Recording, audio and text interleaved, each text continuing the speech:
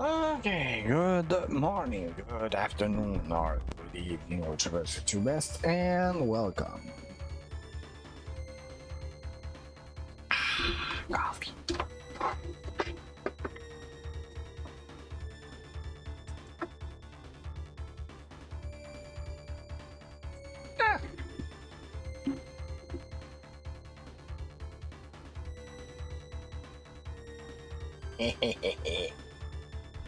I hope you're having a great day today. So, today, two marathons run scheduled. The first one being Fantasy Star 4, as you see, and the second one being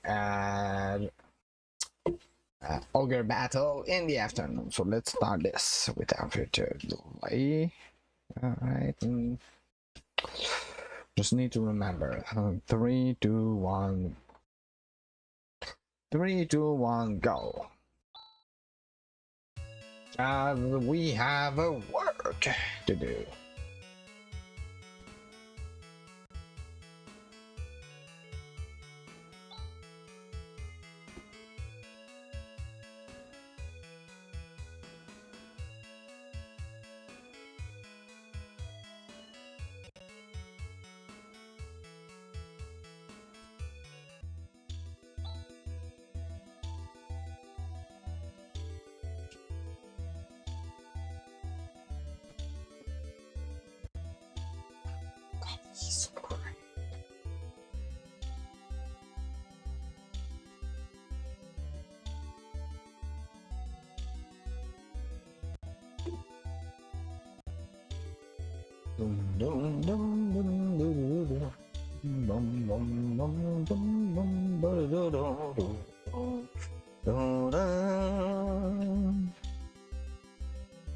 Oh.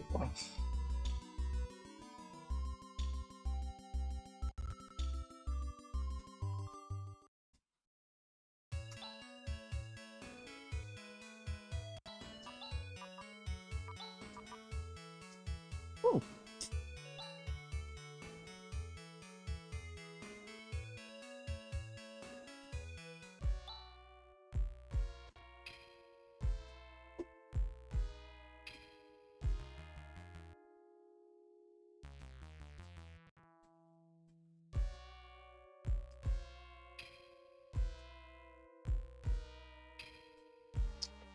Alright, let's do it like if we were in a marathon.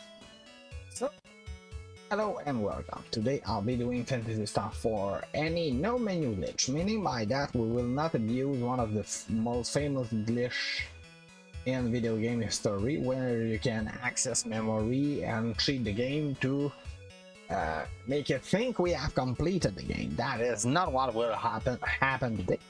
We will do the game as it was meant to be. Yikes. Okay, so you will play the game in its entirety. So, story short, we are currently hired to dispose of monsters that are residing into the basement here. We just met Han. Han is quite a nice fellow, and he'll be following us. So upon entering this place, you will find that the basement is filled with monsters. Those monsters are not really a problem. Most of them are fairly easy to deal with. Not most. They are all easy to deal with. Wow. For encounters, that's a lot. And now you meet Mr. Sleepy Boy. He's a boss, as you may hear since the soundtrack changed. This is the first boss of the game, and the particularity is that if you manage to put him to sleep like we just did, you can run away. Normally, running away is unallowed on enemy bosses, but this one is an exception. The reason why it is that at all time the game will validate if enemies are currently paralyzed. If they are, you can effectively run away from the battle, and Earth does that. Now we cannot abuse that on the next bosses. simply because they will all be immune to that status effect. So this is the only one where you can abuse that. But if you can, that gives you a faster start. Because usually I will end the boss fight at 346, and now by 320 we were already out. So, good news.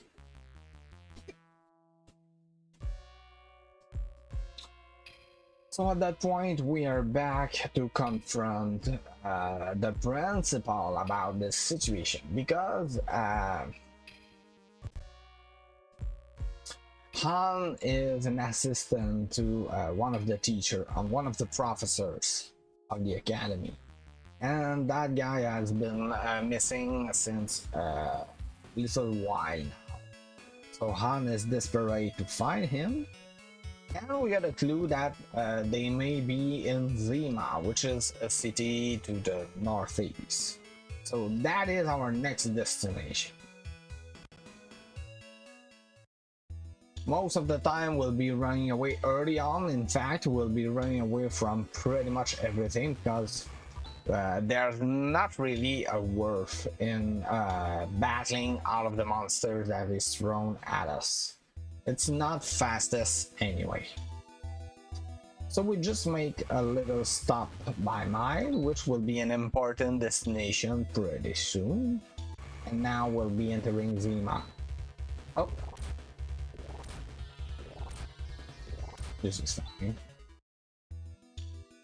On being hurt does not matter. In fact, the fact that our characters are affected by anything does not matter. I took the time to heal Han simply because marathon purpose, I want my character to survive as long as possible. But in a regular run, I would not even bother with that, because it takes time.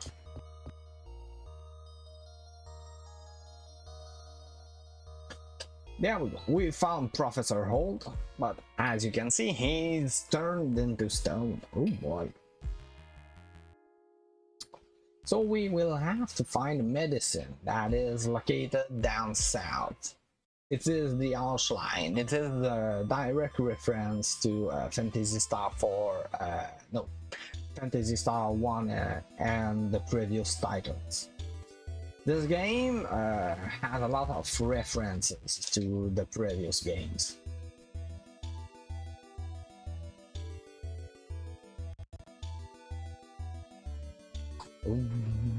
There we go, Sub-7 to Mr. Nice Guy. That's the way I like to go. Rune. Rune is a spellcaster. He is the archetype spellcaster. That means he has very good magic spells to help us, but he's not very strong physically, and he doesn't have a lot of hit points. He also has a lot of knowledge. For example, he tells us that the medicine we are looking for is not here.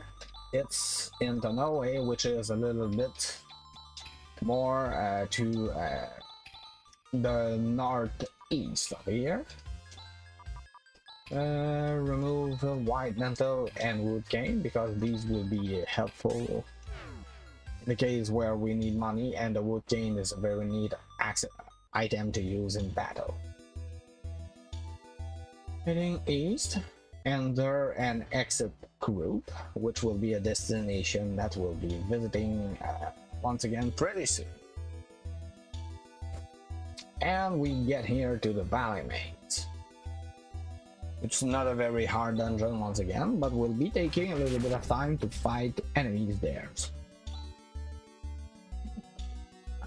This is what they call a magic.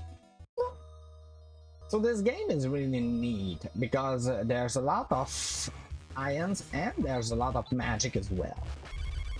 So there's a very good mashup of the two. In this area you can search around and find a few I would say entry-level items. Very okay.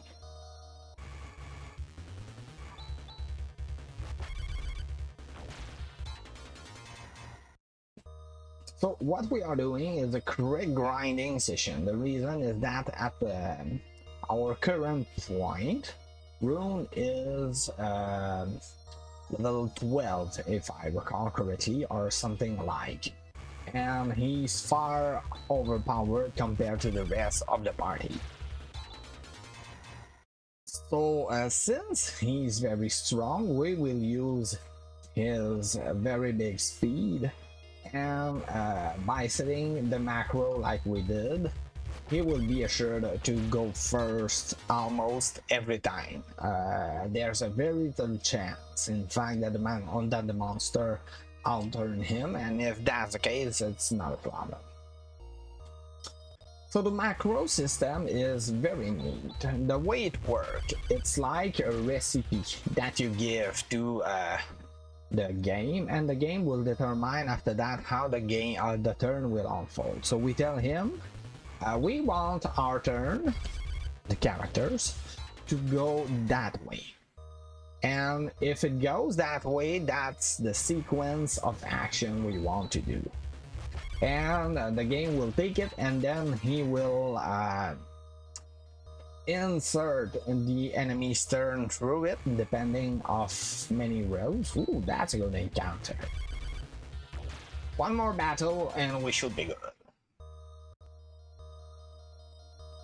So the macro system allows us to set up a lot of useful combos and attacks that we will do through the game. It will also allow us to have a recipe for almost all of the occasions that may present to ourselves, especially in boss battles. Little bit of shopping. We'll be buying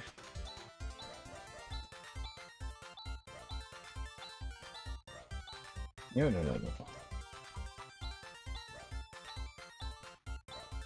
There we go. 3 escape pipes. Those are items that allow us to escape a dungeon. 6 telepipe, which allows us to teleport from one destination to the other. And finally 3 mana mates, only for safety purpose. We do that into the run as well, because a lot of the early monsters and bosses are can be very strong.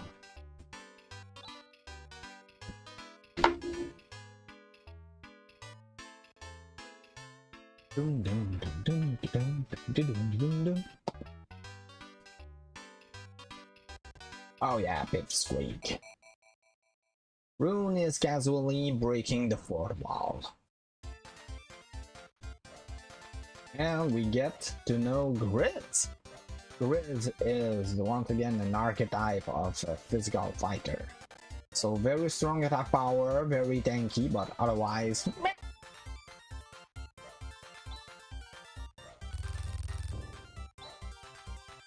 let's go in. So we are entering Gunaway Basement. It's a little bit of a treacherous place. The monsters are now stronger, and there are a few encounters we may be fearful of. Other than that, it's fine. One of the things that I need to remember to do, and that's a habit, is actually saving before dungeons. Because most of the time I don't. It's a time loss. But then you can have a very good Gunaway Basement like we just did. Only one encounter through that, it's amazing. So we get the outline, and Grizz is like, hey, wait, I want to come with you. Are you sure about this? Yes, and even if you don't want to, I'll follow you. Okay, fine. So we go back to Zima and we'll break the curse with one of the many I would say enemy-like cutscenes, but that is one of the good aspects of the game, one of the aspects that have aged very well. This game is very good on that.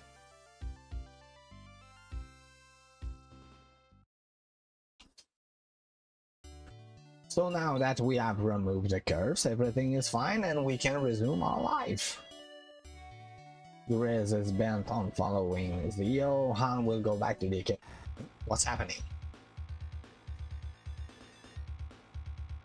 Oh boy, another sleepy boy. It's the same thing as before, by the way. So, crash, hurt, and defense. Crash misses, hurt, yep. Okay, what does it say? Nope, round 2 fight. Crash misses. Crash is an insta-kill spell. So we want either hurt to hit or crash to hit. There we go. Job done. And now there's a little dissonance because Chaz is shown as having a sword in his hand. But we haven't equipped a sword yet, so weird.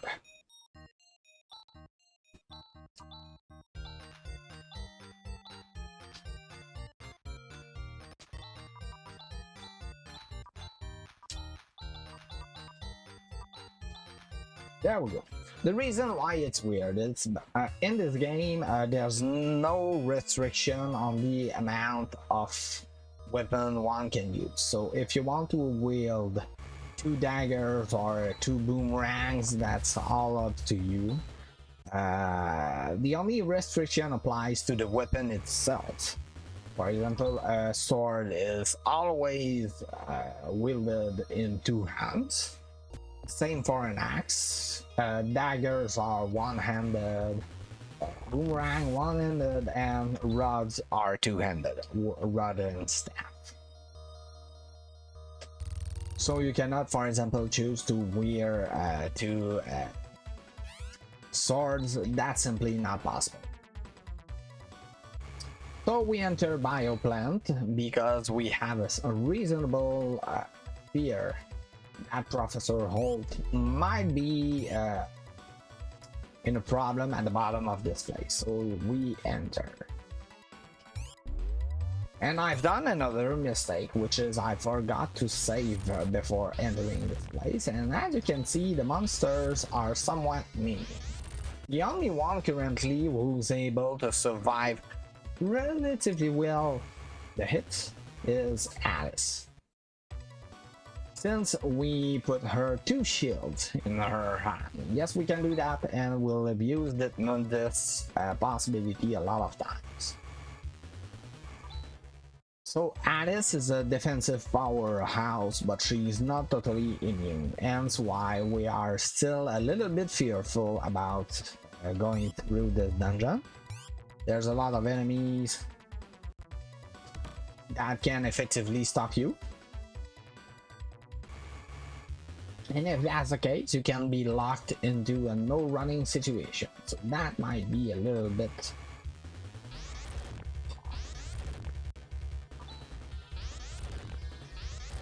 You see that Alice is able to tank pretty much every hit, Chaz much less.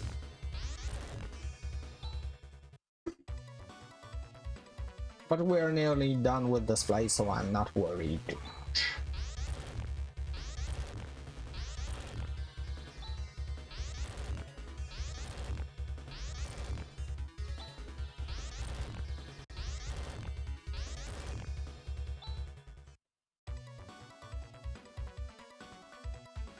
Very common, in fact, to finish this this dungeon with only Alice. That's okay, that's fine.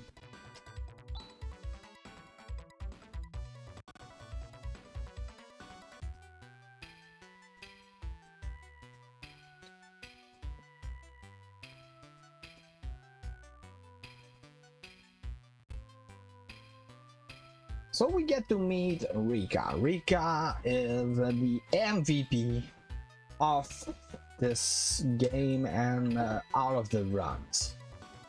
She's a very good physical attacker. She has very good technique and skills. She has very good healing technique. So in the beginning she will be our main firepower, and pretty soon she will become our main healer. So because of that, she will be essential part of our run and our strategies. Once you get there, you will also meet Seed, sorry, the big computer, who tells us at that point that apology, the reason why things are going wrong is that probably that Zeo has captured Demi, which is the android responsible for controlling Batavia, the planet on which we are, as climate control. So because of that, he asked us to rescue Demi and to take Rika with us. And once we do that, things are looking quite sour for Seed.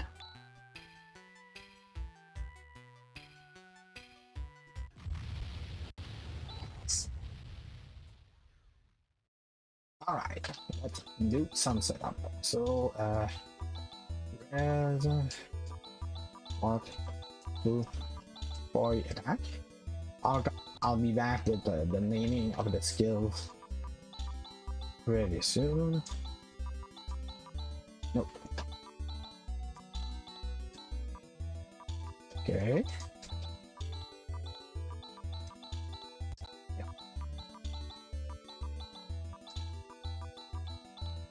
There we go. So now give the ceramic sword to Chaz, State on the rest Alexander, Rika Chaz. Let's roll.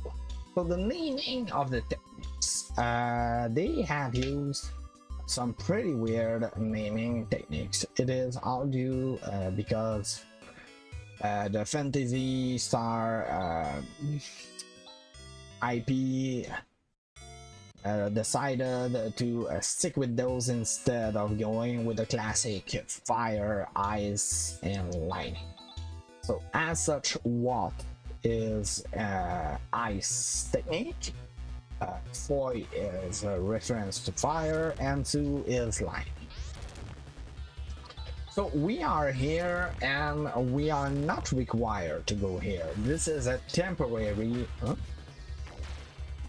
oh right, I did the wrong macro. Yeah, that this is only an secondary, this is an optional dungeon. Yeah. In this place you will get a bit of information about the history of Algo, but we are here to get additional equipment pieces for Rika as well as XP and levels. We want to leave this place with Rika at least to level 4. If we can get her to level 5, all is for the better. Chaz is already level 5, that's really great. Equip the ceramic shield over one of her claw, and we continue. By giving her the ceramic shield, she will be much more stronger defensively. Oh, that's fine.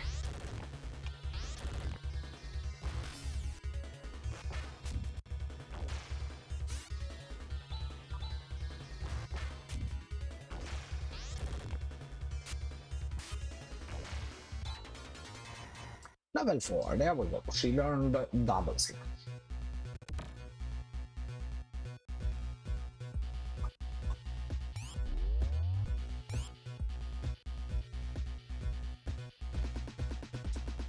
We'll grab the ceramic knife here. No, we don't find the Warren. A little bit more tanky than the other enemies, and they don't pay as well.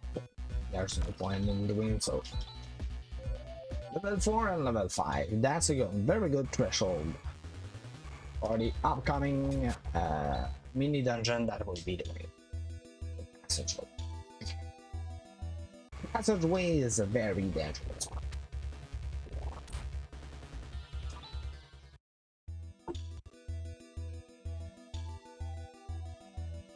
Alright, back in Ido, the city that we saw at the beginning of the game.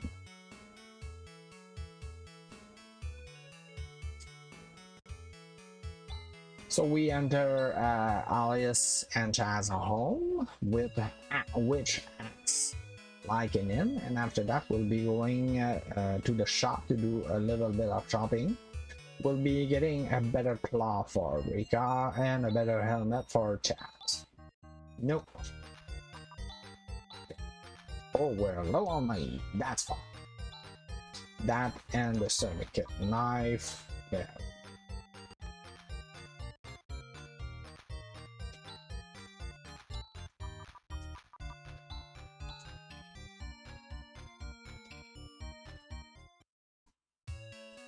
So now we'll be showing one of the neat mechanic of this game. Most of the optional dungeons and quests are available through the Hunters Guild.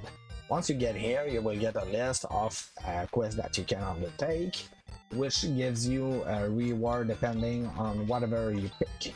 So for example, right now what we pick, there we go, is the Sandworm mini quest that we'll be doing right after this passage. This is a treacherous place. We're not supposed to be here at that level. Like many of the times you end up grinding, that's the way it goes. So we'll be fighting those meta slugs, we'll be killing a few of those, so that we will get Rika at least to level 8 and Chaz ideally to level 8, but if he gets to level 7 that's fine as well. But the main problem is that many of the enemies here are pretty strong and dangerous, so there's a fairly decent chance we can die. And if that's the case, well, there's nothing much to do but reset. Let's go. I don't have time to do Saner. Riz. This is not a problem because the experience points in this game are not earned, they are shared.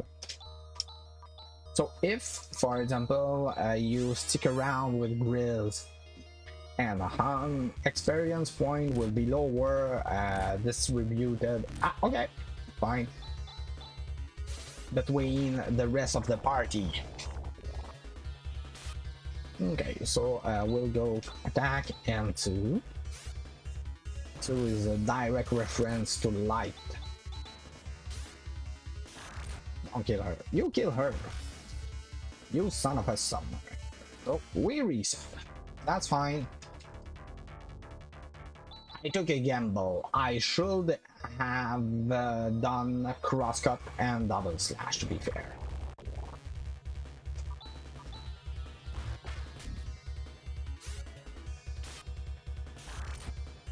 This is fine, this is only a little time loss. I read. So you will see if you took the time, for example, to check the amount of XP that each got. It will be higher depending on the amount of character that remains in our pack. Being ambushed now is quite bad.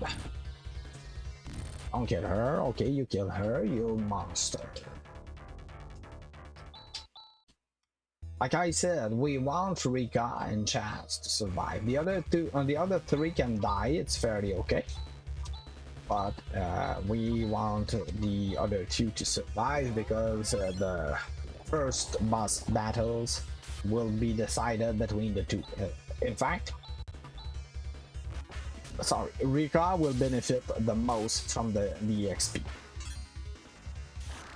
The one reason why we want Chaz to get as much XP as possible is because Chaz is one of the main party members, so we want him to remain a little bit strong still, so that he'll be able to help us eventually through the many bosses that we'll fight on our journey. Boy, attack and attack. Oh, please. Okay, good. 50. Yeah, that was a fast swing, but So defense, you will do Saner. I want you to do res on her, and you can swing.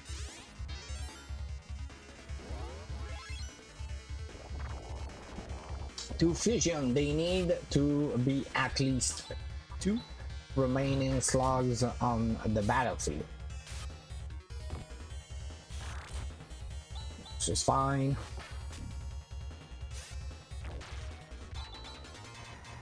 Good.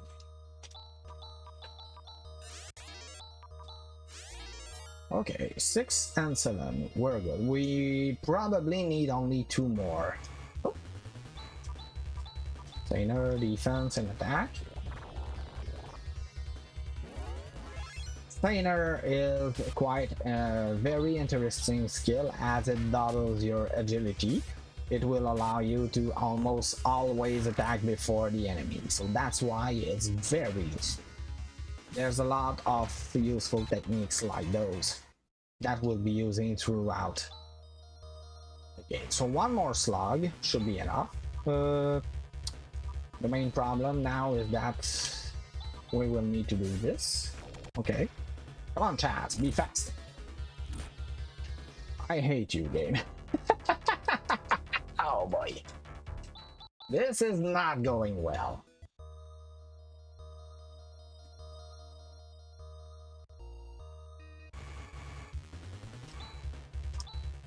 Usually by the first time the game would have gave over me, I would have completely reset the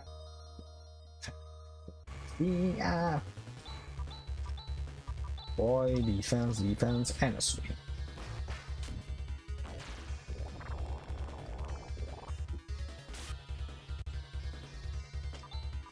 Let's go. Hopefully we'll be able to gather a little bit of XP before.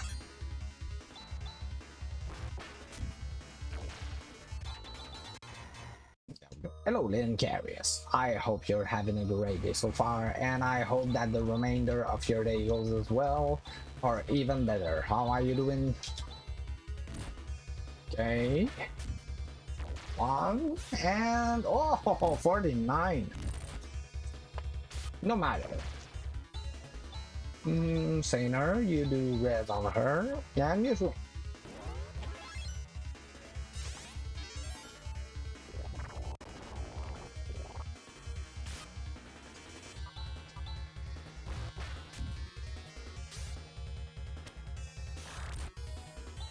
Chaz, you are worthless sometimes.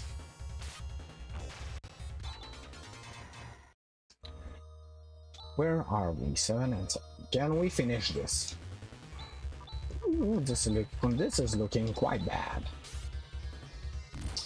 Okay, at least 1 down. And slice. Sweet. So we'll be able to do a little bit of damage.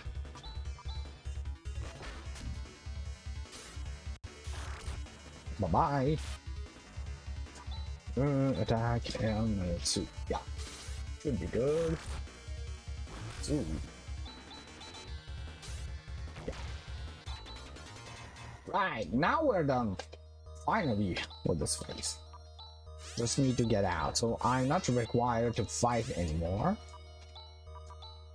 As a spend using Starling Wolf. Yes. I don't know what it means exactly, but I'm pretty sure that's not a nice thing to say, but that's fine as well. Finally, we are out. We are out. That was pretty dire, but we got out.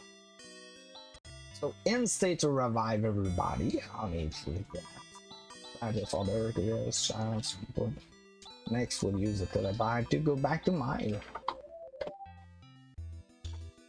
We will safety save. Misses a lot. Oh yes, yes. So much. And we get to meet the Sen. He's a very mean fellow, so we'll have to be careful. And I'll have to count damage. Good opener. 4. 11, 12, 13, okay. Shifter, you will attack, you will res Chaz. I said res Jazz and what? 17.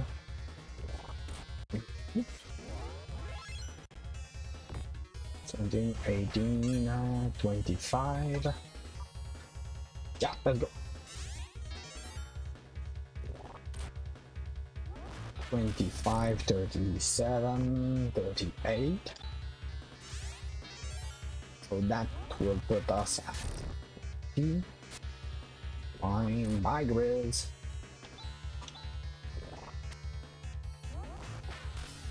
52. Oh, you like jazz. 64, 66. Oh, you don't have any more TP. That's fine. 73.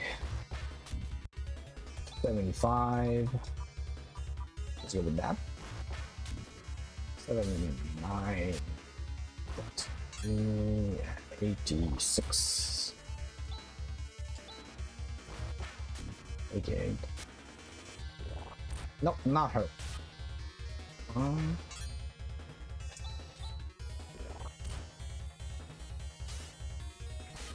We did a lot of damage, so I'll be slowly letting my party get eaten by the sandworm.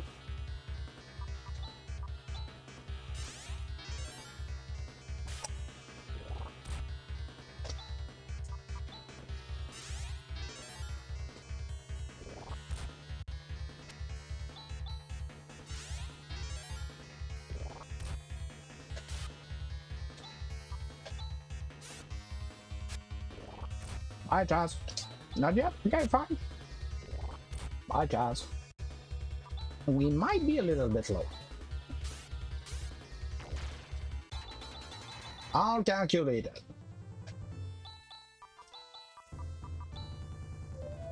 Racco, I hope you're having a great day so far. And I hope that the remainder of your day goes as well or even better. How are you doing today?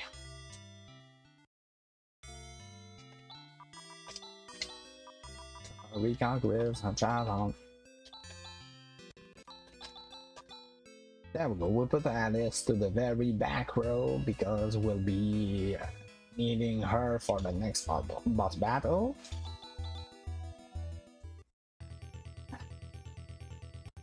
Oh, that sounds like a really good morning.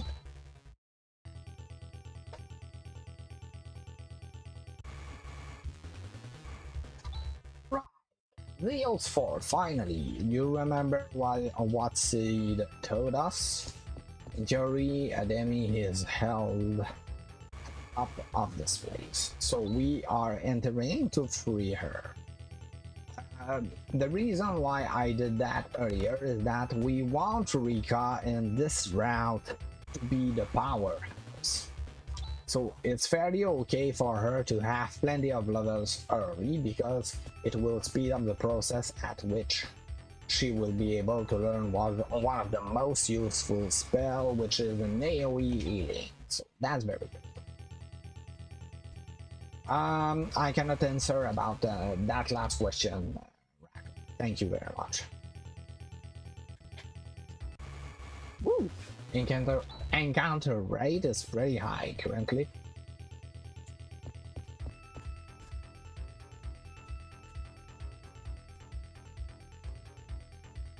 I just died 3 times through the passageway before finally pushing through. That was not good.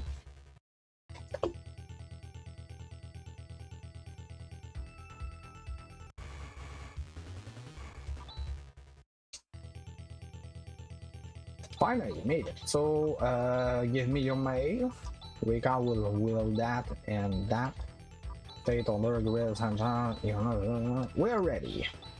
Right, so this guy is a magical user. Will be no, Crosscut. There we go. Saner and Shift Rika. We'll be focusing on boosting Rika and doing a lot of damage.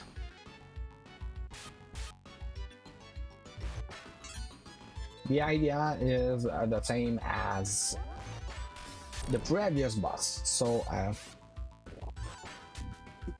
Rika will be the only one to survive the battle, and that's fine. We'll be watching her hit point.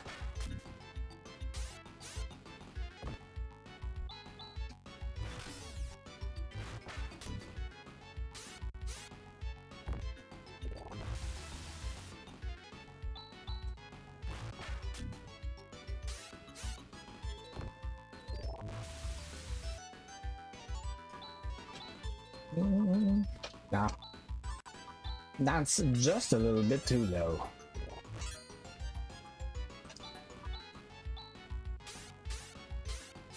Getting the big guns out, so wait, so that we'll be able to finish the fight with Rika only.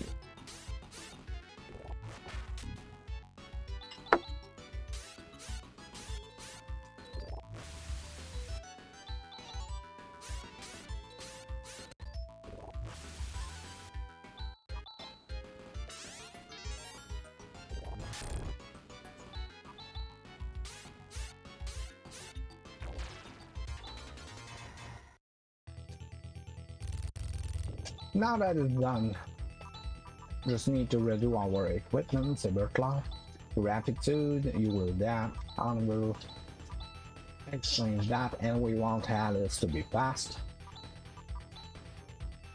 Remove all of her equipment. Next we climb up, and hey, look, it's Demi. GG! So once again we solve all those problems and Matei front.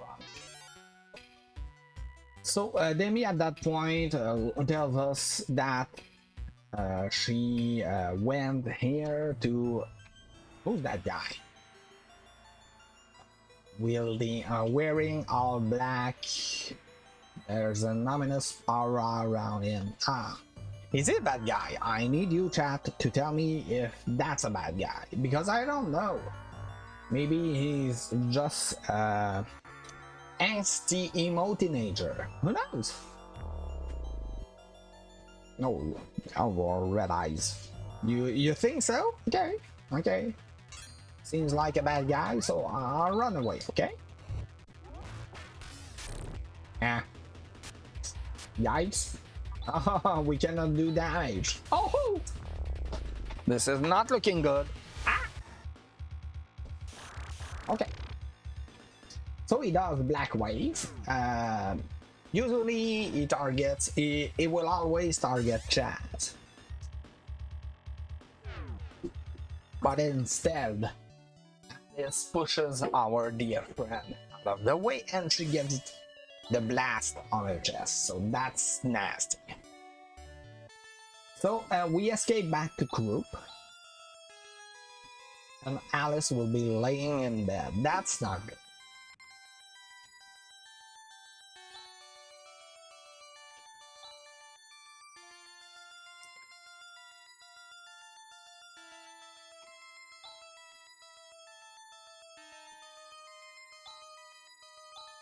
Oh, he's a disgusting, conceited jerk. I'm having a snack right now, but in the marathon next week, I will not. I need to update my calendar as well. Story-wise, we get the clue that Rune is currently just give me a moment. In the east, and we need to go there, so that's where we are headed. But the problem is that there's an area that is covered in quicksands, and we cannot cross it by foot. Luckily, Demi tells us that there's a vehicle hidden here which can cross quicksand. So that's what we are getting right now. We just stepped on what the game is offering as a healing type. There are a few of those spread all over Algo solar system, and they are very useful. kind of like what the developers wanted us to use when we are in a dire situation. Hey.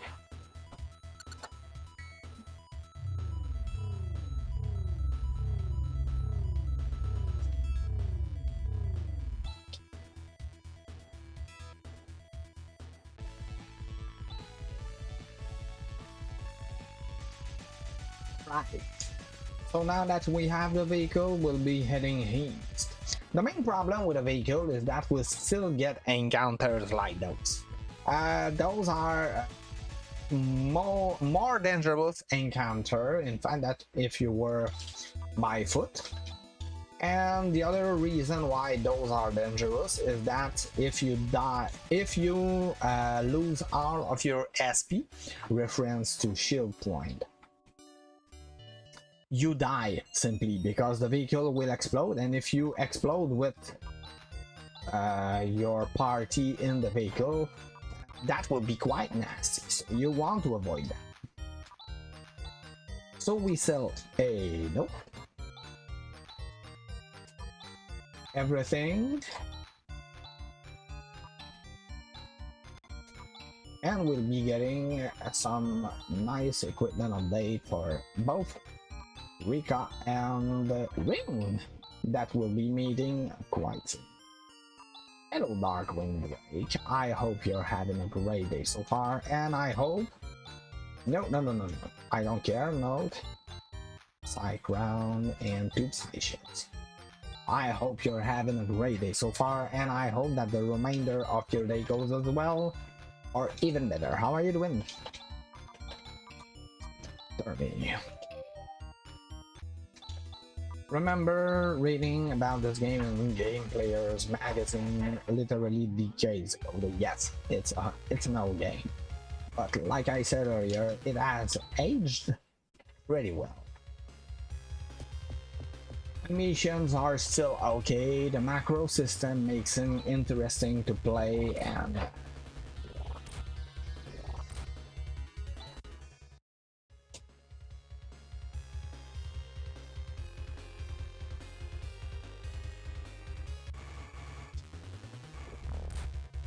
bye, Jazz.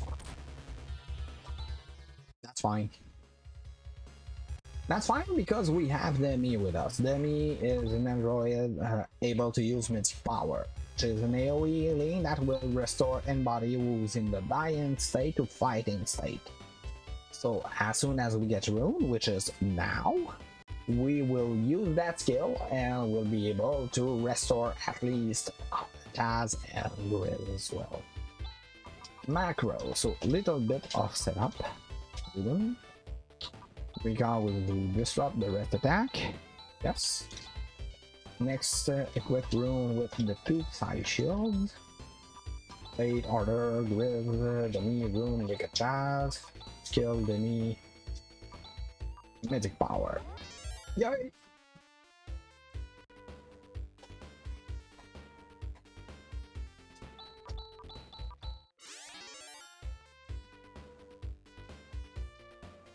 Alright, so we climb this tower because at the very top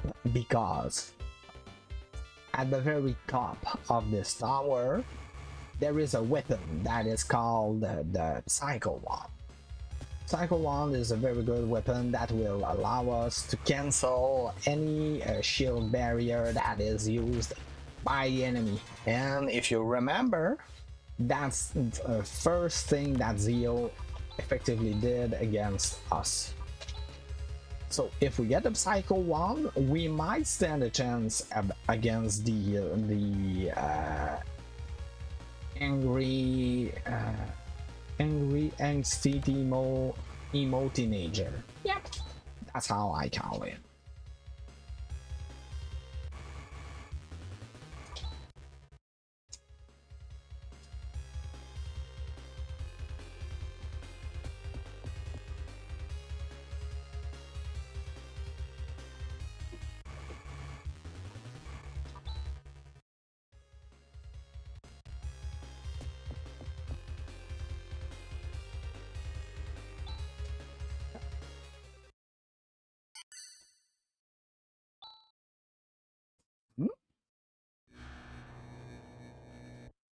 Uh-oh.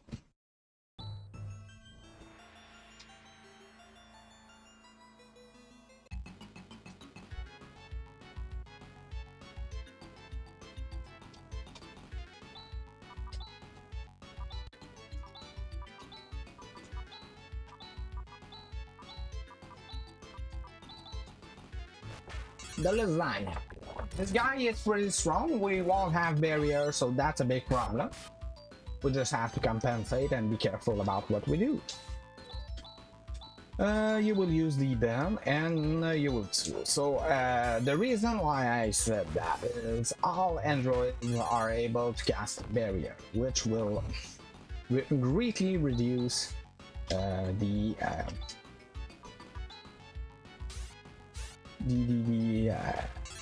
damage output of a spell.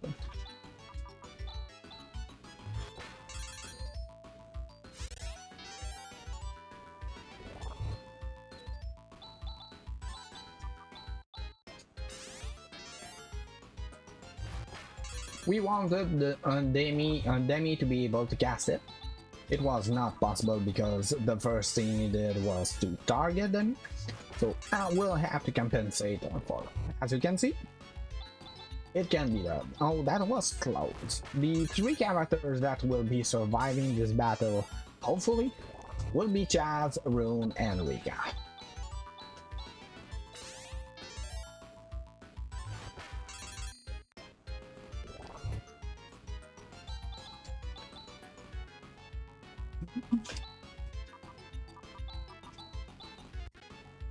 Be trying to save a little bit of TP now.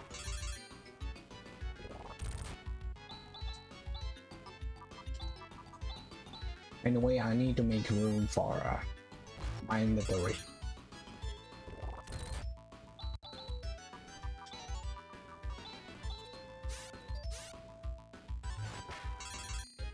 Now, as you can see, being on the defensive really has an impact in this game. It can really change the way you receive damage, so that's very useful.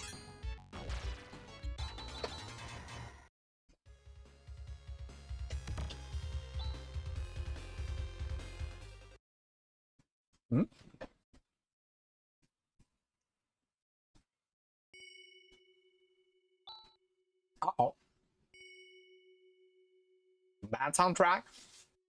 Cutscene. I have a bad scene.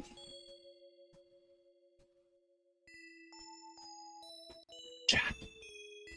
There's a metal slime in chat. Go for it.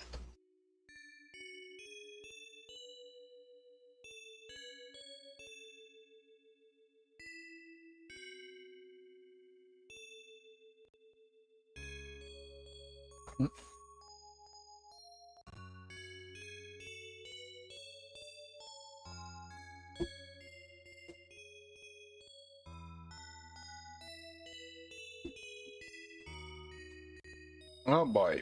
Okay, so there was a bug.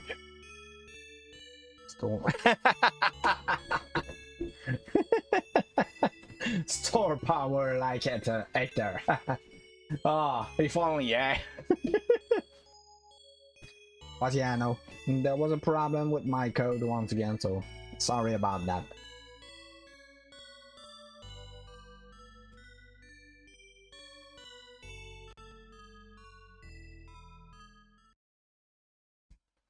So Alice has passed away. It's probably one of the first game where a major character actually dies.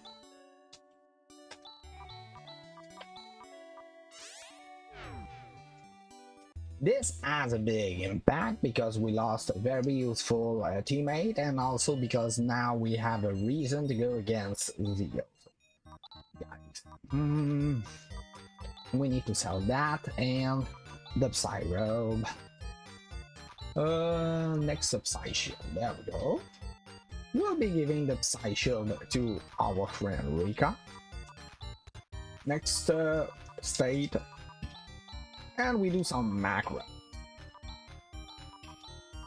Barrier, you will deploy, you will saver and cross. Oh. We got those giraffe, boy, two.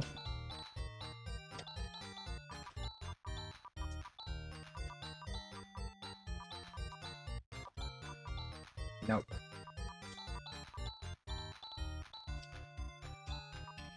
Yep. Okay. We got to carry.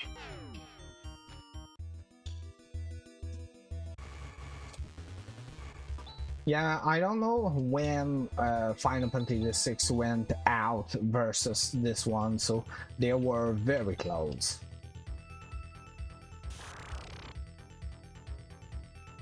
And although General Leo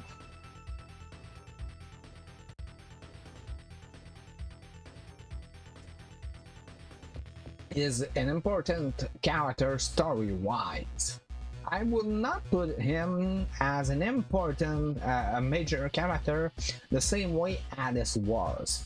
She was the driving force of the party early on, and you literally played her for a long time before losing her.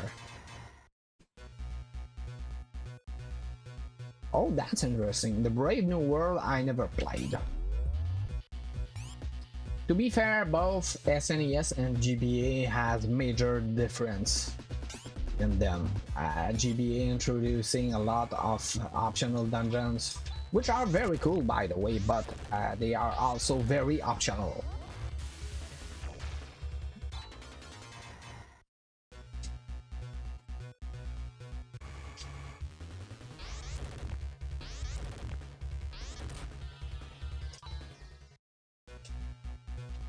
Okay, so here we are into Nervous. Nervous is the main climate control center of Motavia. So we are here to try and solve the many climate problems that are affecting Motavia. Demi is the only android able to do so, so let's go. Of course, everything will go fine once we get into that sector.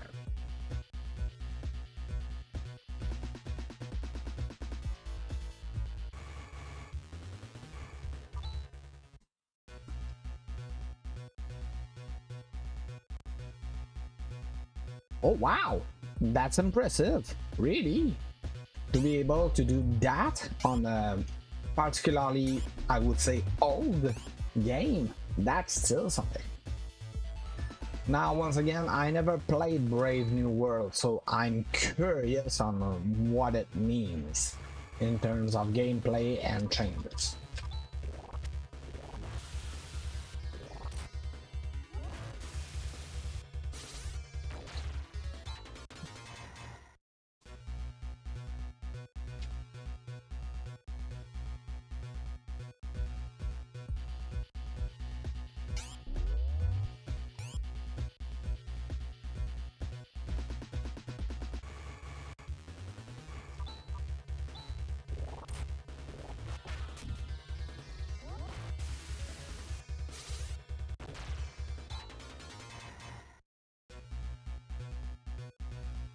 Alright, we made it to the control center.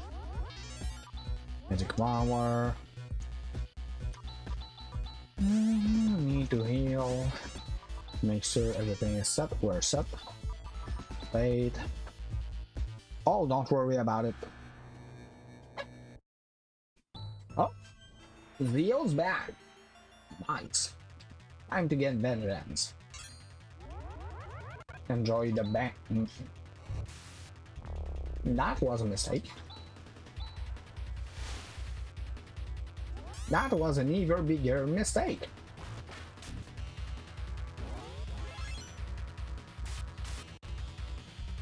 Okay. Let's see if I can recover from that.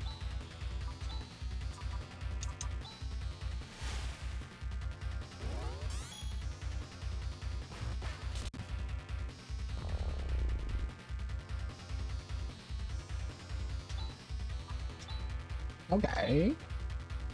we should be fine despite the very clunky start. Now we are able to do damage, and Rio will stop one-shotting my character. Luckily it took Grills and Chaz early, so you see that was deploy, and you can begin killing. Woo! We can breathe!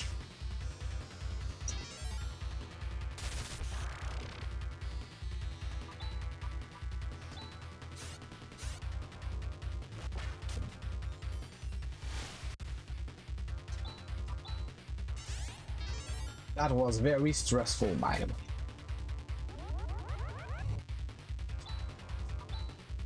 Alright.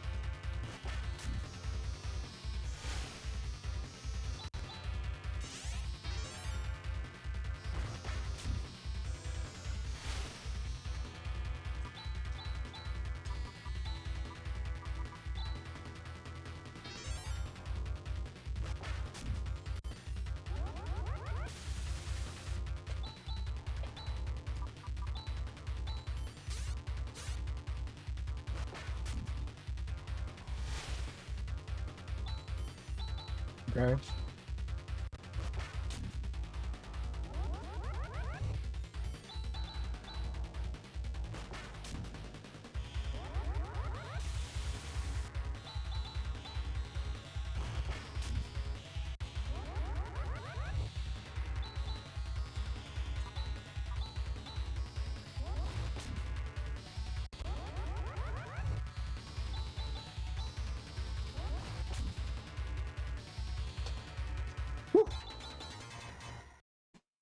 That was stressful.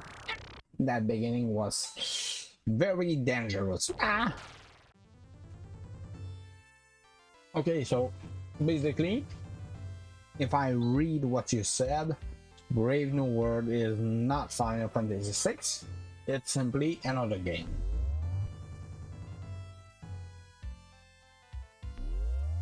Which is fine. I mean, I have no problem against that. Many very good fan translation, ROM hack, and so on have been made through the years, which are very good. I just want to state that every time this happens, it is not the same thing as saying we got the same game, because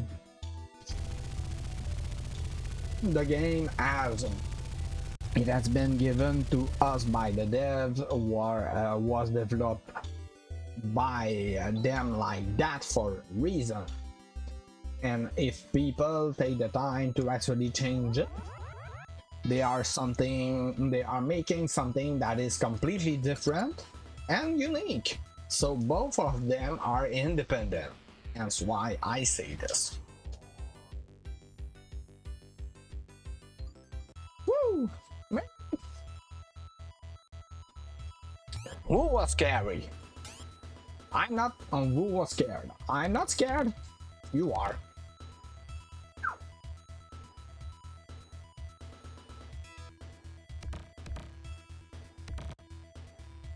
So we are here in New Zealand. Zealand is the main satellite who's responsible for controlling material. Yeah. There's always a layer on top of, and that's the way it is made. That's fine as well.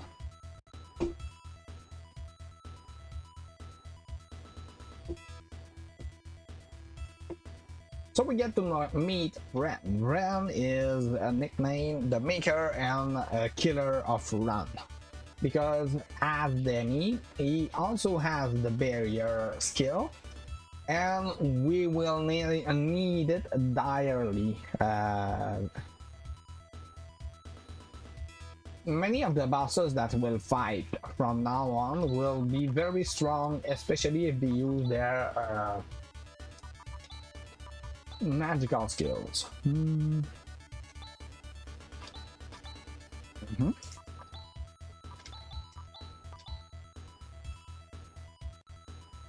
Is that good?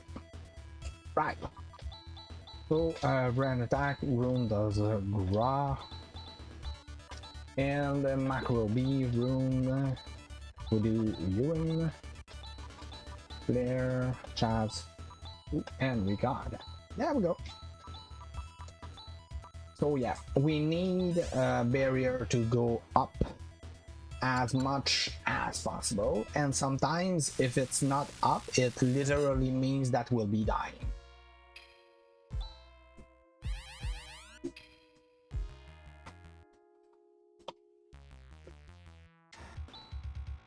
Oh, sabotage.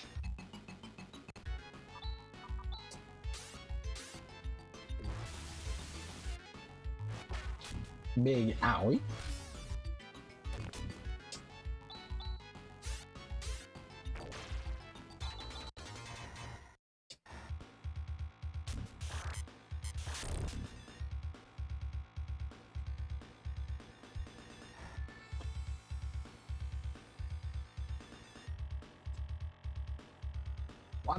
One crash landing coming up.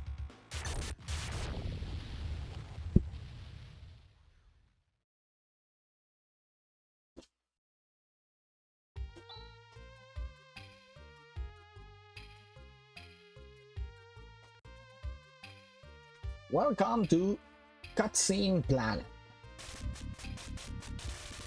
That's on it. I call it like that because there are so many cutscenes on this place. I joke most of the time and say that there are more cutscenes here than actual gameplay.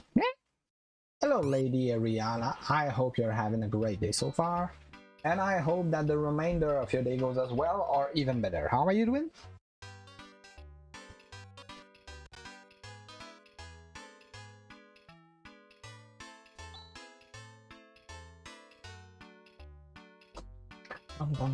Hey, my Zeo fight was very terrible. I ran away on the first turn, so it took me 2 turns to pull the Psycho one, because on the second turn Zeo decided to kill Grizz, and I was like, ah! So on the third turn he black waved the Chaz. I was lucky on that, so I could finish the fight, but oof, big stress. So we get to meet the true space pope of the galaxy, Raja. Raja is the archetype of a priest. He has extremely good healing technique and skills. The main problem with Raja, where is fourth position? The main problem with Raja is that he's like a one-sided coin. So other than healing, he's not very good at everything else. And even if he's extremely good at healing, that means eventually there will be characters which are very good at healing themselves.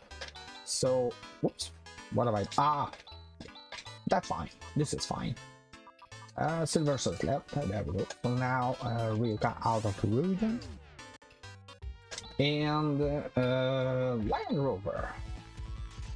And because a lot of characters will be good at either healing or doing something else, we will need somebody to back them up, and a very good healer is not necessarily what we need.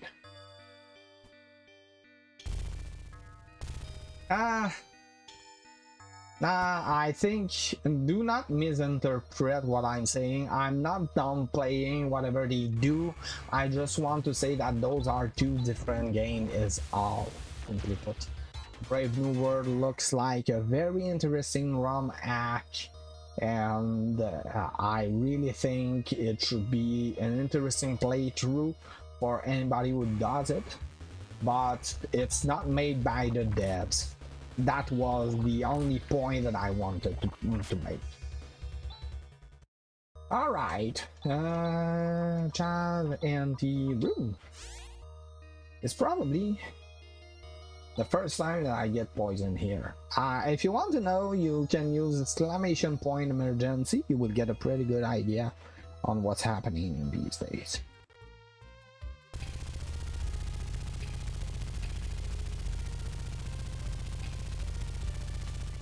We get a flying ship. Sitting on the healing pad. And going back to Matadia before going to Puma.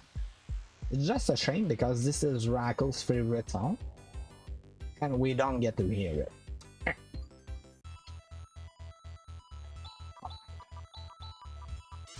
Back to Idol. And you do remember that earlier we took the subquest to kill the sandworm, so we will go redeem it to get our reward, and after that we'll be getting another subquest which will be helpful to get a few levels for our characters, especially Chaz, who is currently lagging behind.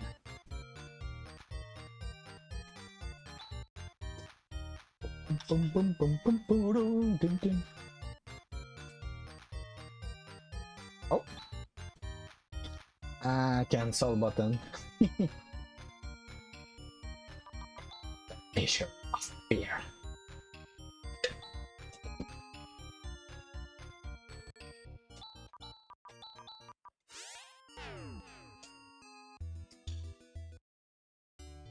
Back into Monsoon.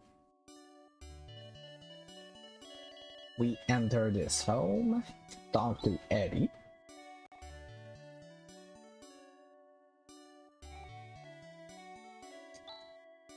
Please rescue my son. Oh yes, I'll do so. You can see that the sign has been removed, and we are into an underground cave. So somewhere here is Eddie's son, Taras. We have to find him. Oh, so many uses. Yikes. No.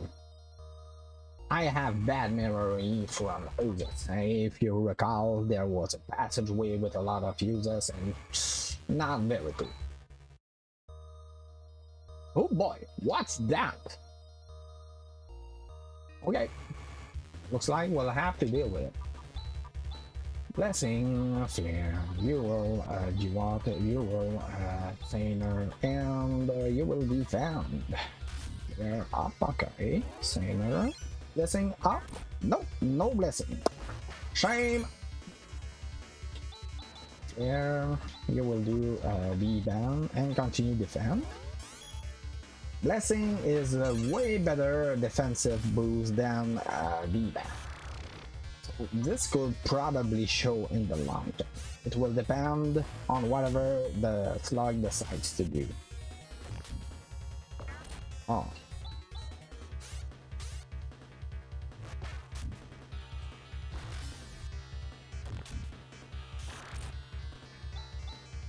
We should be good. There we go. Good job, guys.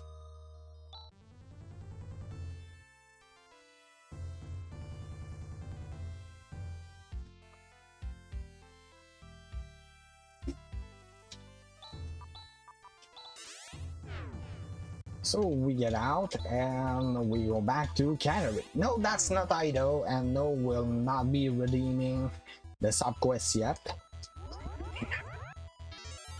because now we have a rendezvous with Curon.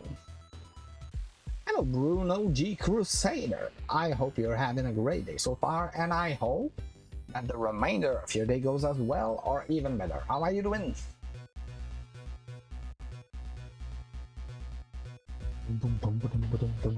I hope that I enjoyed this game too.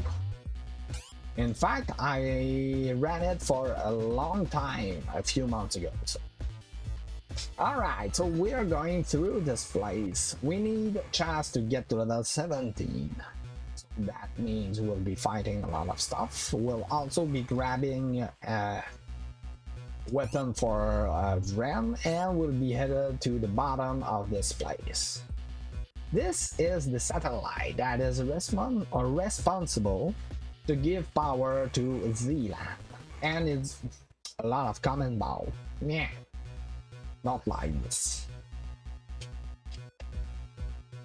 And this satellite has not been supplying enough power for Zealand to do its job, so Zealand is barely functioning as it is right now.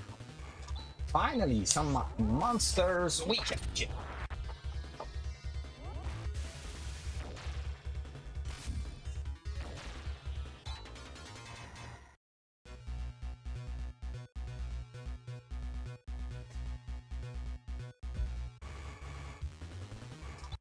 Wow! This is a battle that we don't take. Because the common bow are pretty technical. The float mine will do a big amount of damage to us.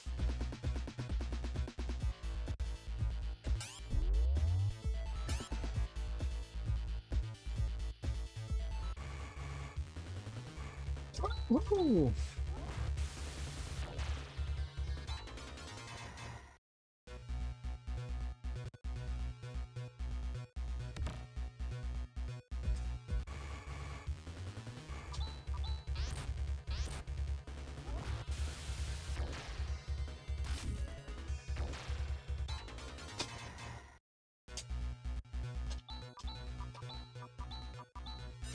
Raja is still alive. This is pretty weird, considering that we don't want him to leech XP at all. So, usually you get him dead very soon into this dungeon.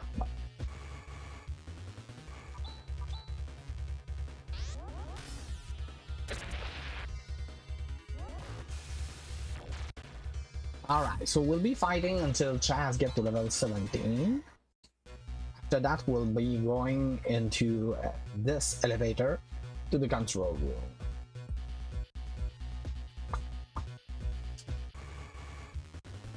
Ooh, that's a breath. And fine, okay. Let's go with that. Oh, I forgot to switch your weapon. That's fine.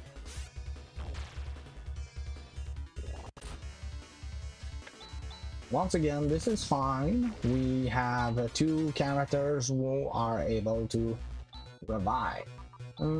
So, since you're here, do that.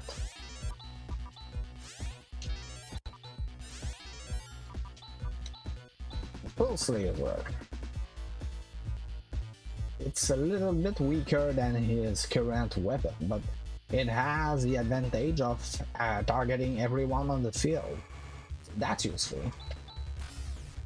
Still alive. Huh.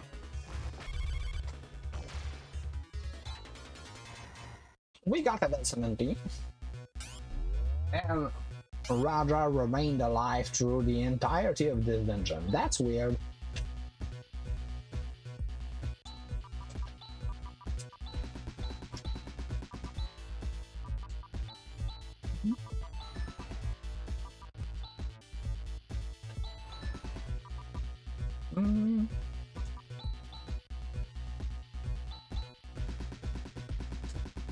Okay.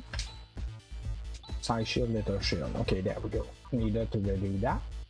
Side circlet. Okay, now that's fine. Start wise.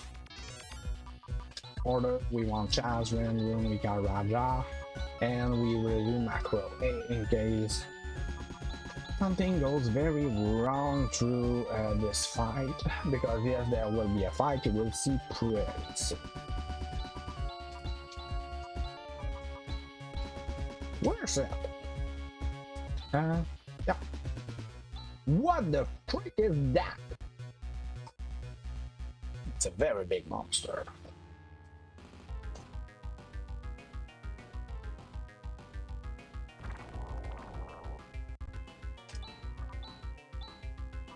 We have 7 rounds of unbridled aggression, so please count with me, chat.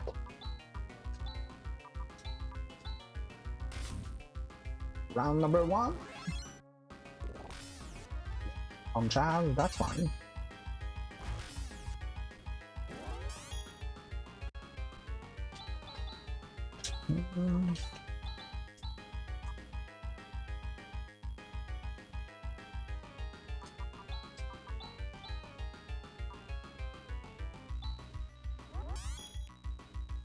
Round number 2.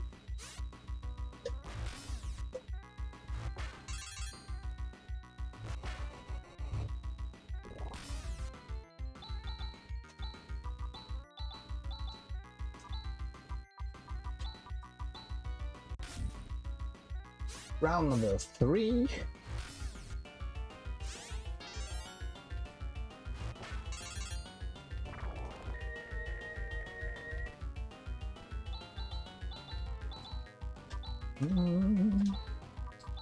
And number 4. The one thing that is remarkable about Raja is attraction. Check the TP row. It's going down, but this is the only skill in the game which is able to restore TP. So it's very useful. Round number 5. I hope so.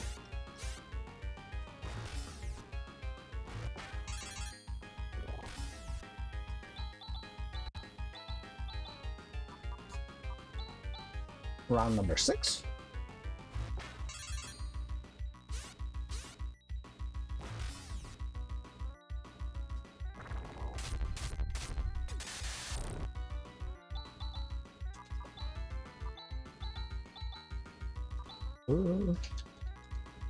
Yeah.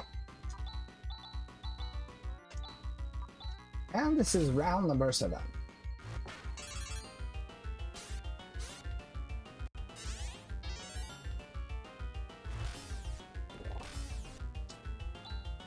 So now we need to defend. We'll be casting 1 Jawat using the Plasma Cloud, and we want Dark Force to chew through our party. Oh, I made a mistake. Miscalculated. Bang.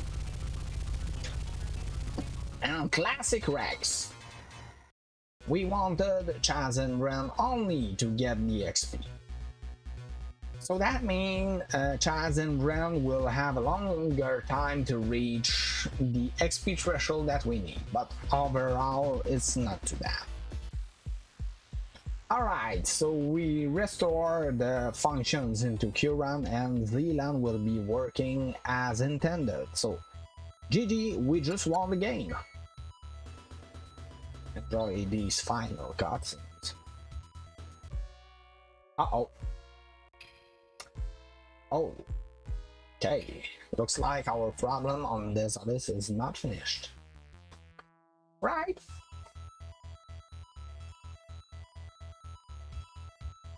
Let's go there then.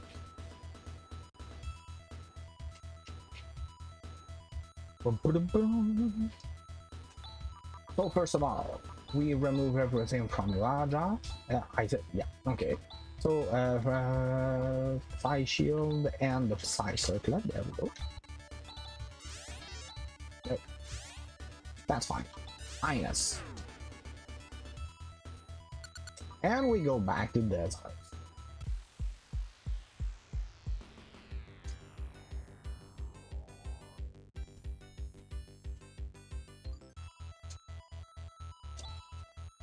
We'll be stepping on the Hailing Plate. Ryuka to Tyler. And we'll be using the Ice Digger. It is the strongest vehicle of the game. It has access to a very strong skill which is called Negation Sphere, and this kills every monster on the field. Really convenient.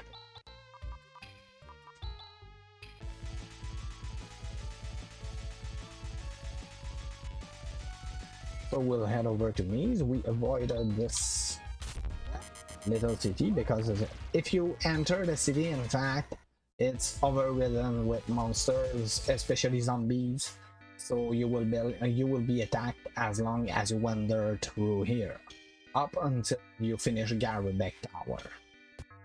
Right. So will we see Raja's superpower? No.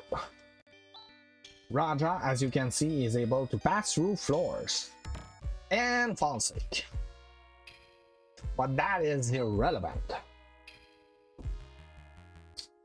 So now that Raja is currently sick in bed, ill, and very much weak, we need to get another character.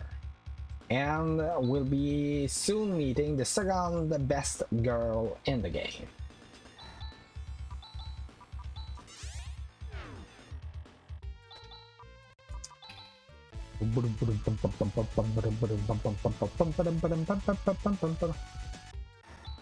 Ooh, Mira. And those are also like sentient evil threats. The game does not end it, but if you spend your time killing them, they will always respawn. There is no way for you to finish this battle unless you run away or die. So you want to run away. So everybody, I would like to introduce you to Kira. She's second best in a lot of categories. Second best offensive spellcaster, second best healer, and second best defensive power. Because of all these threats, she will be a very good complement to our party, and that's why we really like her. Okay, so Ice Digger to the Esper Mansion. Those are not the same Espers as Final Fantasy VI, so do not be mistaken.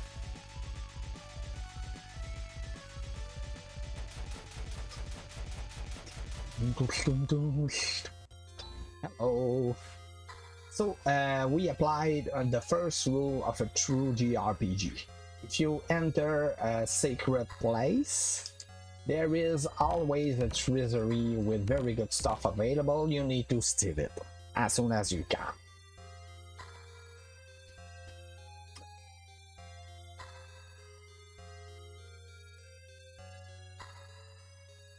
I'm very sure that I saw you somewhere, Bruno G. Crusader. Otherwise, I could not explain why you got a VIP badge.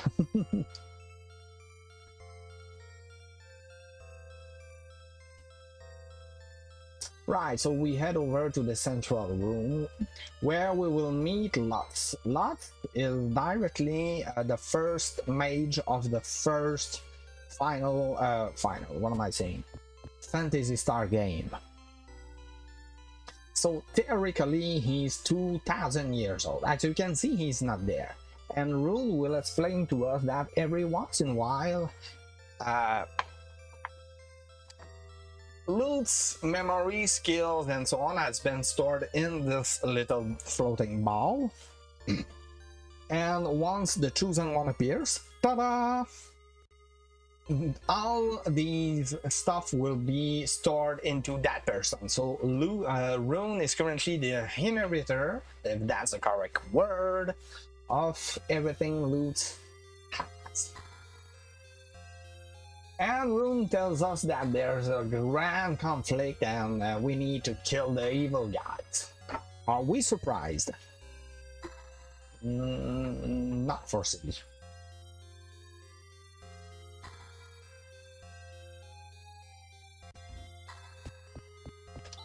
Right, so Ren, Kira, Rune, Rika Chaz, Rune the reflected robe, and now we do a little bit of math.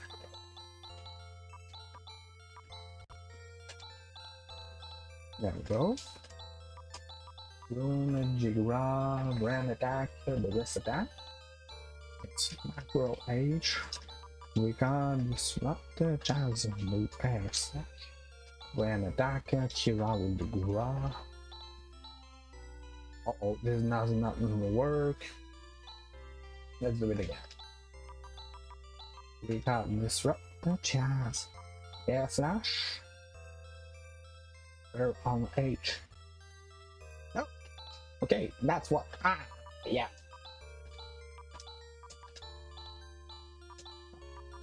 Rune, do Jigra, Chaz, Air Flash, yeah. Now.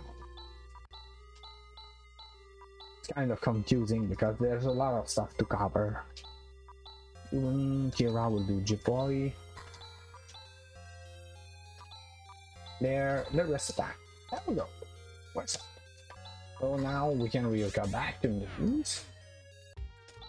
And we use the Ice Digger to get to Gambio's temple. Gambio's temple.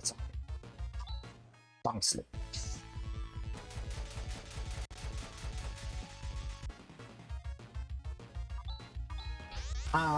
You're not forced to take any battle, okay? You can always try to run away from them. The main reason why I choose to fight those 4 guys is that if you fail too many times, you will die, of course. So it's safer to dispose of them, but it's also slow work. Alright, so remember the first rule of a JRPG? Hey, look at that treasure chest. Going back into the temple.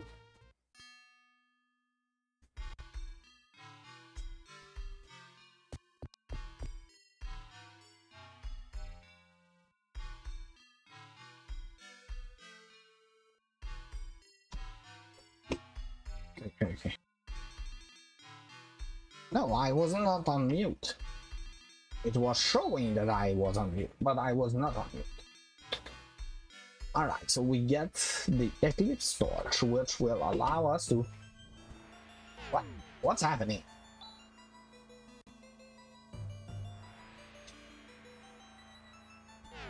Oh no. Each time I play this game, I have to do this. We have to chase them through the galaxy. It feels like it's all scripted, eh? Alright. Yes, we'll do that.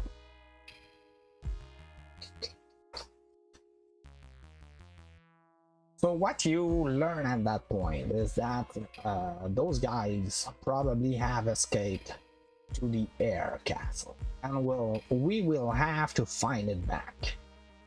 It's probably a relic that has survived the first Phantasy Star's ending, which effectively destroyed Parma, if I recall correctly. So we are here in Jut to upgrade our equipment. To do so, we will first begin to sell a little bit of stuff. There's the wood cane has... Ooh, okay. Fine.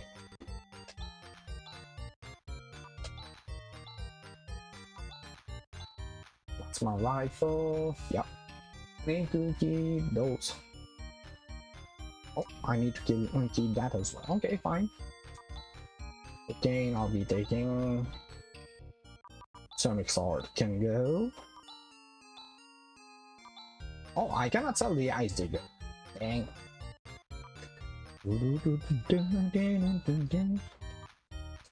Nickel Rod I keep.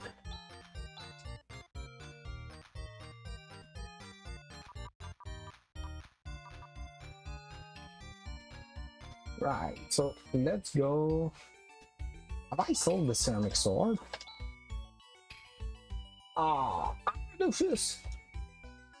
That's fine. I'll go get another one.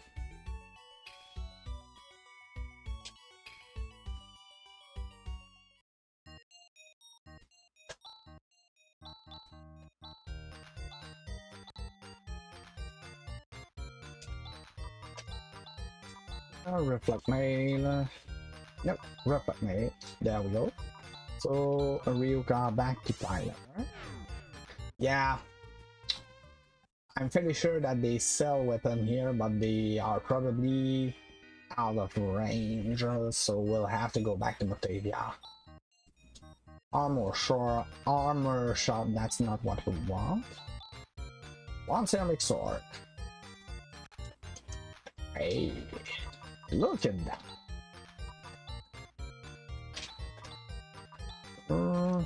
Oh, we're on skill. That's fine. Dude. Right, so we need to upgrade the equipment for many characters. That includes Ren. And because of that, we'll be visiting this place. This is an optional dungeon, but it's also a very good place for Ren to get equipment upgrade. He will get 2 good armor, and he can get a new skill as well, but we will not be doing so today. Yikes!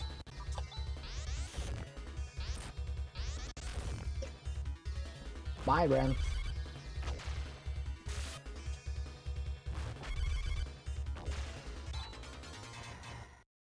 Hey, hello, Ren. Any android will always do that. They will not get the experience point rewarded for finishing the fight, but at least it saves us from having to always trying to revive them. We'll be getting soon the repair kit, which is the only item in the game able to recover an android through a battle.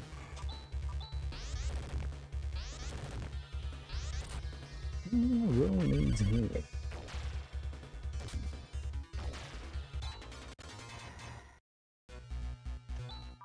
Let's use healing on it. Yep. Now you might be saying, okay, you put a wizard at the 3rd row. He's very much exposed. Yeah, you're right. But the fact is, Rune with his tube size, with his tube size shield, actually has a way better defense than Rika, even if Rika have 50% hit point more than Rune. So that means Rune will die much less often than Rika will, and that is what we want to avoid. Oh boy, those guys, eh? Okay. We got 2 Mario Can. That's not too bad. This is the most rewarding and dangerous fight of this dungeon. Those guys hit really hard, but they paid really well.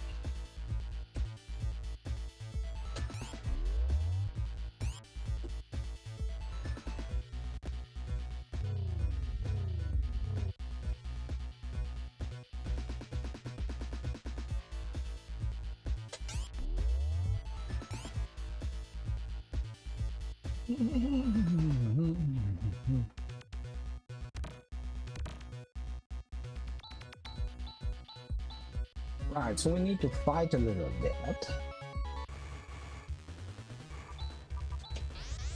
Ow.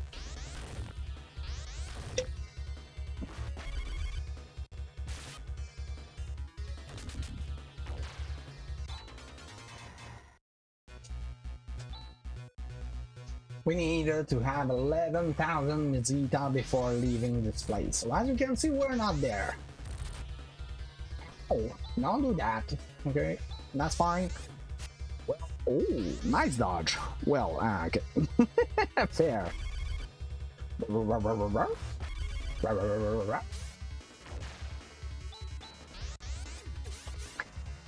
Twin Claw, which is the exact same thing as Double Slash. Double Slash.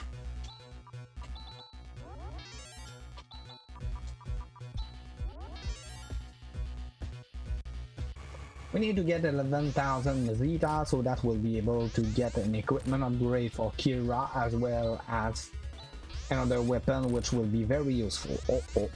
Okay. Now we might be into a dire situation, so I'll need to adjust. Go with that. No, no, no, no! Ah. Bad monsters, bad!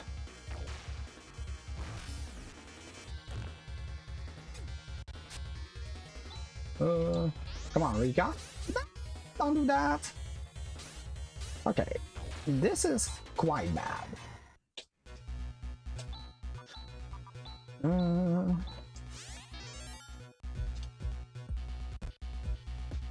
Because now I cannot afford to revive any character. The only one who was able to do so was Rune, and he is dead.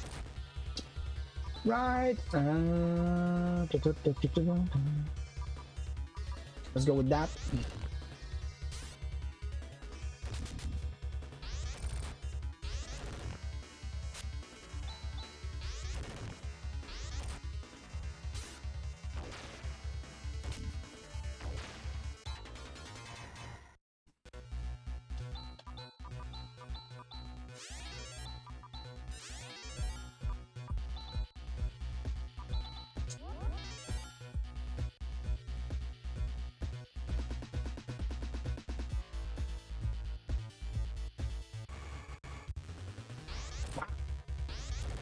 Ambushed by those guys. This is a little bit annoying.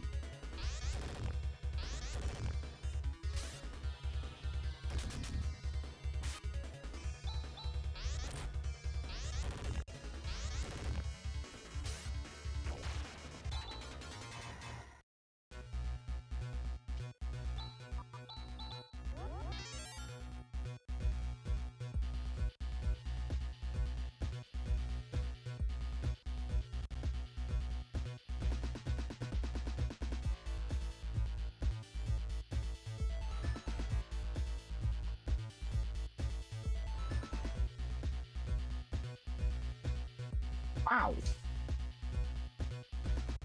Okay.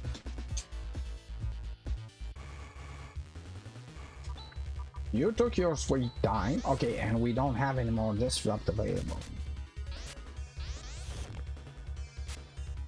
Right, so Spark, you will do double slash. I need you to do a crosscut. No, that's fine.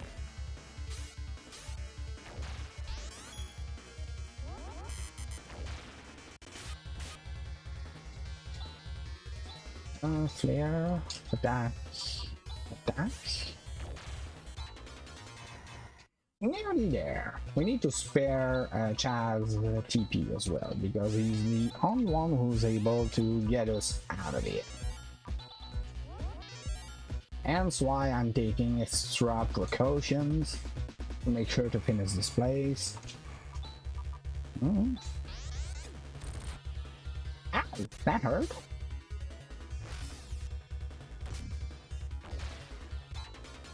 Alright, I need to take a little break, so be back in a few minutes.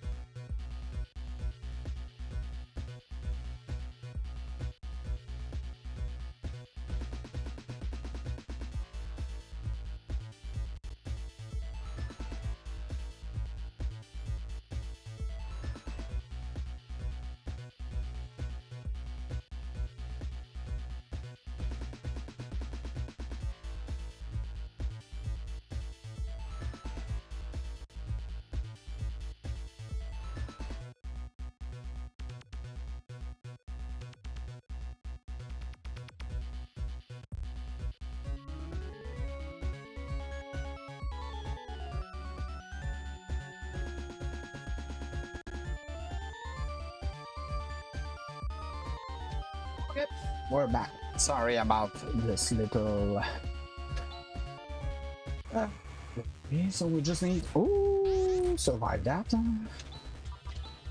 There. Double slash and cross cut. Not too many of those. Okay, we're dead.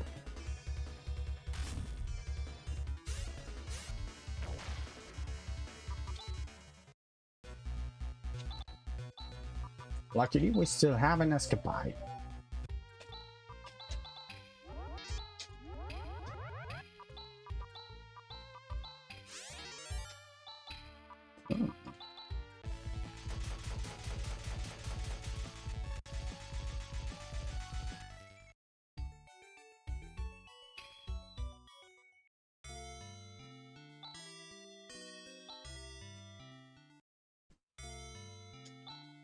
Alright, so return back to Rosa. Ice Digger.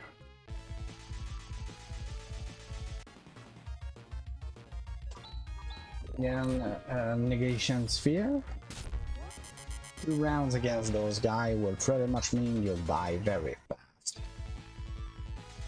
So we're lacking a little bit of money, so we'll bump a few things to compensate. Oh, look! It's Lasagna Guy.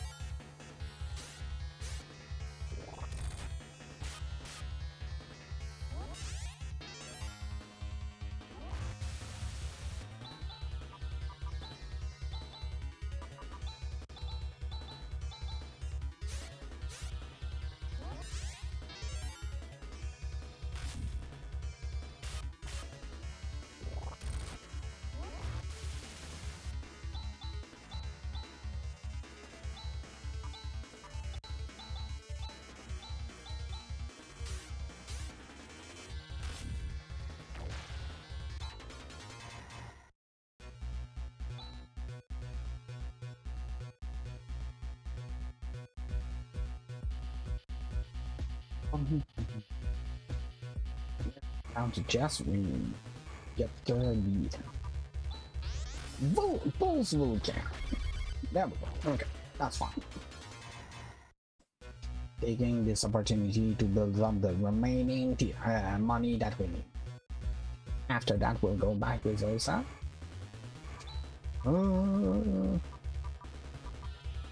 Yeah, this macro will be fine. Come on, really? Or not?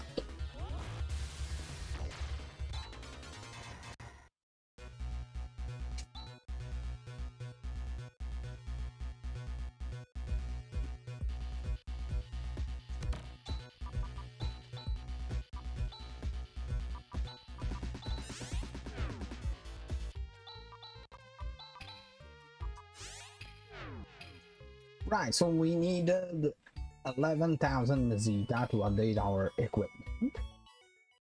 Just need to head over here. First of all, Brown can have this and that. Kira remove her reflect robe. Oh boy. We'll be getting 1 center robe. And we need to sell reflect robe.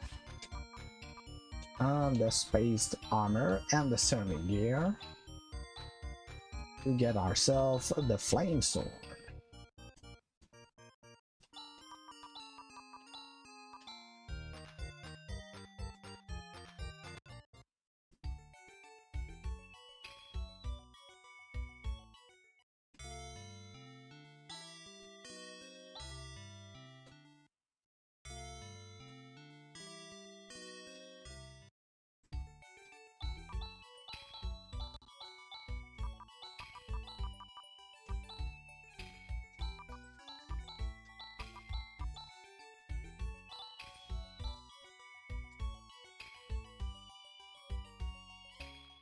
All right.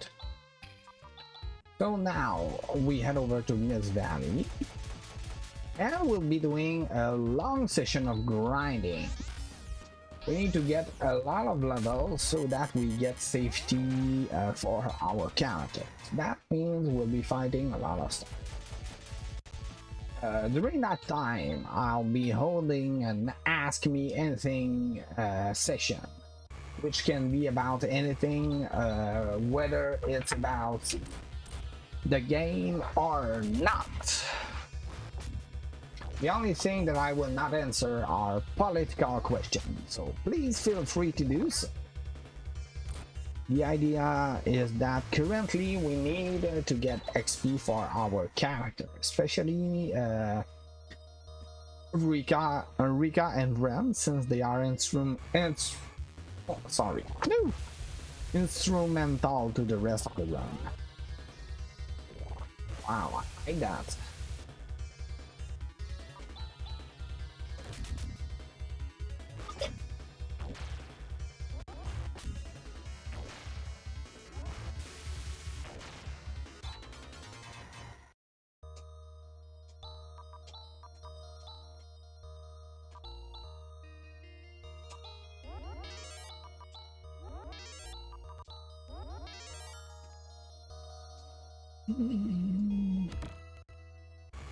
Oh right, I forgot.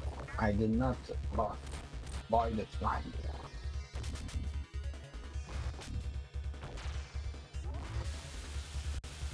Boostum.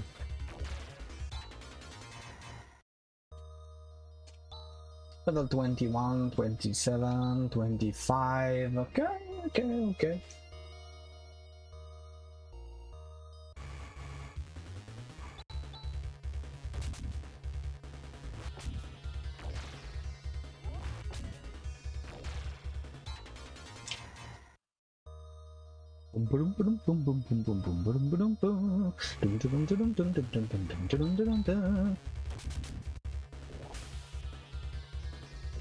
Well, this marathon session, sir, has had me practice and improvise a lot of stuff. And that's fun.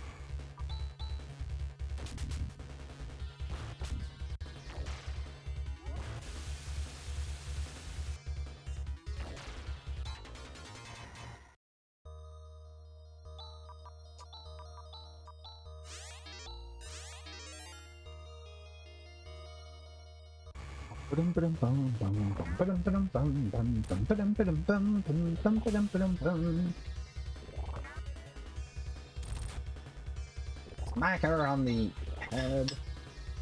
Quite nice of you.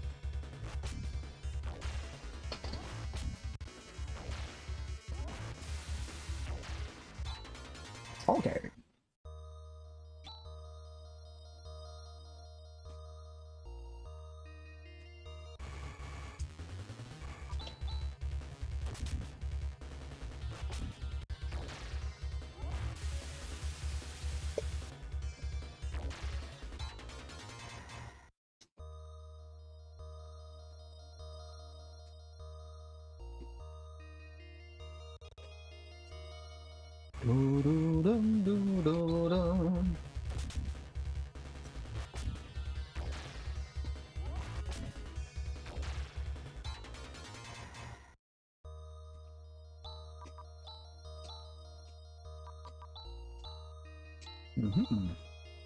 Grand attacker. Rika will use the flame sword.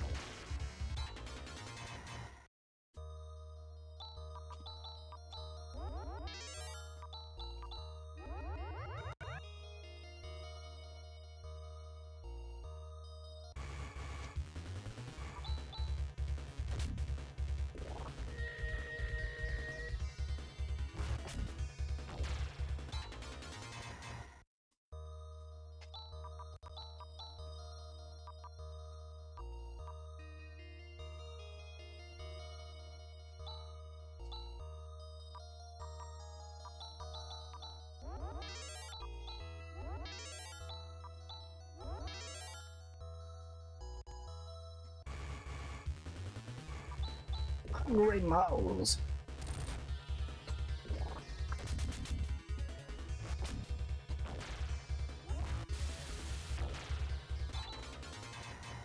Mm-hmm.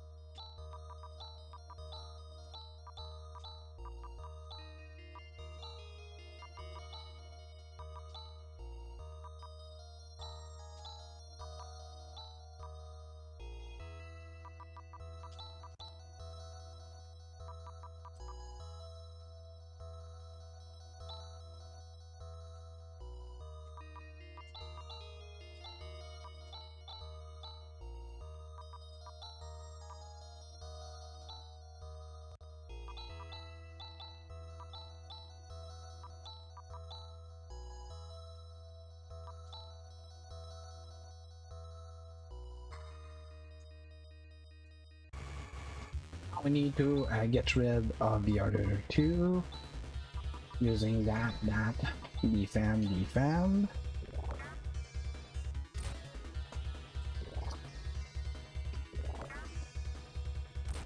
Fire room.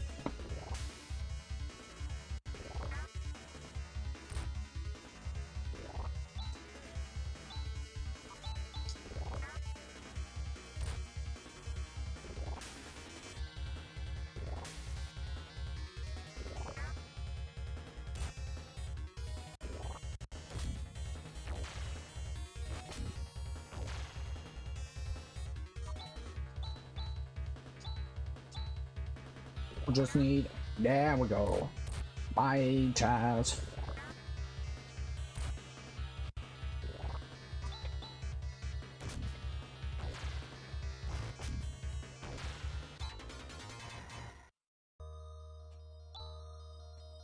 So now we'll be getting tons of XP. That will be useful for the two of them.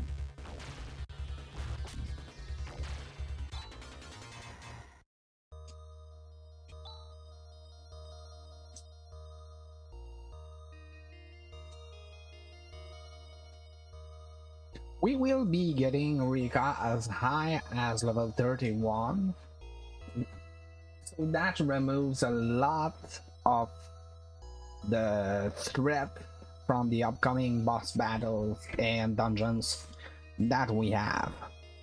Usually, you want to tackle the next dungeons in a relatively good shape.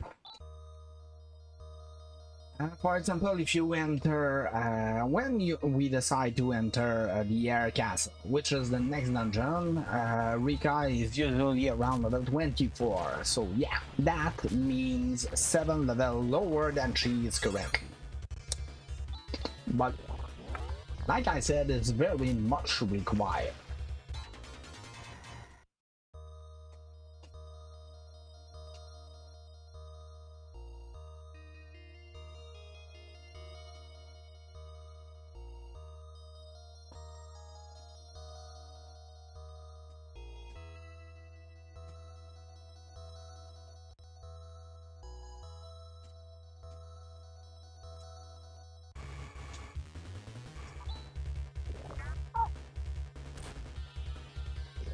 Figure.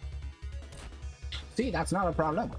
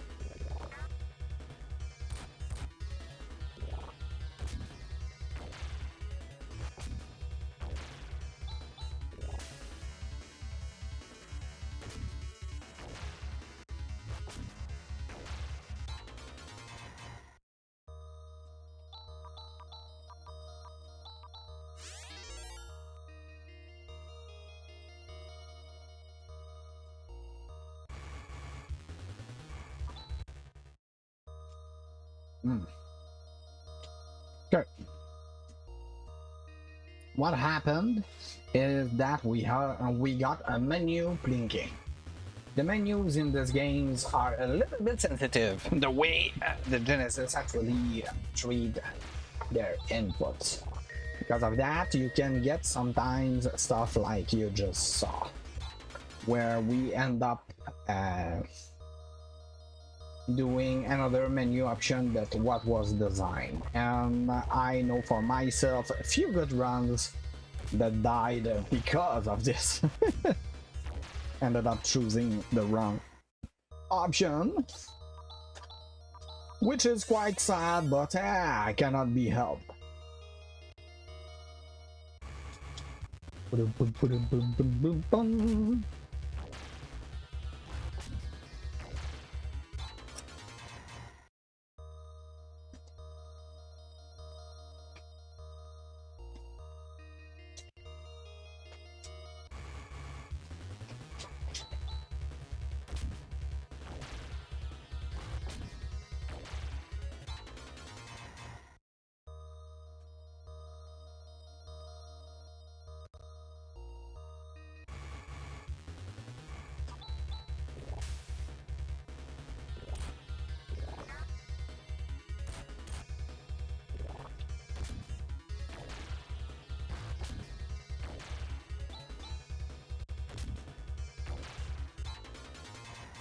I'm there yet.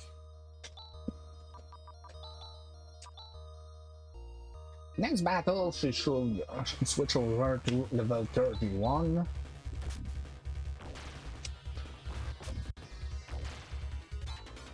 Not there yet.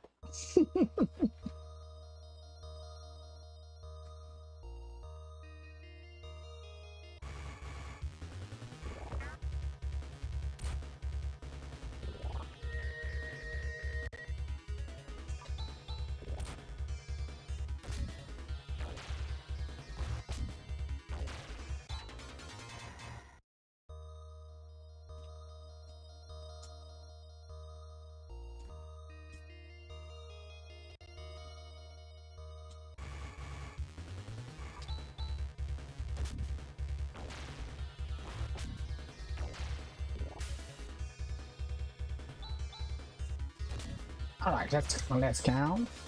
33.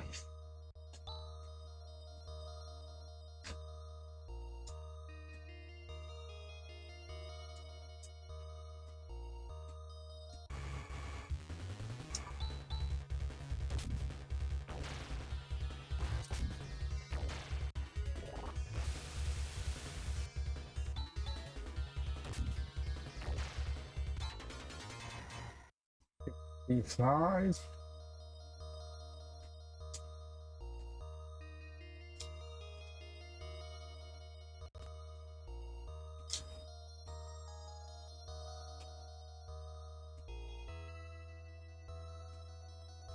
I love snacking on mini cucumbers.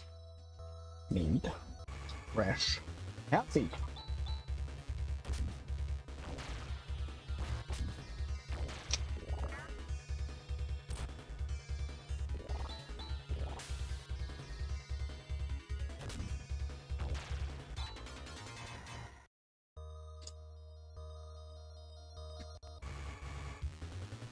All right.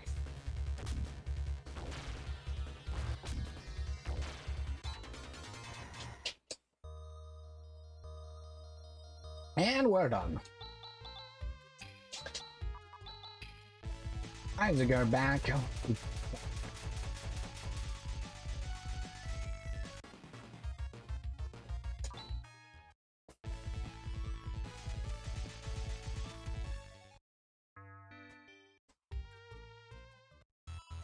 First thing that happens when you go through the airport, spaceport, is that we get the revelation that the air castle actually survived pharma explosion, but we will not go there yet.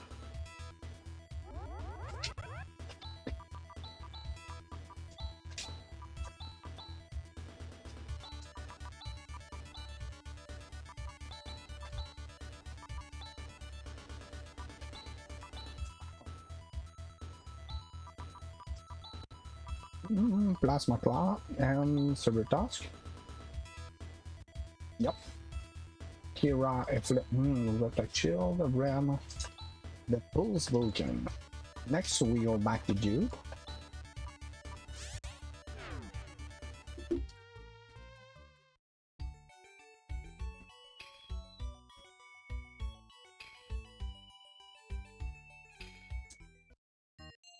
We'll be selling a few items that are no more useful, mainly the Ceramic Sword, the Pulse Laser, the Napalm Shot, and the Ceramic Shield if we find it somewhere. There we go. Buying a few Trimates. The Trimate are the best healing items on a single character through the game. It's basically like a boosted Nares on a character. And then we'll be getting a good weapon for Chaz, which is the Lako Sword.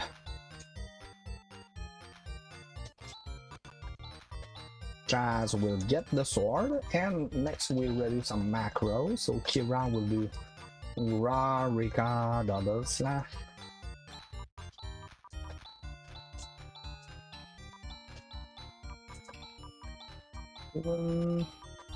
There. There we go. We are set. So now we can go back and head over to the air castle.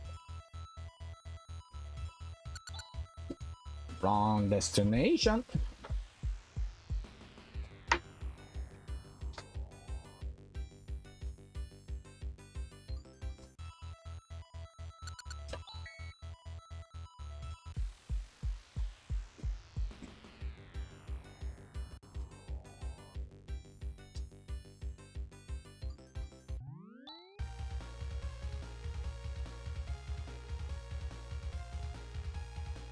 All right.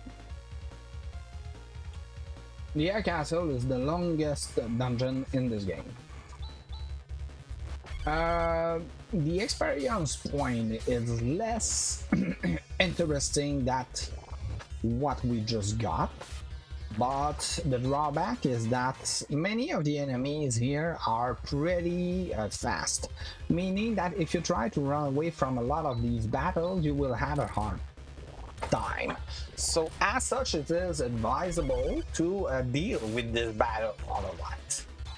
Even with the level that we have, we will face a lot of run failures. My rule of thumb is to heal anybody that is around or lower than 100 hit points, because this means on the next turn they'll be very susceptible to dying. Most of the time we will be dealing these battles in one round. If we take more than that, that's not very good. Ow. I took that fight in any run that is a fight that I usually take. Currently, I just have this reflection that it's not necessarily needed, so I'll be running away from those guys. The Air Castle is a very interesting dungeon. It's long, like I said. You have two objectives. The first one is to get to the top of the Air Castle, because there are some monsters there that are on that wall are the mages who stole the Eclipse Torch earlier, and they are guarding the entrance to the basement. So if you don't deal with them, you will not be able to proceed. So this is the reason why we have to deal with them. Once they are disposed of, alas, we don't get the Eclipse Torch straight away. So we'll need to go through the basement to have a chat with an old friend of ours, Lashik. This is, like I said, an old friend. It's because it's a direct reference to Final Fantasy Star Wars. He was one of the, if not the main antagonist of the game, and he's being revived by dark, evil powers.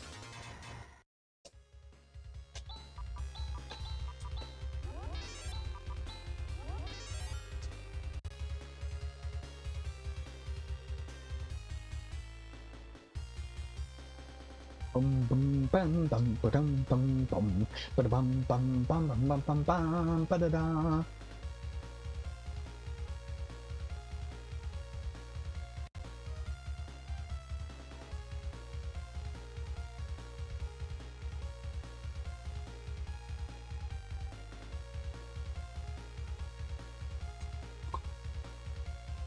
Hey, good walk. That's a good walking session there. Not too many encounters. Pretty neat. Oh, okay. Spoke too fast. Go.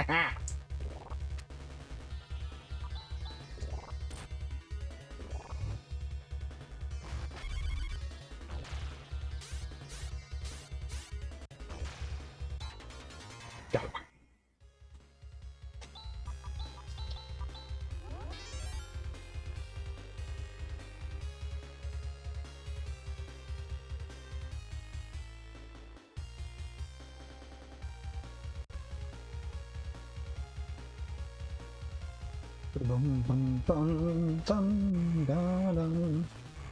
Run.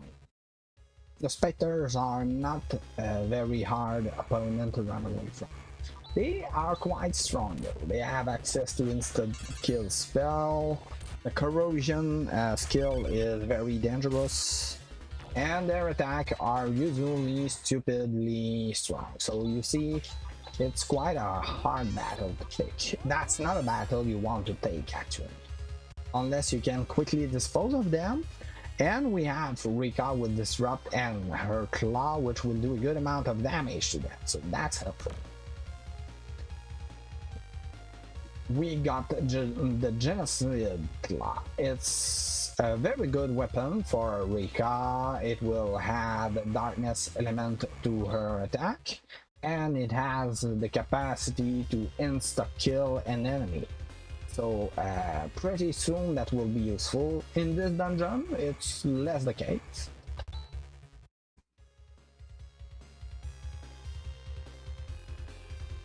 Luckily, the development team had a very good idea because, like I said, this dungeon is quite long.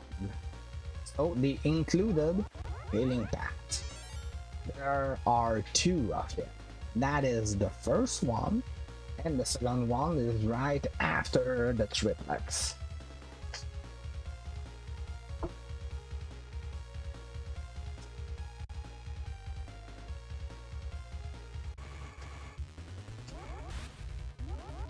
Ow.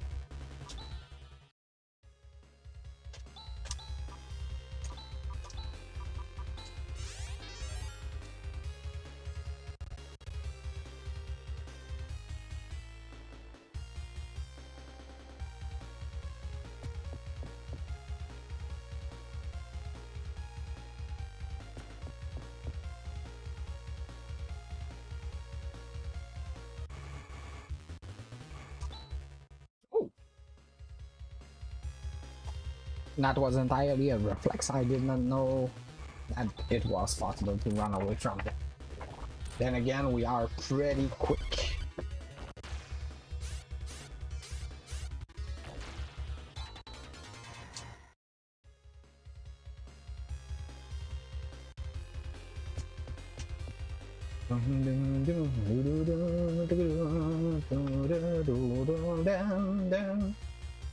I made it. So we just need to heal ourselves. SAR. Yeah, should be good. Equip Rika with the plasma field, which is in your lap. So give me that. Yeah, there we go. We're set. Let's go. So the triplet fight is not a hard fight. It's a technical one. We need a triplet to always counter with Thunder Strike. Barrier up. You will see soon. Saner and Air Slash. You win. Uh-oh. We need barrier up. Barrier! Ouch! Ram, sometimes I hate you. Each time they do that, they will... Each time we do an AoE attack, in fact, they will counter with Thunder Blast, which do a lot of electrical damage to our party. But luckily, Rika currently wields the Plasma Field, which is very strong against lightning-based spell. So in a way, we are treating them to always do the same thing. Shift yourself.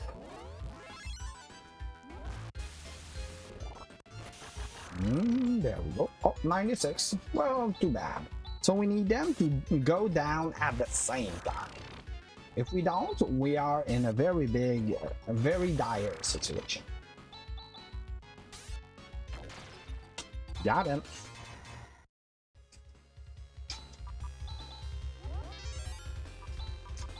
So equip her with the Genocide Claw, Kira, this over the Reflex Shield.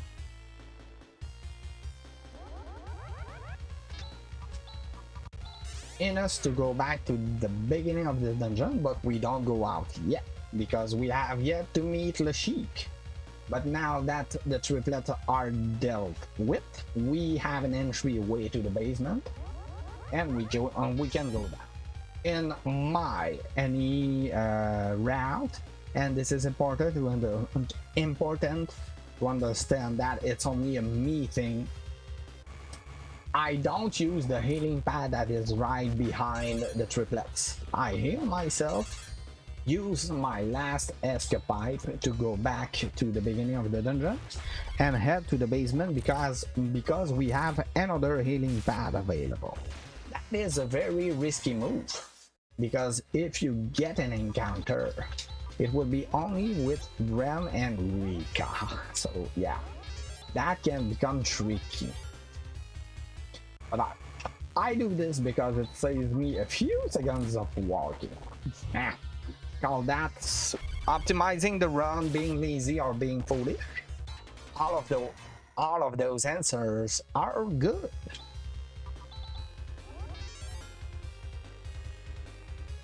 Alright, so heading through the basement, the encounters have been updated a little bit. The Chaos Sorcerer are now included into the fray. We want not to meet them. The Chaos Sorcerer means that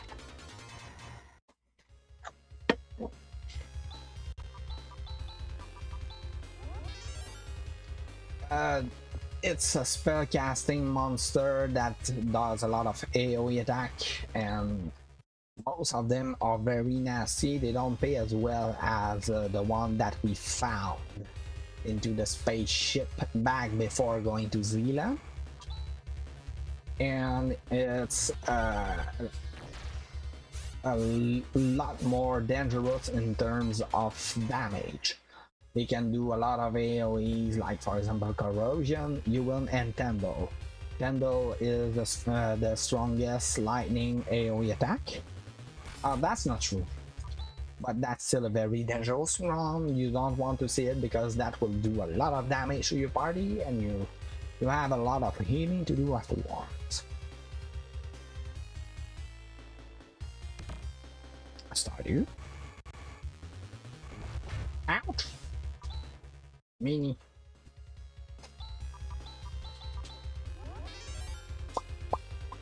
You can use as many Medusas as you want, since that's not a skill you'll be using on Lashik.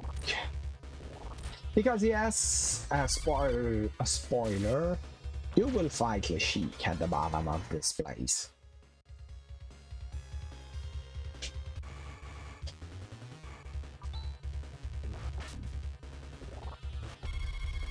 Well, color me surprised. Okay, you want to die that badly, it's obliged.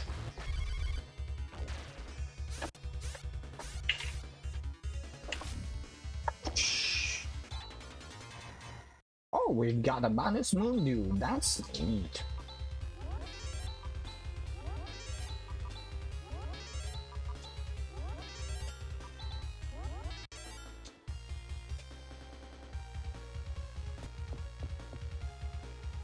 So the way the basement works, as long as you go down, you're going counterclockwise, and after that, once you get into the climbing loop, you will go clockwise. That's good to remember.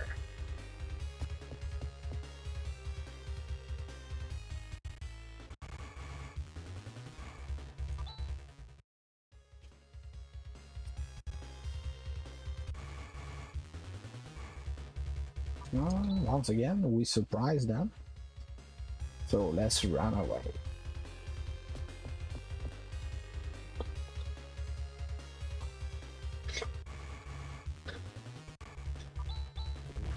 Ow.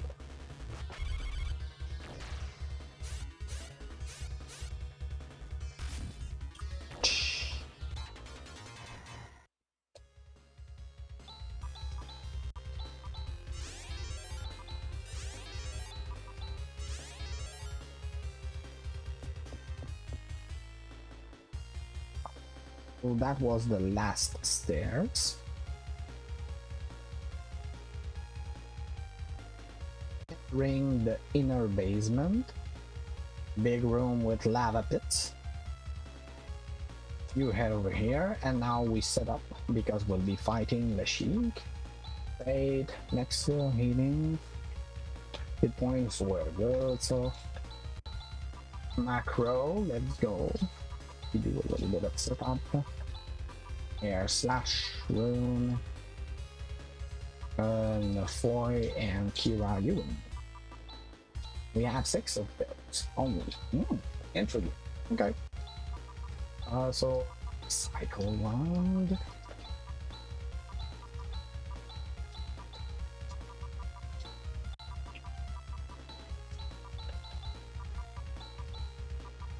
Yasar, recover, Yun, Mafoy, Kraska, and lastly use a Stardew.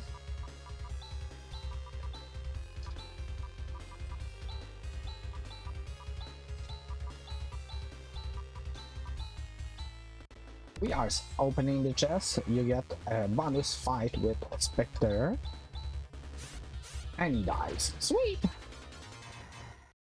This is the exact same kind of enemy you meet through this dungeon.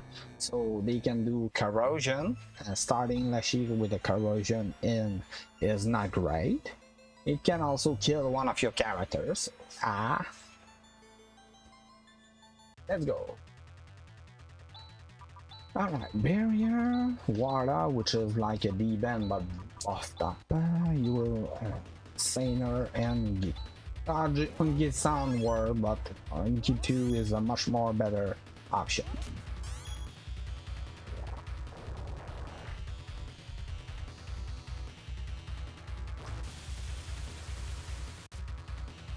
Oh, fine. So, recover, you will use a Stardew straight away. You know what? You do a shift on Jazz and cross guard. Shift boost attack power. Oh, he went before we got. That's unfortunate.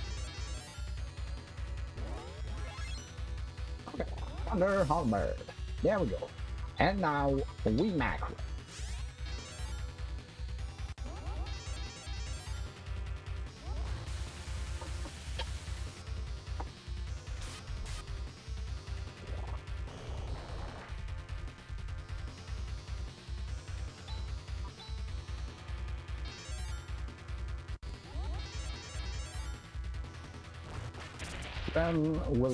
Will pass most of his time healing himself. That's fine.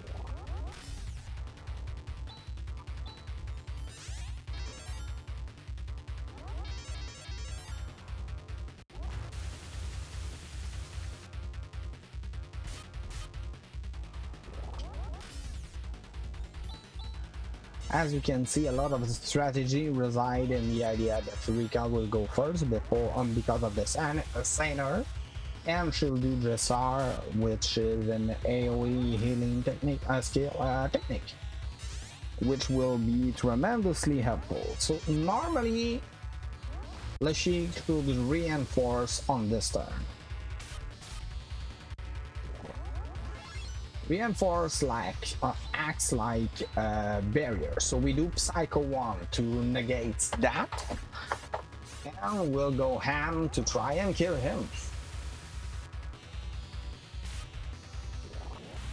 Oh, bonus round, sweet! What a good timing.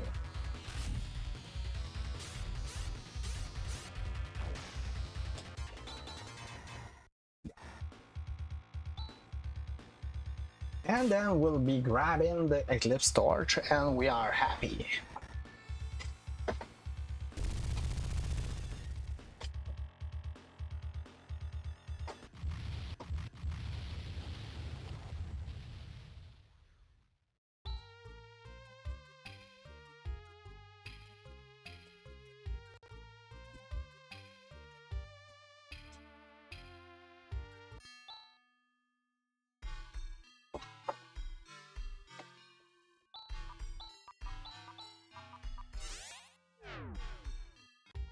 Right, so going back to Tyler for healing. Equip back the Lako sword, state, and do some macro. Rika will attack and run dodge. There, chat attack, defend, and defend. There we go. Ren uses the Eclipse Torch. Rune does Human. Kira will do Gifoy. Rika Disrupt. Jazz Air Slash. And Macro E. Ren will do Barrier. Jazz Browse. Okay. Rika Attack. Rune Beam. And throw a red engagement. So save. State. And Ryuka back to me. You might be wondering why I did state. It is because this game has a bug. And this bug is that it will store in memory the stats of your character. And these stats won't be refreshed unless you do certain things. So that means if, for example, the boss do an attack, it will compare the attack against stored in memory stats, which means you can take more damage than what you're supposed to do, since, for example, you gain a few level, and that could be a big problem.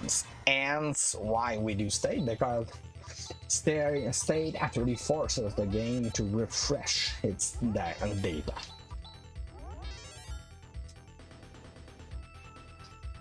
Alright, if Final Fantasy V has its main castle, since the Phantasy Star 4 has its main town.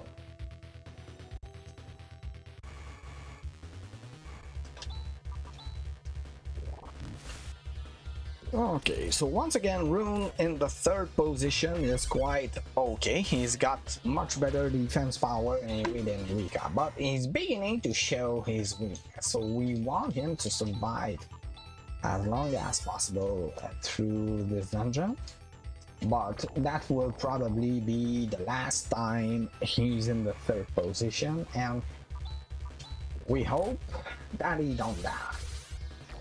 If that's the case, at least normally in the any run we don't have chance to back us, but now we do. Yay! Since Chaz is level 25, he knows Reaver. That's helpful.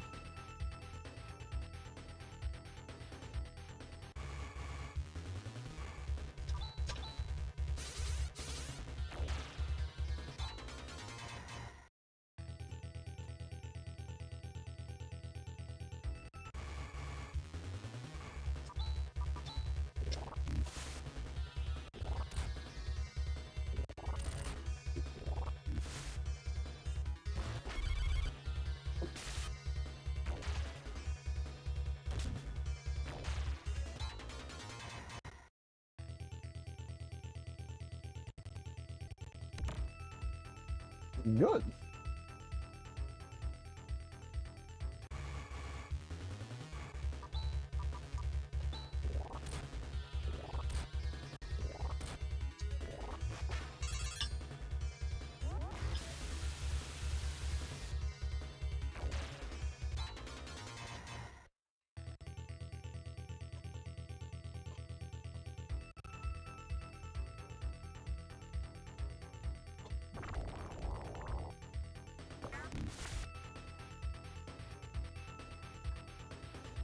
Sorry, I had to take a few notes. Brand retreated, that's fine. Oh boy, that was not fun. We call the monster from the left Little Jesus, since the sprite is the same as the earlier boss. Those guys are annoying once you meet them. They have access to almost all of the buff skills and techniques, so they can become quite annoying fast. The only thing that they are lacking is a barrier, and that's good. So this is why we go with Macro B, which is designed especially to make sure that those guys die fast.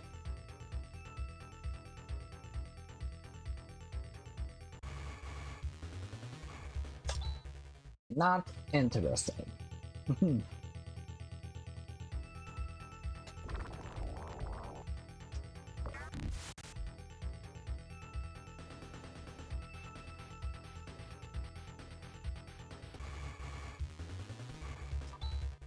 Okay, we're good.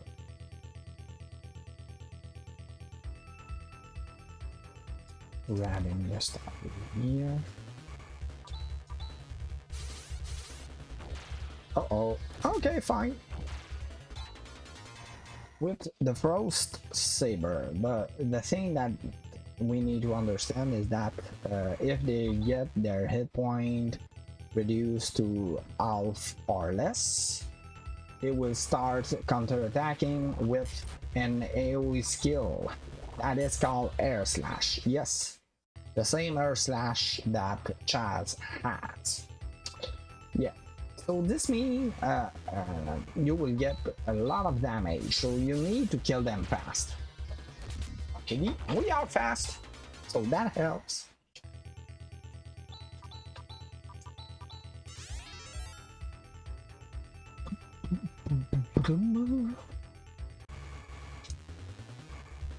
Nope, not interested. We were lucky though.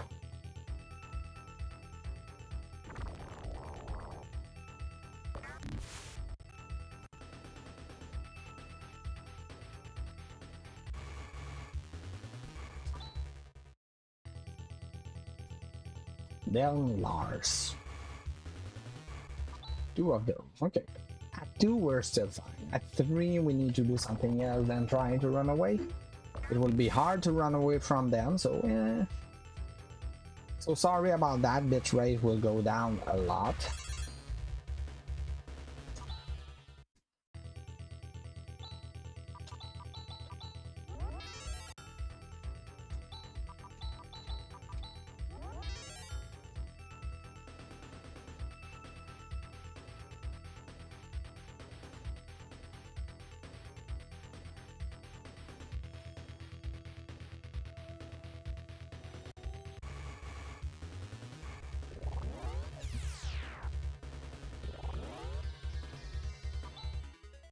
Good. I don't like those two guys. Not because they are very hard or dangerous, but they can slow you down a lot. And they don't pay that well, so usually it's a battle that I will try to run away from.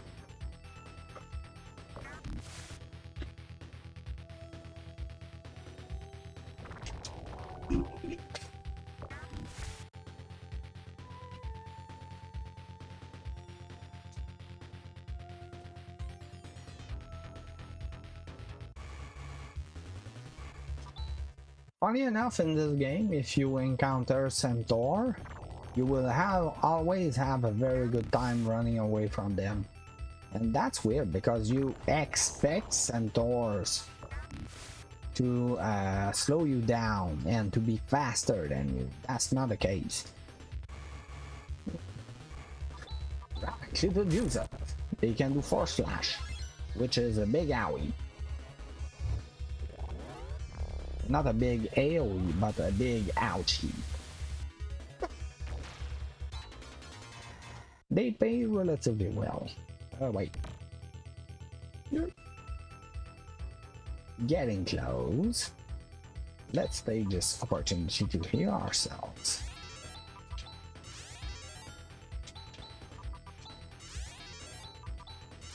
Eh.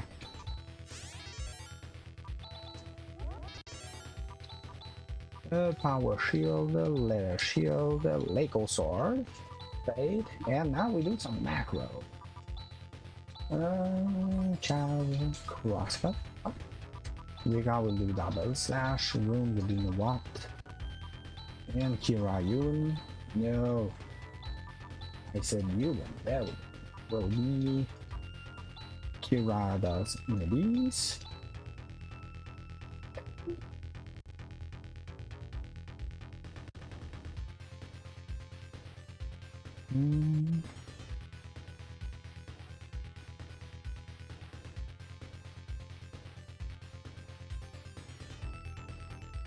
Ah, damn it. If there's a bot, if there's a mod on my chat, I need somebody to ban that. That boy, Rika will do double slash and chance attack.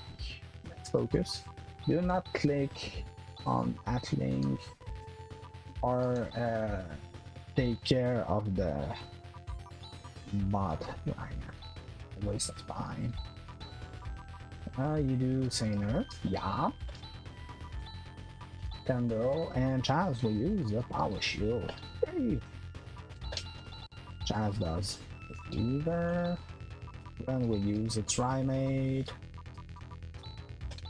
The rest of you will do their best.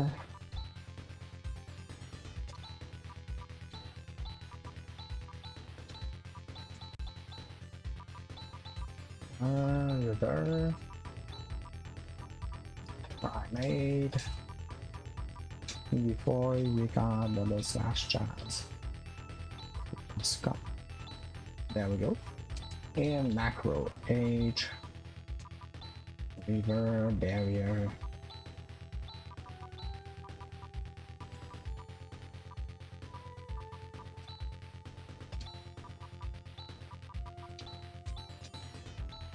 We are set. Go!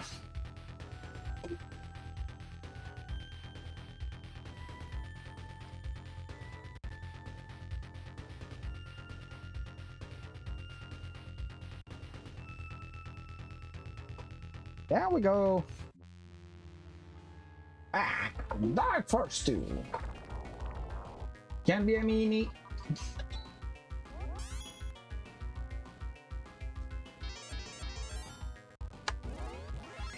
Setup is good, so we'll see how it goes.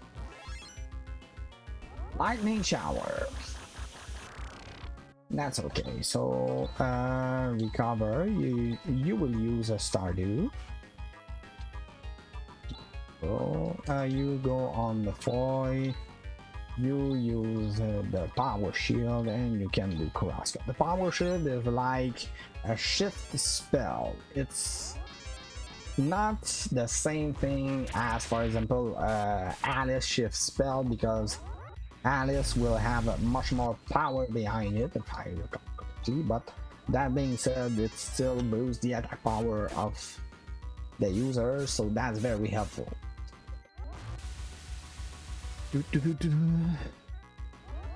Lightning shower.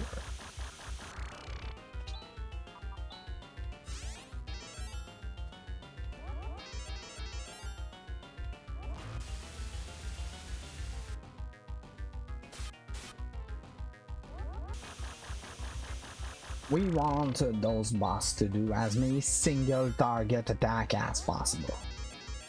Most of the time they will do AoE. Is it good? No.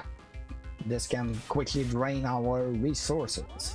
It's not unusual to have a very hard time or even die on these kind of boss.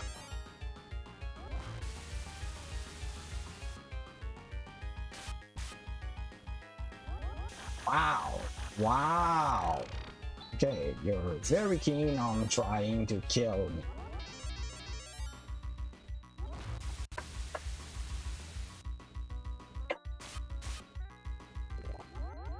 Oh, by chance. Shadow Breath is the strongest darkness elemental attack on a single character, so there are a few of us who can survive that blast, Chaz not being one of them. Crosscut, double slash, and a blizzard. But he can do as many of those as he wants, and that's fine.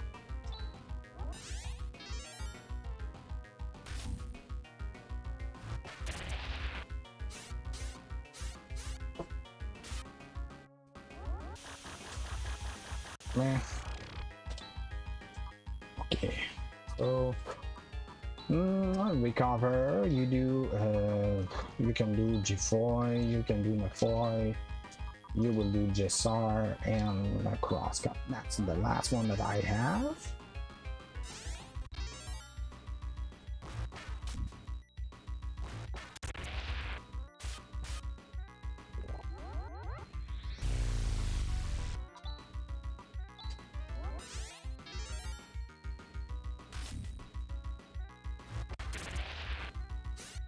She'll die soon. There we go.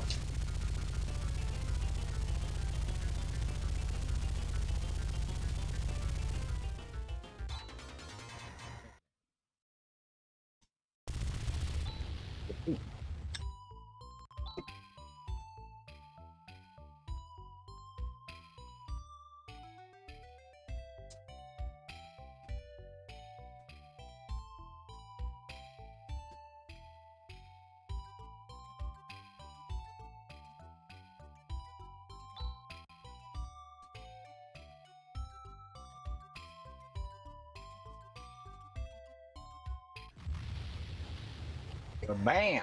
Whoa. That was Gambio's temple. We need to head over there.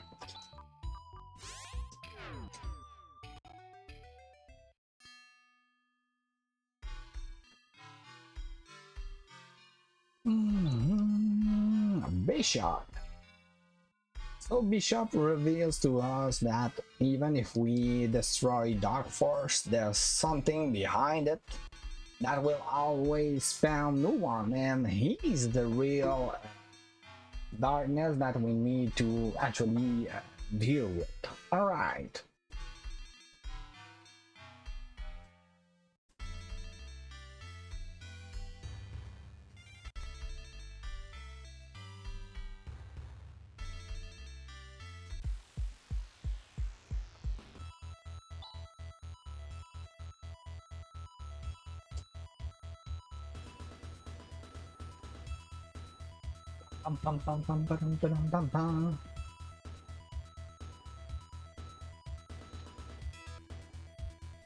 Yeah, but before we head over there, we have a little grinding session to do. So Rune will do Jigra here, Grand Attack, Chaz will do Air Slash, and we got Disrupt. Ren will do Flare, we got Double Slash, Chaz, Cross Cut, and Rune Defend. Macro H, Ren use Spark, Chaz, Cross Cut, and we got Double Slash, and Rune Defend. Yes! Now that it's done, we'll come back to Maria. And we use the Hydro Foil to go to the east, where we'll be stumbling upon Nahal Fortress. Valhalla Fortress. It's a very dangerous place, and I mean it. Lots of the enemies there are very strong, so you need to be lucky. We'll be trying to grind, let's say 40k of XP.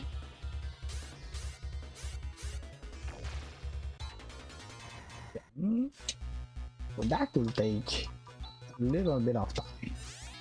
Once again, this is only to alleviate dangerosity of the rest of the run, because a lot of those enemy or fights that will be meeting in the future are very dangerous.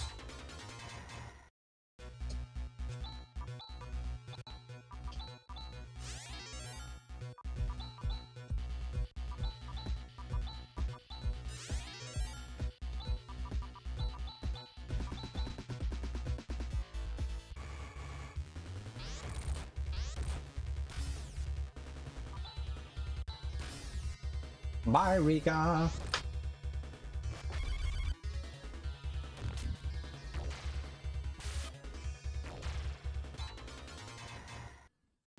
Right, so that's 76 plus approximately 90.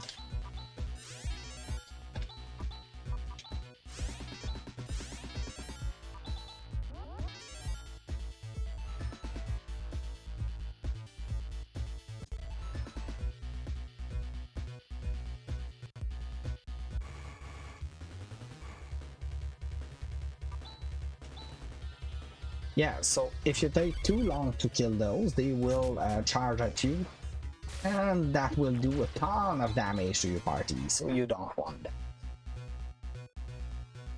122.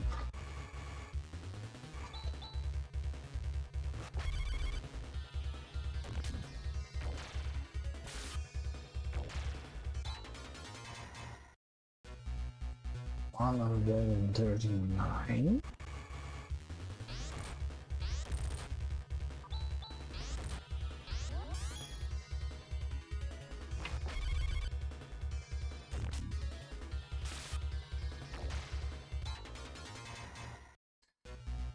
$158.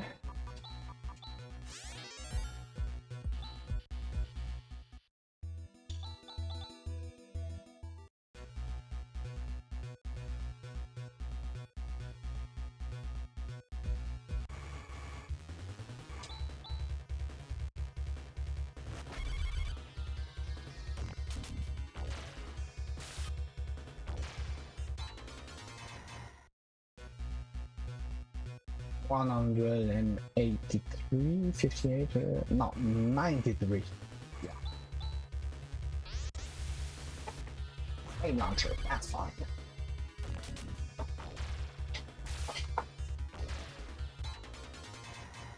$93.28. We're at 221. That's approximation. We are trying to reach the 400 mark here.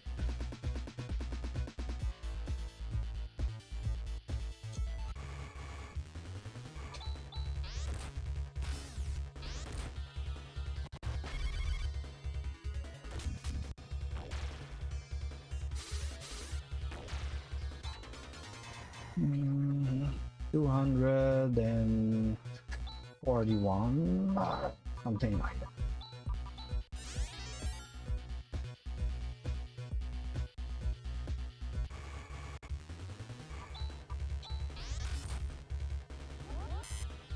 Did not work.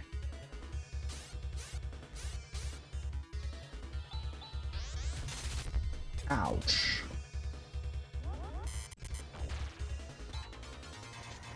$66.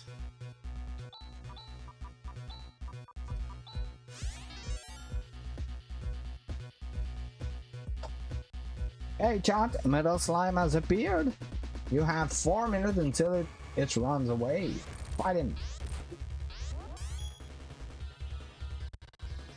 Right, so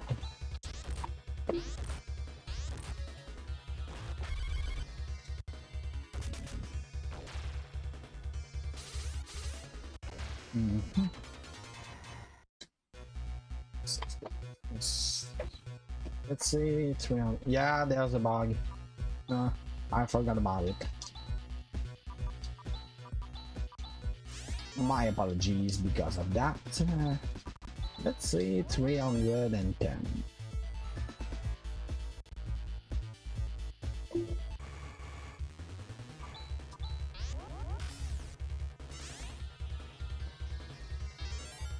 Okay, that was not the correct macro. Nah.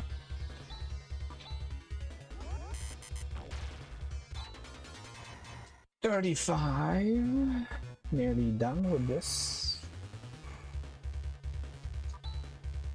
Still okay.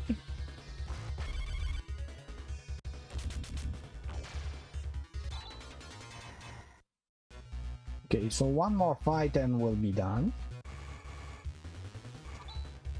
Good.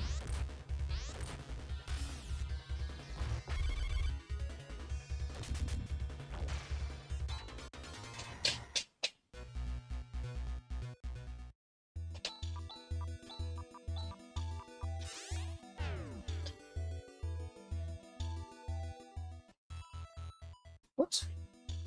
Just need to step on the plate. We'll got the group. Use the idle fold to cross the little gap of water, and you get to man the myth, the man, the legend, Seth. Seth is the best character in the entire galaxy. He's so good, in fact, that the entire Algo solar system actually revolves around him, not around some weird thing like a sun. Can you imagine this? I sure can. Sainer, Ram will do Flare, Rune the Foy, and Charles. Oh, cool. 5 8. We got double slash moon, McCoy, and Chad air slash because why not? Stuff does corrosion, not Chad, corrosion. There we go. We got disrupt when attack. Chaz will do air slash and room. You will. We are set. Let's roll. Well, Soldier Temple Cave is not a very hard matchup. We'll be running away from everything unless we encounter flame newts. Those are the enemies we'll kill because they are pretty fast.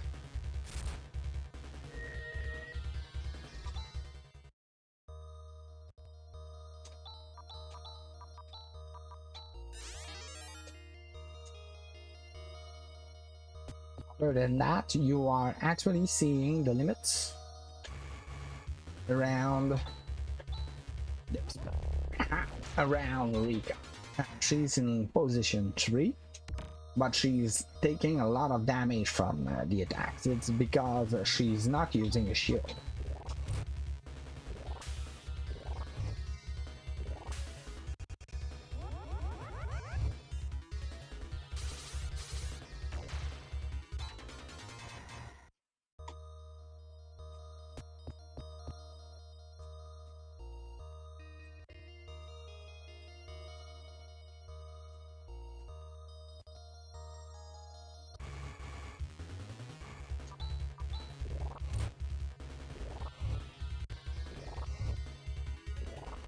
Good.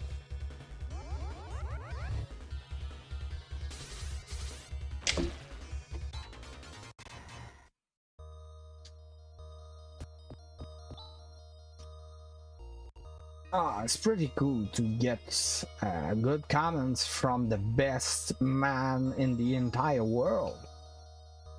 Praises is always welcome, especially from Seth. We love him. Man.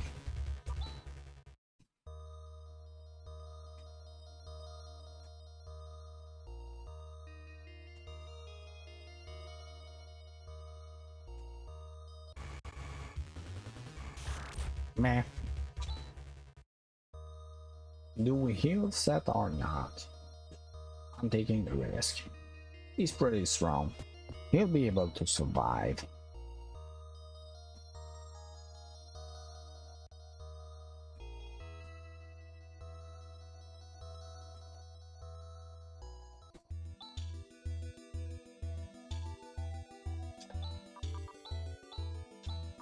Let's make him a lot more faster. Heal ourselves.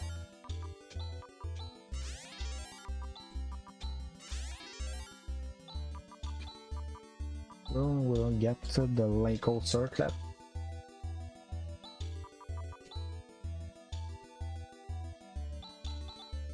Save. And we get the Arrow Prism.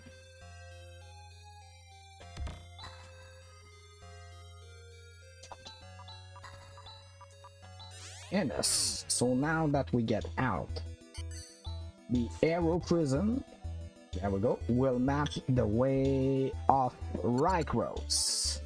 Oh? Something's wrong. Oh my god! It was Dark Force. Ah! Big problem. Okay. Guess we'll have to fight him.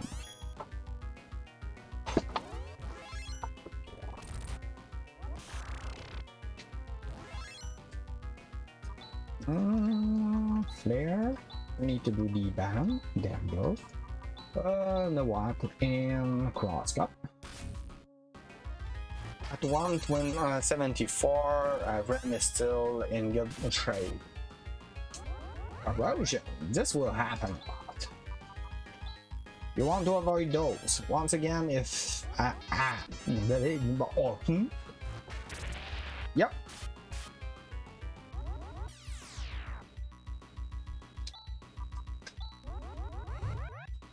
This is fine.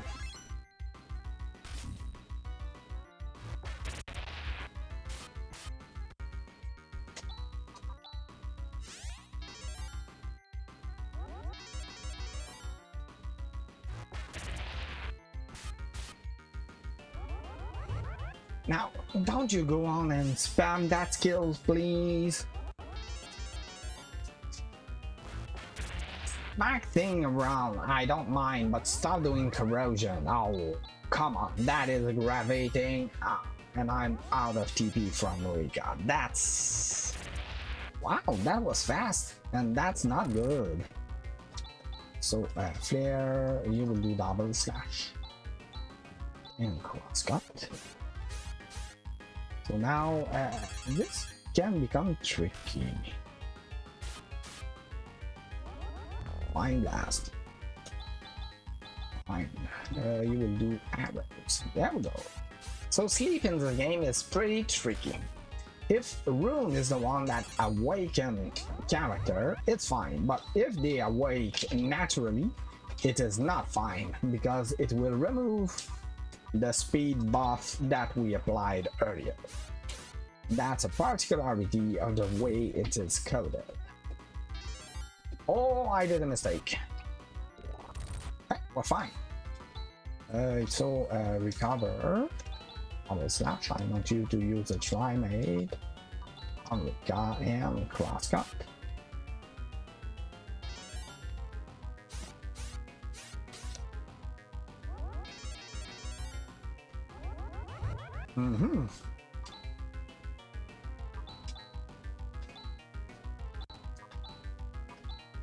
Last Gisar available.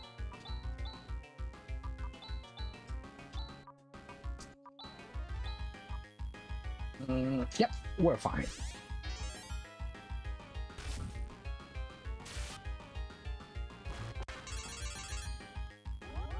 Mind Blast.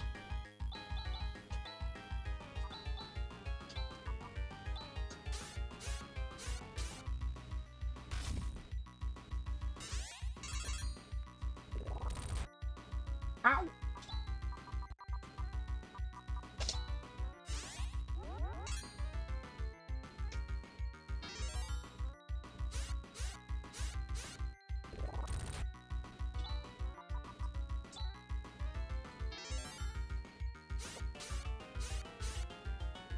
Dark Force 3 smacking us around is actually pretty good news.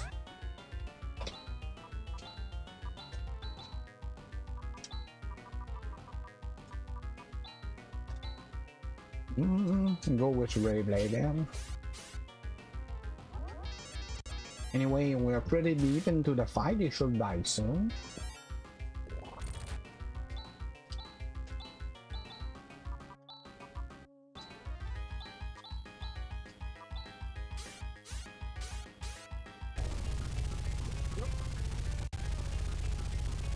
That was a lot more trickier than I thought it would have been. Many corrosion, you want to see much less of those.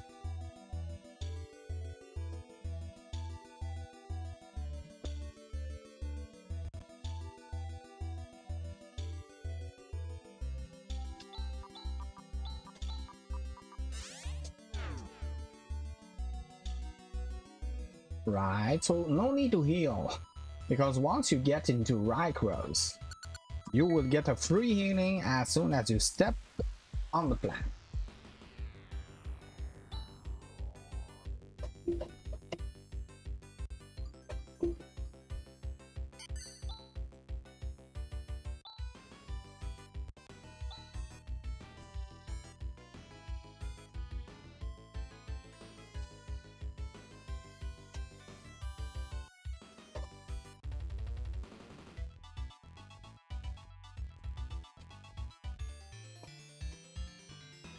Alright, so the reason why we went to the Rykros is that the Bishop of Gambius Temple told us that we would get our answer here.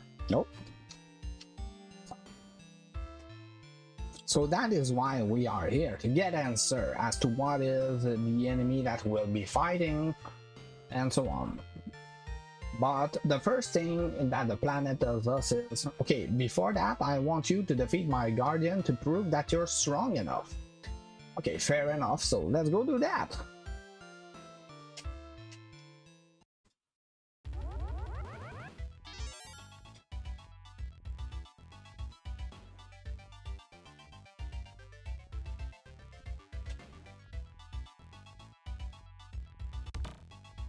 Before we go over there though, we'll be getting a few items. So the guard sword and the guard shield are very interesting. We want Rika to wield the guard shield over the Genocide Claw, and you will get the guard sword next. Ryoka out of silence. Simple. Oh, Hydrofoil is bottom, middle of 4th page.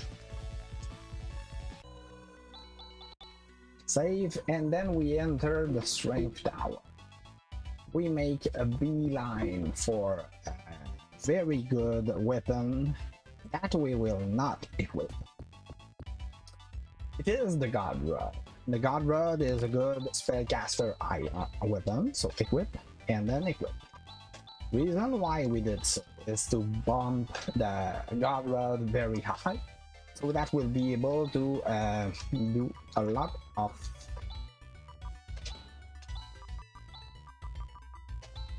skill like that. And chance attack, yeah. Then we have macro.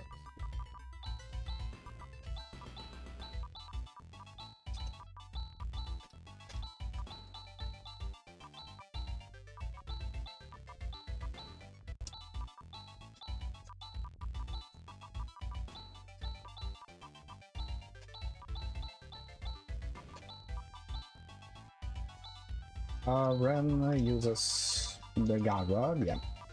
Jirez, Mawat, Crosscut, there we go. And macro E, everything went fine. We go in for damage. We'll probably not use that macro though. Not in the first boss at least. Save. And we go in again. This time we'll be going through the rest of the tower. We just need to grab that chest here for the on-guard claw. Now, the thing that is tricky about Rykroaks is that many of the battles here have the potential to kill us.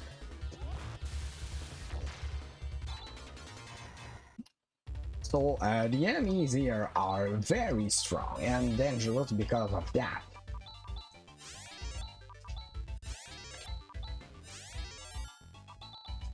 So you need to be lucky on that field. That's among you to replace one if you did not use it. The Leaf-Found Gun are very dangerous. 2 of them, that's still manageable. More, yikes.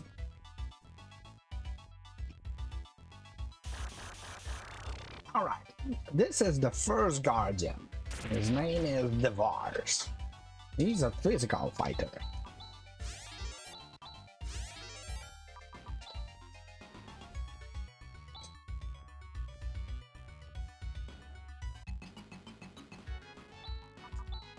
So we need to trick him into doing the same thing over and over. Power shield, there we go. As long as you do AoEs, as long as you do tech or skills, like for example Ren's Flare, he will always counter with Disrupt Arm, which an Edge Laugh, which is an AoE attack that do a good amount of damage, but is much more manageable than if he did his single. Single target almost always mean that one character might die for it. And now we macro.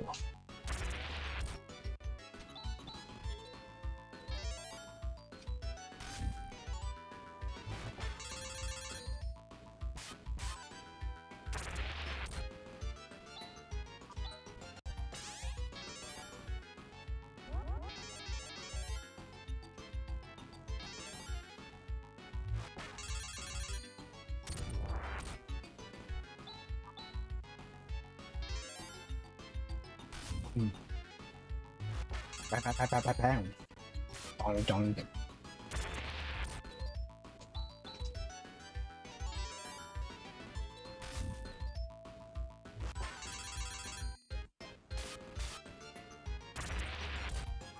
Still fine.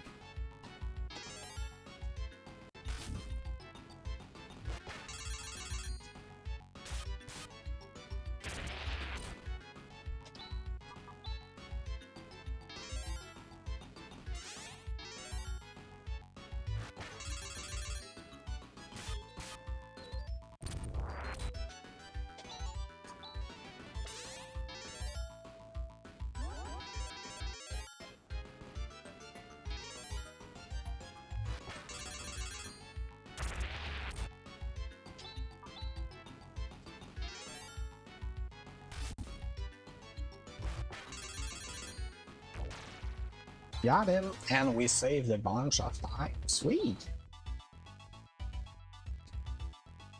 So we get 3 rings. Those are the best defensive item you can get in this game. I can discard the wood cane. And I can discard as well, let's have a look. The swimming net. There we go. So equip the Palmer ring, equip the motor ring, and you'll get the diesel ring. There we go.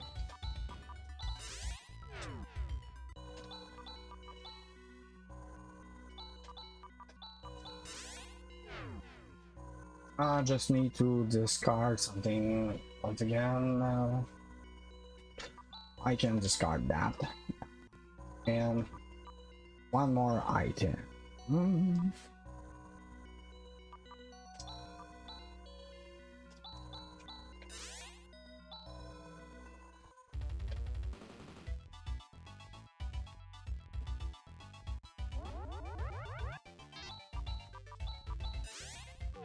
Yes, I did Ryoka to get out of here. It's usually the fastest way to get out of a place in this game. Save before entering this place. Courage Tower is the longest, the 2 tower, very mean place because of that.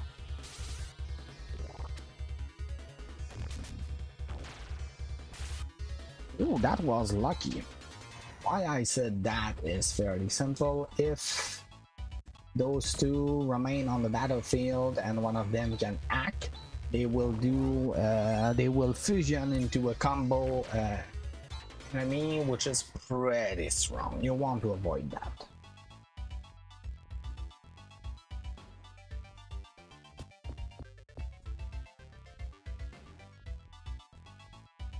Grabbing another Stardew here. Bloodsaber, very dangerous enemy. They can insta-kill, they can do air slash, they can do a lot of stuff. They're strong to boot. Magic. Real. One to Rika as well.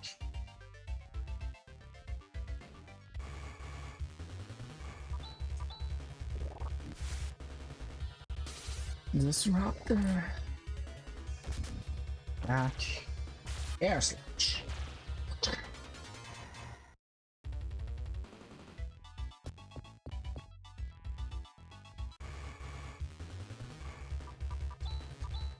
We don't have much of a choice. We have to take this one because the 2 twin heads will slow us down terribly, and this guy will do a lot of damage if he can act. It was a good chunk of chance of luck that we could successfully win. That's right. Very good. Sweet. Of course, running away is always faster than fighting, but sometimes the enemy are just a little bit too fast and you don't have that possibility. Alright, second guardian, as you can guess, if the first one was entirely physical, this one is magical. We're good. Let's go.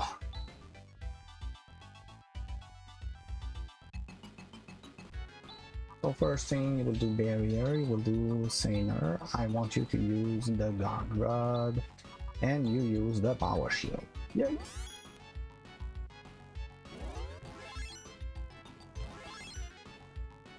Oh, too fast. That's fine. So you will do flare, you use the power shield, you do what, and crosscut.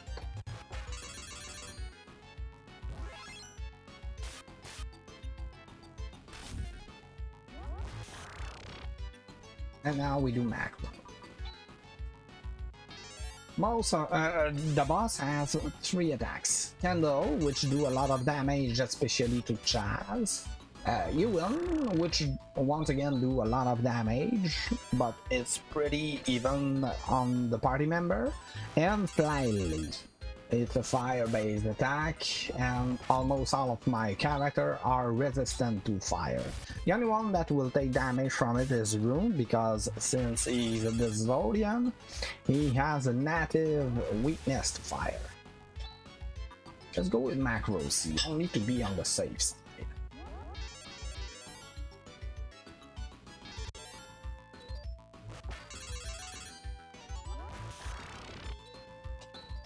Alright.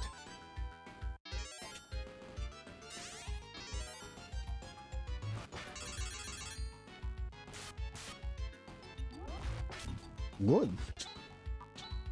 Basically, we want that boss to do as many Flylia as possible. It's a good way to recover from any situation.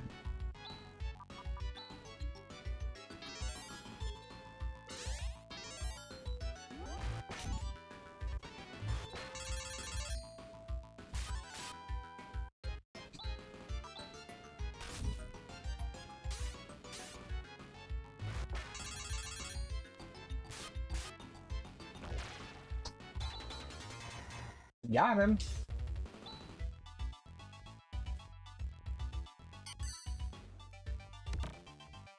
We got the Rycross ring, so we can discard one of our items. Let's go with the Gratitude. And I'll go ring once again, discard something. Primate. Use on Rika, that's fine. Item I need to discard once again. Primate. So Chaz will Rika will equip the guard claw over the shield.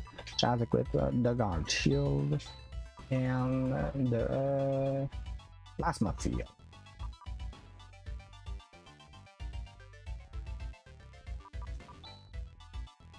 Oh no. Yeah. Left it on Kira. This is fine. We still have another shield to wield. It will be less useful, but we can still do something about that. So Ryuka back to Silence Temple, and if everything goes well, cutscene time!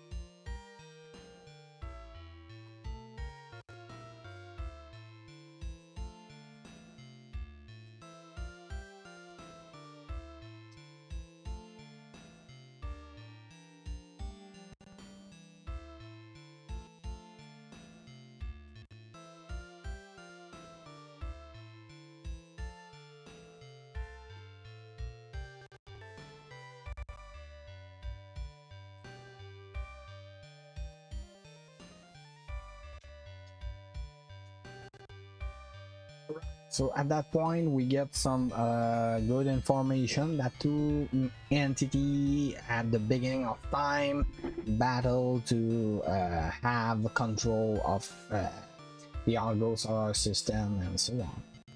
So not the Argo solar system, simply to be the sole presence in the world. And the one that won was named the Great, for example, and the one that was defeated was called the Profound Darkness and was sealed, and the seal is the Argo solar system.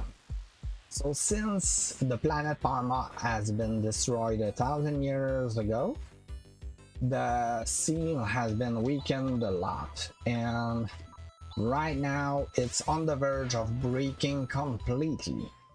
So the Great Light asks us to defeat the Profound Darkness, and Chaz is like, Why would I do that? If I do that, I'm no more than another Zio, because Zio was acting on behalf of the Profound Darkness, and I must say that his interrogation is pretty much valid, and Rune understands that as well. So he tells Chaz, wait, come over here in this dimension. I have something to show you that will make you think about what you just said. So we'll be entering this place with only Chaz. Normally, if you get the plasma field, which I'm supposed to have but don't have, it's a safe place to be. Now, this can quickly become a tricky place, so I hope I won't take too much damage. That hurt. So we'll need to heal in between segment, and probably that I'll have to run away. Hope for the best. If we die here, we die, which will be very important. The advantage that we have currently is that, you see, each got 1000 XP. It is because every character that is waiting for us outside of here will actually benefit from the XP. So we call that Ghost Experiment. And now Chaz will get his hand on the LCDM, which is once again reference to Phantasy Star 1. By doing so, you get a glimpse of what every Guardian of Algo did before, and that will make him realize that he's not fighting for the Great Light. He's fighting for the Algo solar system. That is different. And you see here some Guardian, and you will recognize a familiar face. Ta-da! Yes, this is Alice. Alice was a protector of Algo. She knew what she was doing. She hid it from Chaz. So in a way, she knew that Chaz had potential, and she trained him to become what he is currently. So Rune chose him, but Alice knew what she was doing. SMRT.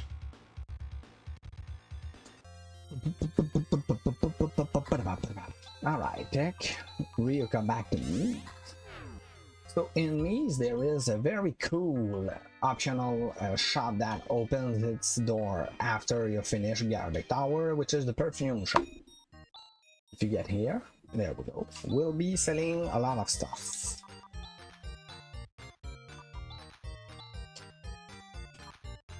Flame sword, the plasma claw. Let's keep the reflex shield just in case. Side circlet can go. Flaco dagger. Cyber suit. Genocide claw. Flaco sword. Guard sword. Flaco circlet. Psych round. Else to gear. Guard shield. Nope. Yes, the guard shield can go. There we go. So now we'll be buying 3 Subdue. Yeah, one more, and the rest in Stardew and 1 Moondew. Also, I just saw that I forgot to equip the Algo ring on Chaz Classic. So let's remedy to that.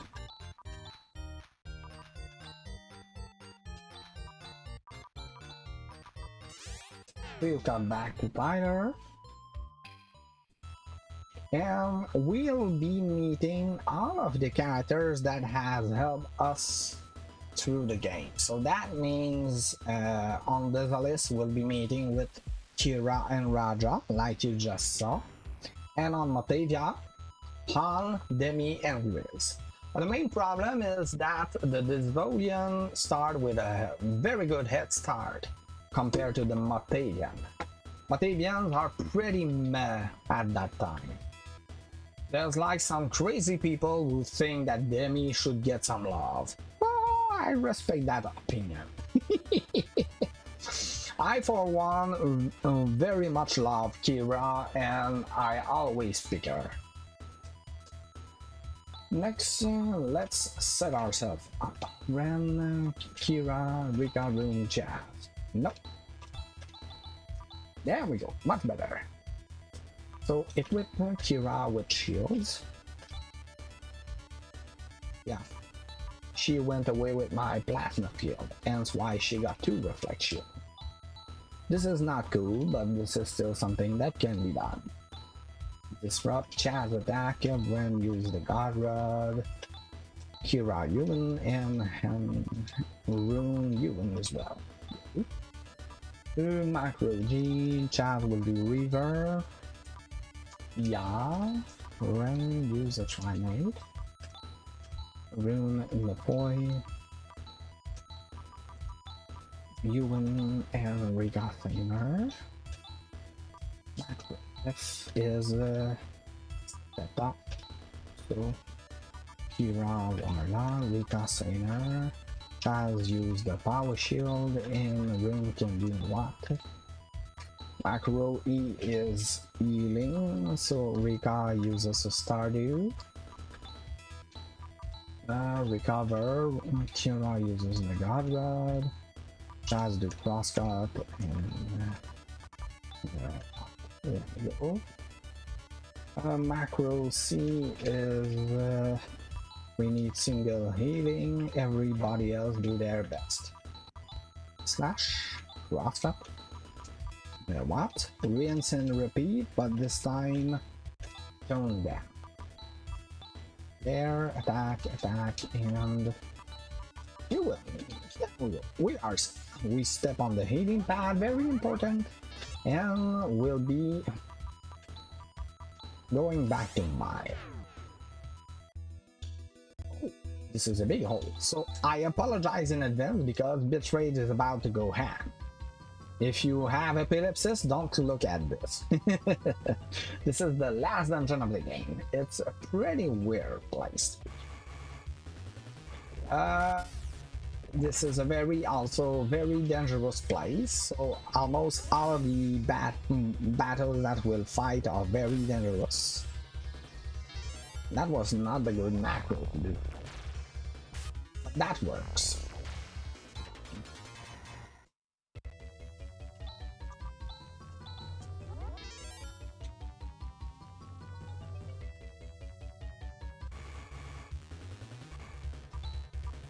This is the one.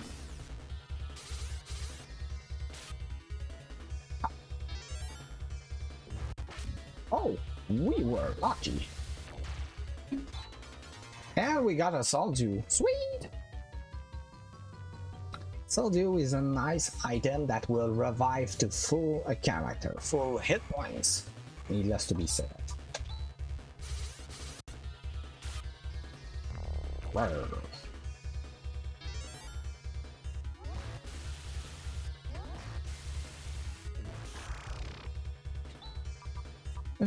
Let's try that.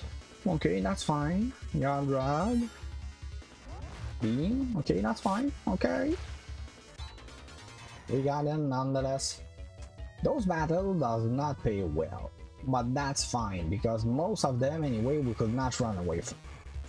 That one we can, because like I said, centaurs in this game are somewhat slow.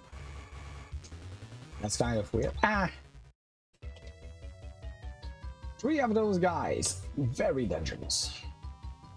From now on, we can encounter some mini dark force. We don't want them. Yeah, no, that's bad.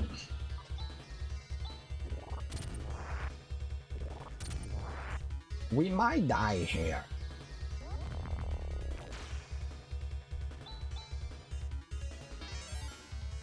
Depending on room, did not work. Oh, we don't have any more D? Okay, then you run away. Woof.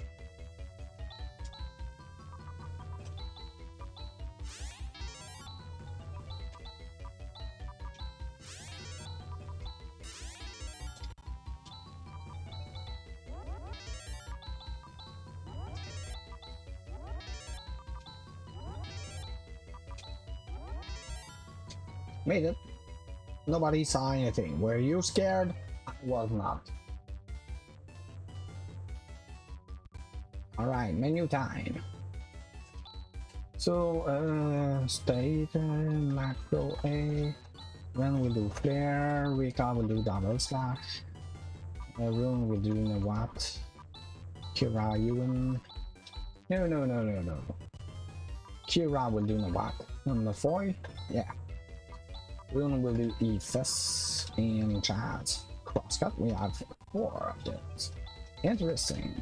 So Ren, there, we got double slash chat. Crosscut.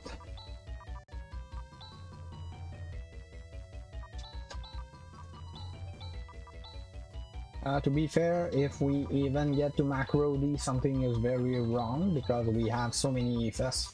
We'll much rather do macro A than macro E.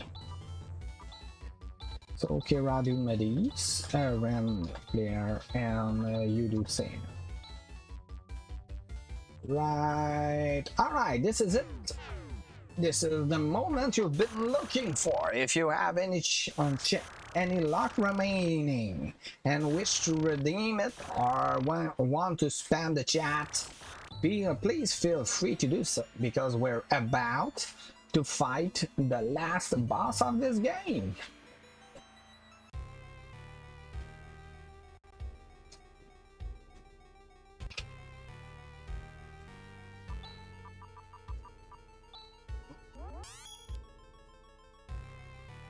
So Breath on Ren, that's actually quite good. Ren is one of the 2 characters that are fairly certain to survive a Shadow Breath. Recover, you do Yuan, you do Power Shield, you can attack, and you do... throw in a wand. Okay, that's fine. This is why the macro system is actually quite good. Because I could have actually set there. Oh. Well, don't mind if I do.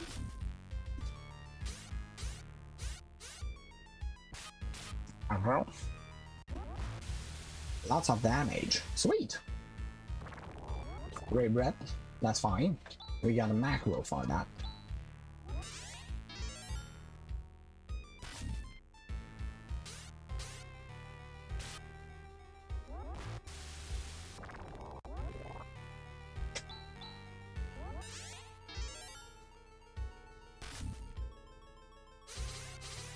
Nice crit. He will probably phase out. No, my fight. It's as if I knew what I was doing. Yeah, this rate is going very... Alright, since we're full, let's show you why this run will be ready. Validate. Right. You need to do that. If you don't do that, the mods won't even look at you around. That's a joke, but we like to say it.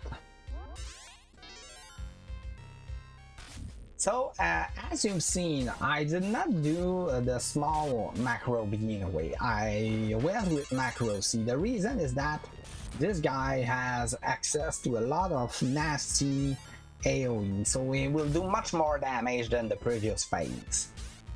We need to ramp up damage and be faster.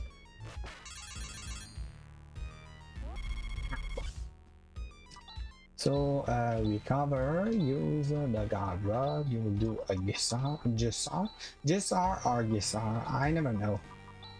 Air Slash and Candle.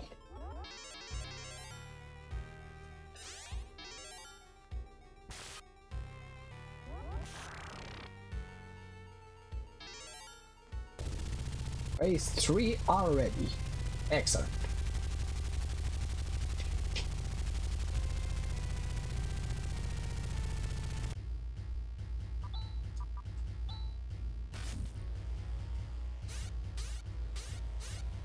It will always open with Megiddo, which will do a good amount of damage on our party. That's scary. Next we do Macro Heal.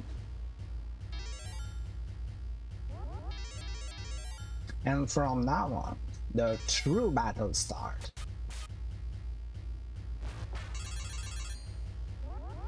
Oh boy, yeah. Come on, Ren. Woohoo! Make us proud. Canceling, as it says, cancel all of the buff that we got. So, for example, if he follows with a Megiddo, yeah, we were lucky because he could have spammed Megid before Ren would have done barrier. And even with my current level, that would have meant everybody died except Ren. And this would have been very hard to recover from. Ouch. Alright. I heard you, game.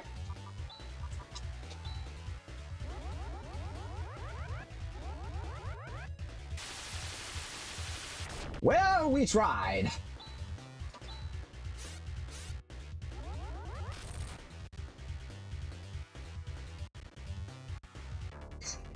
Super rude. Wow. Let's go again then.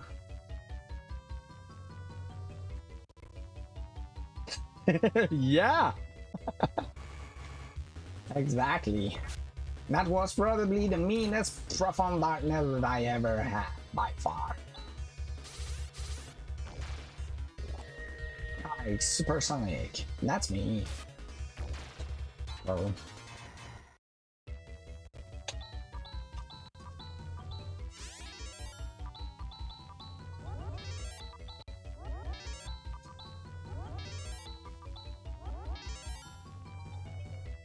Even with our levels, it's insta-death. Normally, if you play this casually and you do all of the sub quests and so on, you can expect to get here at around level 41. And at that level, to be fair, there's no need for you to be afraid of Megiddo. It will do a good amount of damage, but the chance of killing all of the characters are very low. Unless, for example, you got 2 Megid in a row and you somehow forgot to buff yourself and heal yourself. This could pretty much mean survival for every character. So as you can see, even with all of the safety we put... What? Okay, yeah. We died.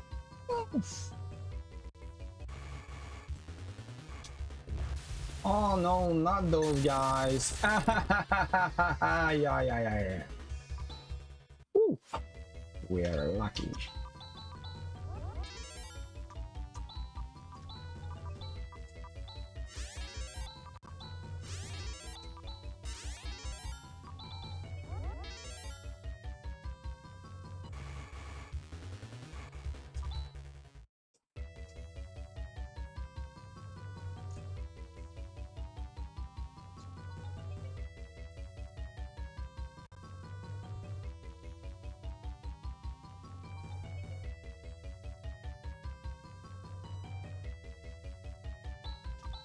Okay, let's finish healing. Next, macros. Claire, Kira does in the foil, Rika will do double slash, Rune, Eves, and Jazz crosscut. Claire, Kira will do in the foil, Rika will do double slash, you do crosscut, and you do the what? Yeah, macro H, Rune, Reaver, Chaz, Reaver, you do middies. There we go, here, and Saner. Right, Profound Darkness, second attempt.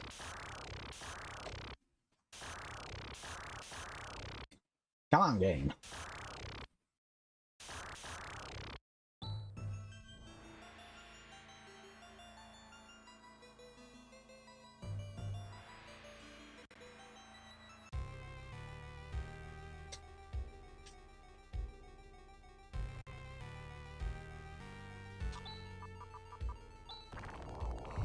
Oh, fire breath. That's fine.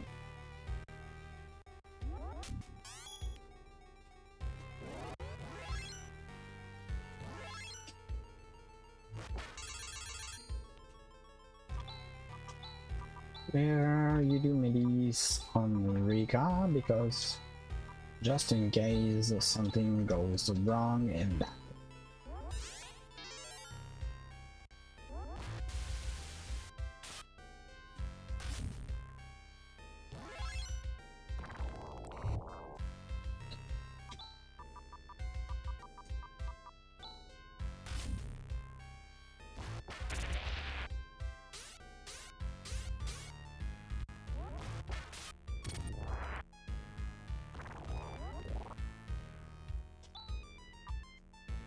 Go.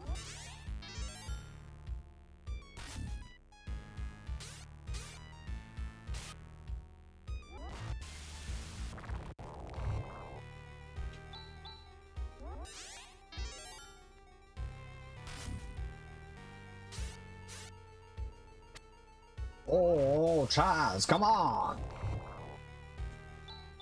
How bad can you be?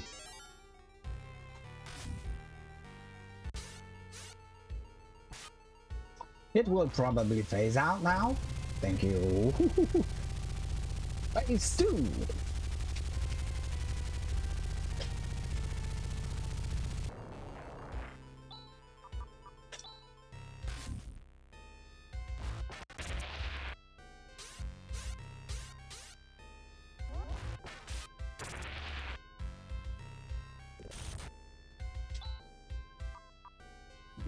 Yep.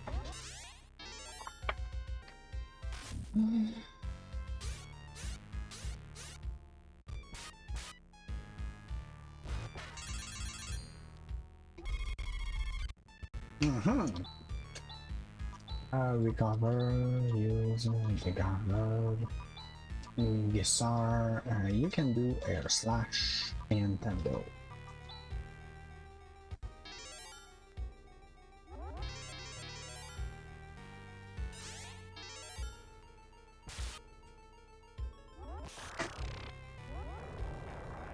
Another gate.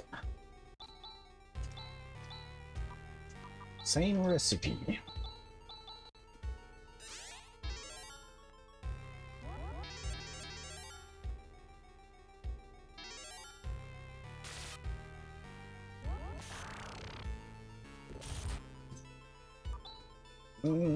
Now, let's not be careless. Anyway, we did a good amount of damage up to now, so that's fine. Phase out. Let's go. We can do this. Yeah, bitrate is going insane. Sorry about that. Macro play.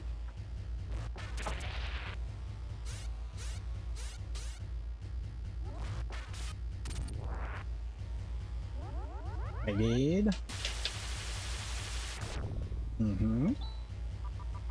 Macro B. Oh, I cannot use macro A anymore. Okay, that's fine. Probably no more EFS, something like that.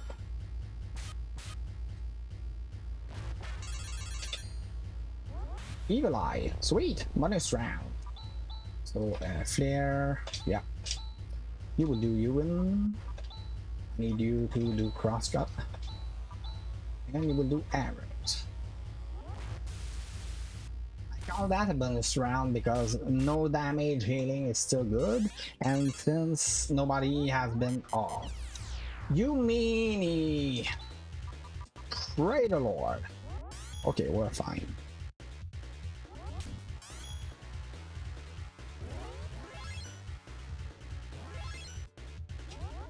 That was a cancel Megid, but we were lucky on that.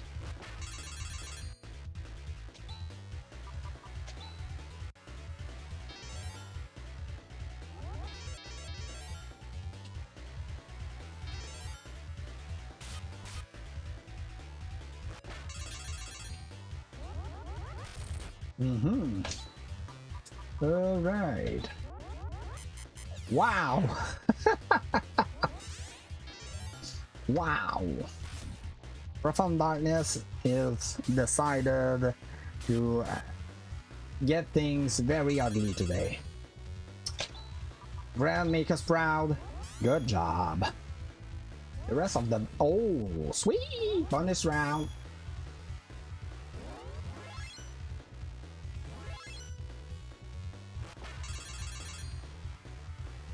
Why can't we do macro A? Oh, room is out of AFS.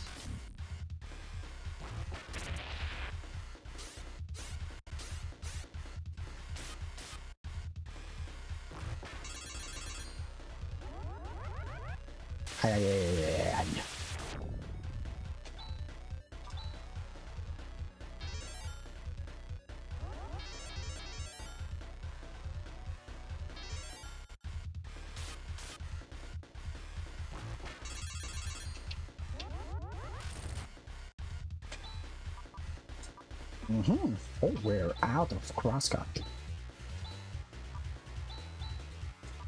No. Double slash, you will do Ray Blade. Yep. And the what?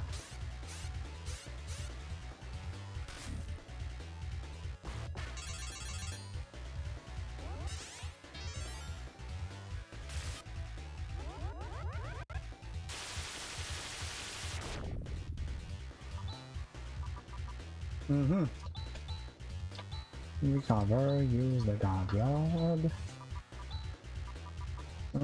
Stardew. Ray Blade and the what once again. Okay, we'll be fine.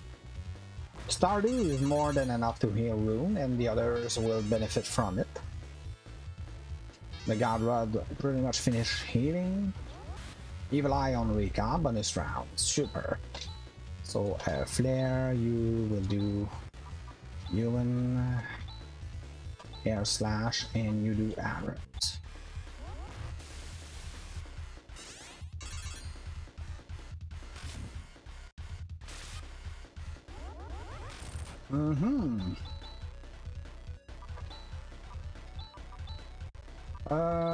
Normal slash, air slash, and no what.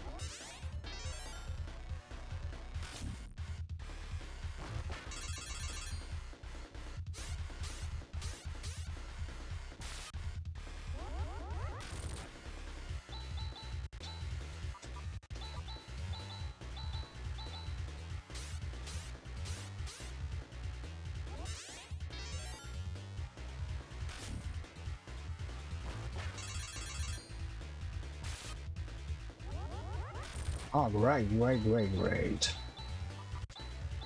Lots of single attack. That's very good.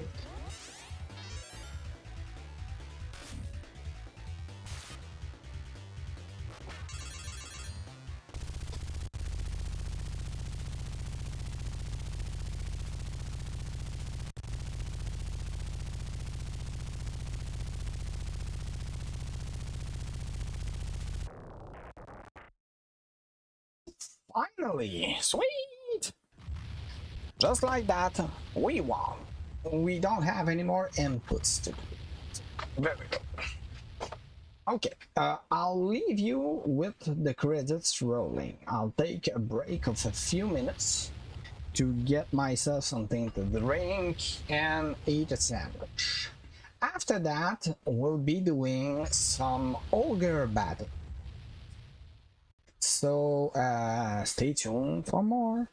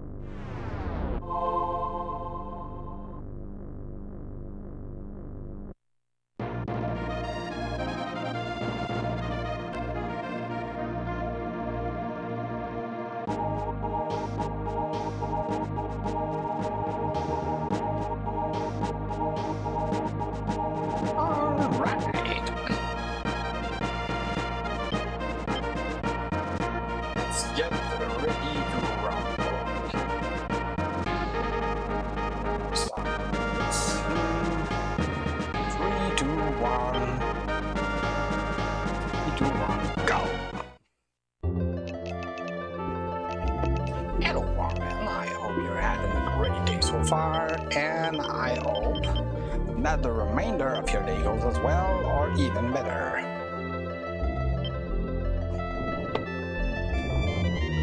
Okay, so first card is Judgment.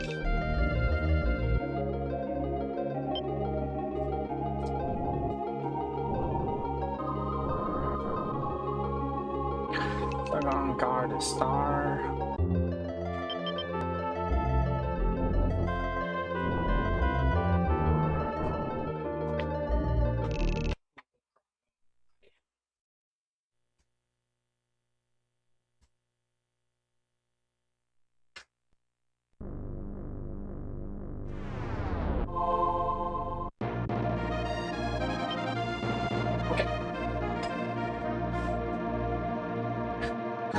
Once again, 3, 2, 1, go!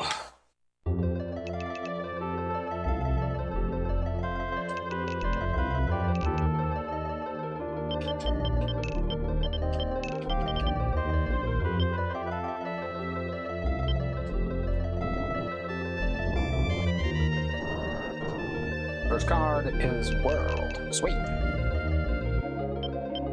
Barely any. Second card is Temperance. Ildris Yalv. What is the third card? Chariot. We want answer number 1.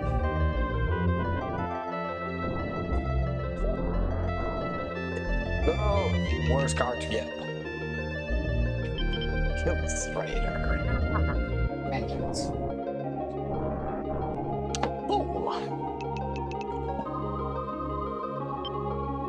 Wait a while. Star. We wish for victory for the army. And lastly, we pick a random card. Whatever card you pick will always be the same at that point. It's decided by the seed you get. Magician, that's a good card. All gods above, please grant to our leader bravery and honor, and to us all victory. Alright, Castle of Warren. This is the intro map. Fairly easy map. There are no enemies save for the boss, which is Warren in this state. So we need to get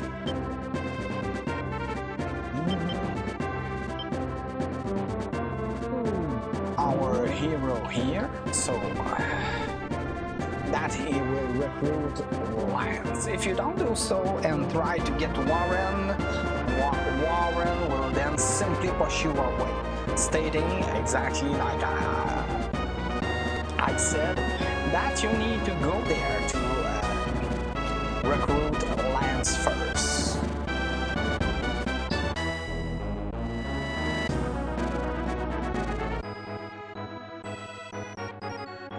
So you find the hidden city, Zetegnia?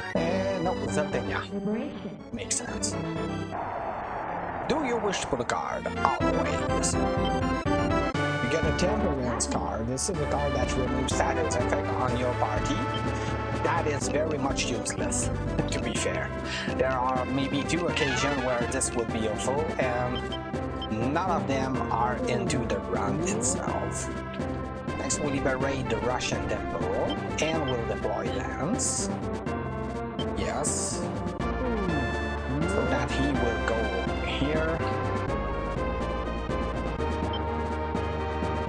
Because on this island is a hidden item.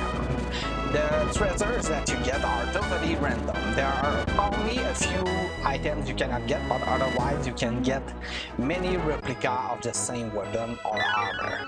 In this case, that's a Boggle weapon. It's the most basic item you can get, so totally worthless for us. There are 2 reasons why we actually liberate us on this temple: to get an additional tarot card, which is always good, and because you get the chance of maybe finding an item, which is the case, and we find an Ice Blade.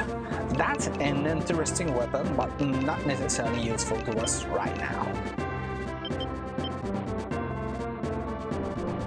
And now we meet Warren.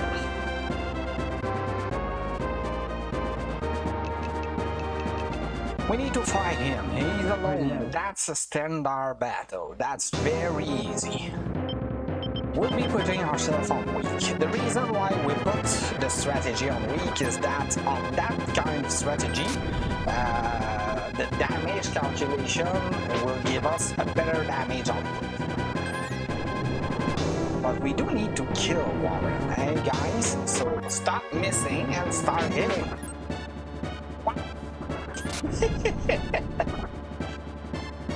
Warren is doing... guys, I'll have to throw in the chariot card. That's very bad.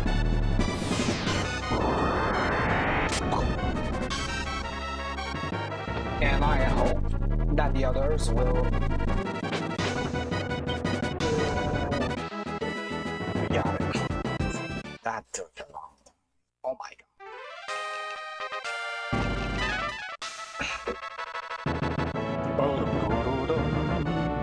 So, upon liberating this city, this area, sorry, you will get your army. Apology. The army that you get will be determined by the kind of leader you have and the seed you got. But we don't care. We'll be doing the same thing as we always do. So first of all, we need to remove every other characters from the opinion leaders unit. So by Terry and all of your friends with Dismantle Lance's unit, as well as Warren's unit. Next, we need to add wizards to the opinion leaders unit. So Warren plus a level 4 wizard and a griffin. This will make you a high sky unit, which is the fastest unit unhindered by terrain. Next we do a secondary flying unit, which will be helpful.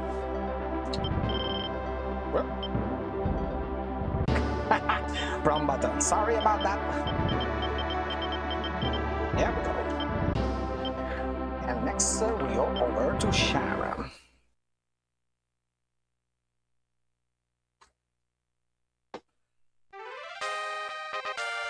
Alright, once again it's an entry level area, so that's not a terribly hard area. But the main problem is that now, instead of having only the boss waiting for us, there will also be units deployed to attack us.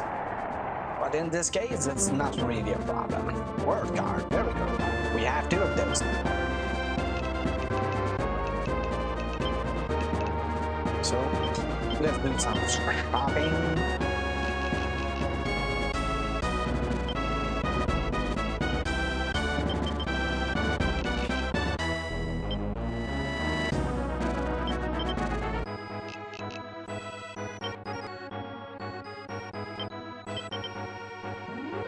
Hello.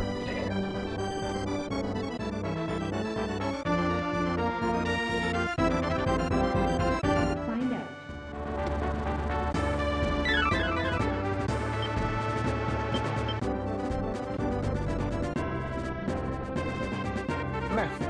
Messed up with the time split. Sorry about that.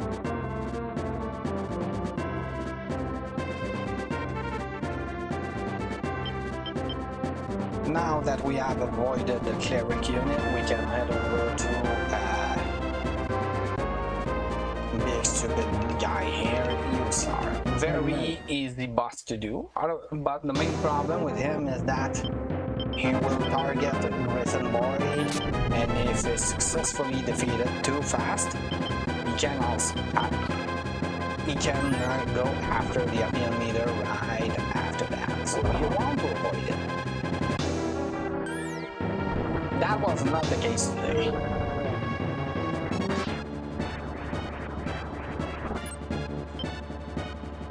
Uncle.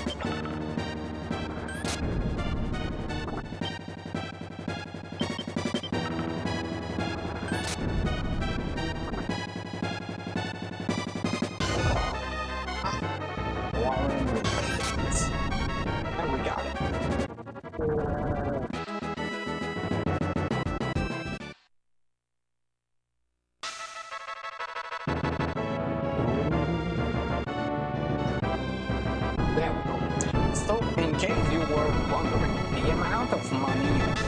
depends on many factors.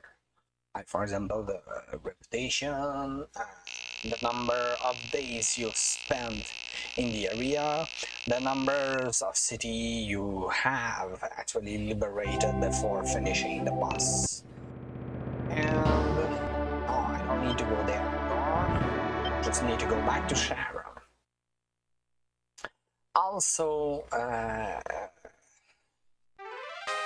few other factors. So like I said, if you liberate all of the cities and spend very little time here, you will get maximum amount of money.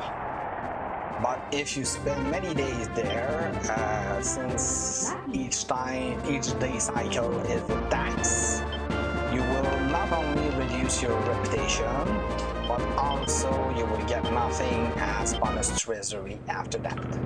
So you need to be careful about the time you spend in an area. Scene 3. Revolution.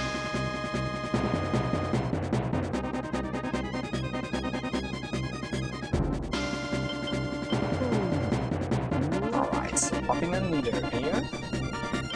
Yeah, I know. It's because I moved it out of window and back in. And I don't know how to fix that, so we'll have to live with it. The only way that I knew how to fix it was to reload my split, which I don't want to do yet because I'm currently splitting. Liberation. Bless me. Do you wish to play a card? Yes, star. That's a good card. Hello, Cowie. I hope you're having a great day so far, and I hope that the remainder of your day goes as well, or even better. How are you doing? We spend everything on jokers. There we go. If you don't get up screen, might fix it. Okay, I'll try it after this area then. Ooh, Kusanagi, that's a good one.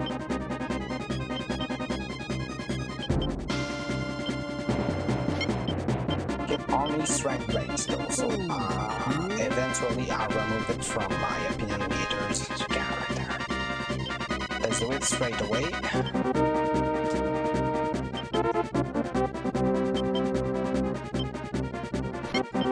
Because my opinion leader does not need strength. Let's go.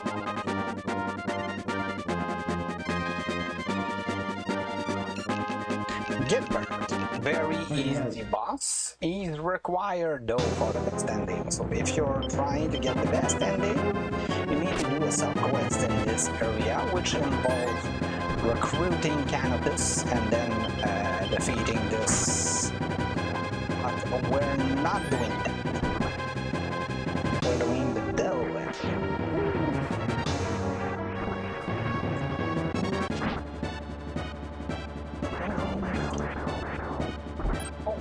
A miss. Okay, one more fireball, maybe. Griffin Grove.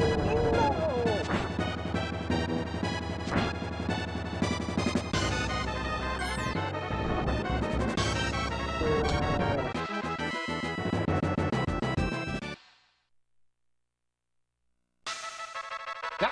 No, that did not work. That's fine.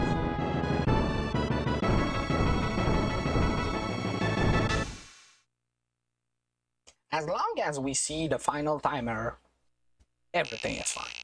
Anyway, I'm trying to do this run from memory. So, area completed. But I'm fairly sure that I forgot something in Sharon, so let's go check it out.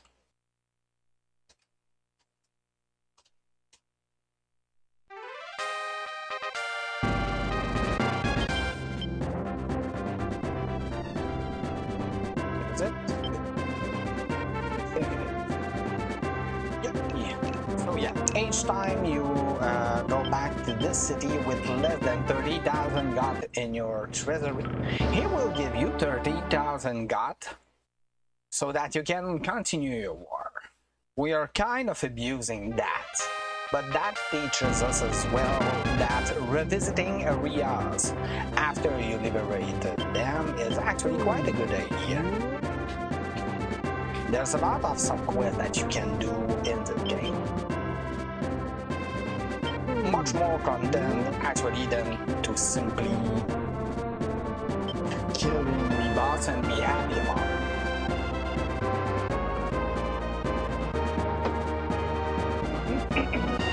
Alright, so Lake Geneva. This is the particular area. You need to fight the boss during the day. If you go at night, he will turn into a werewolf. And in his werewolf state, he is stronger. Like 3 physical attack, a lot of defense. So that makes things quite tricky. Okay, so first of all, boy, Seven Sunshine. Next, I want you to head over the northeast like that. Approach the enemy and go over to Cyrus. Sirius. Find out. Meanwhile, Liberation. or do you wish to put a card? Yes. Stop. Thank you. That's a good card to draw.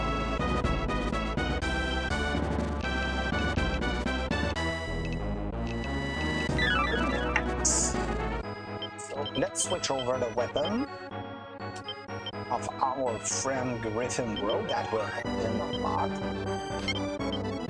Since it would be wholly based instead of being like the Kuzaki. If you say yes to Sirius, you will run away from the battle. This is not what you want. You really want to fight him during the day. Let's see if we can neutralize the other Amazon. Nope, that's fine.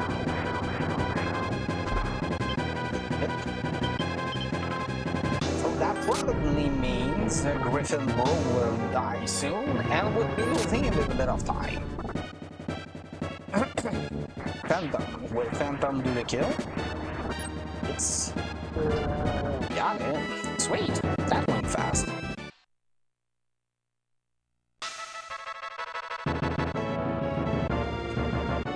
By the way, there was a dialogue earlier in the shopping city where Sirius said he wanted to join the revolution.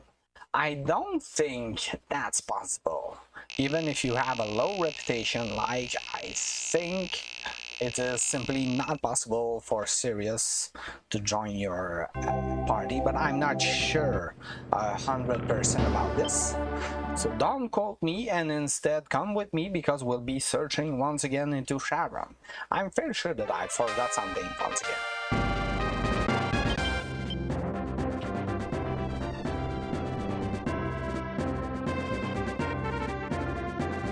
Aha, there we go. I lost my wallet and there was 30,000 got in it. Sweet.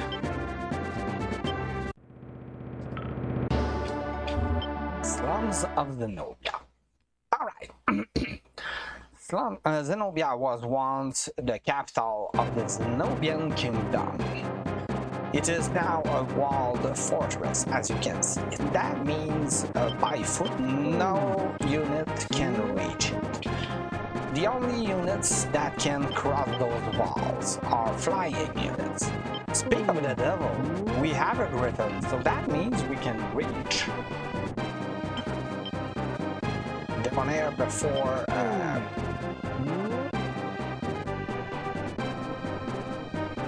the wall is going down.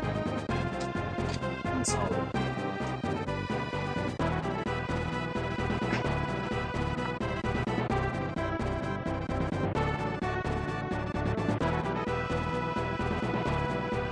Find out.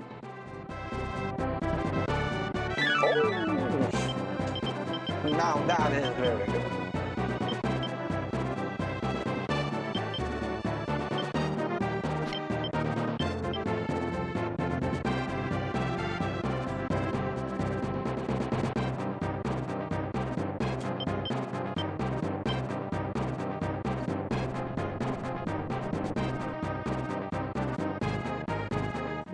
Celebration.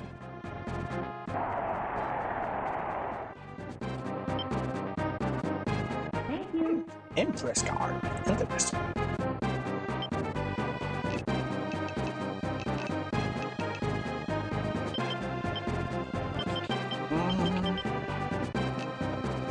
You are wheels. Before buying all of the jokers you want, you're at 49. So item cleanup use a few jokers. Nope. Hangman, no thank you. Priestess heals for 50 hit points. Temperance is useless. Death kills all of the characters that are below 50%. Hermit is a strong AoE attack. Fortune makes a unit flee. But Death does not work against a boss unit, so it's very, very useless. That's quite a bad drawing. Magician, there we go. Fire attack against all of the enemies. I still have the Temperance to replace.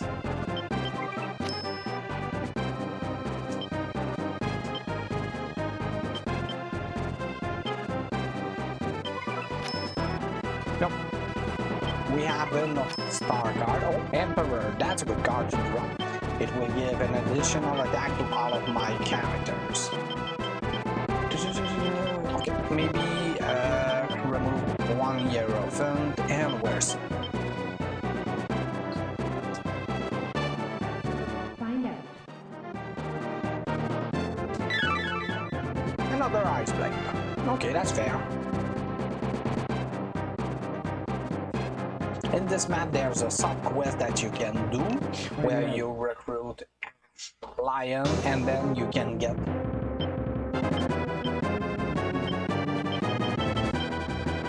the Termites, which is an item that destroys the enemy walls. But if you do so, the problem that you'll be facing is that Debonair also have an army that can go on the ground. So you'll be facing another wave of enemies that are pretty strong. So this can make for a pretty long and dangerous battle. Okay, nice hit by Warren.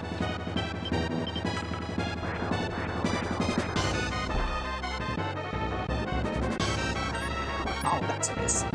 Frame. Come on, guys. He's nothing to death range, so I'll have to use.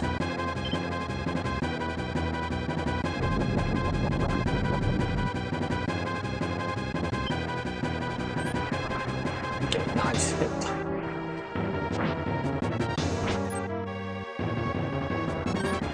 Got it.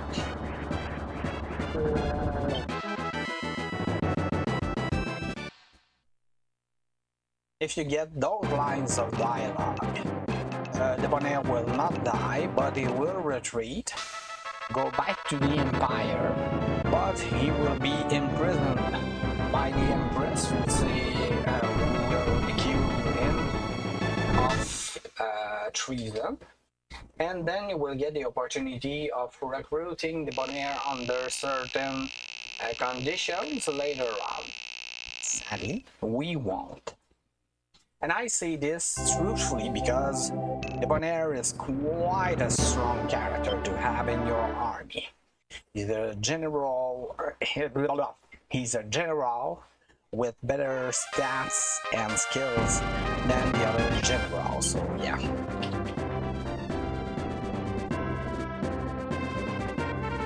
I always lose my one. That's probably the last time that I do so though.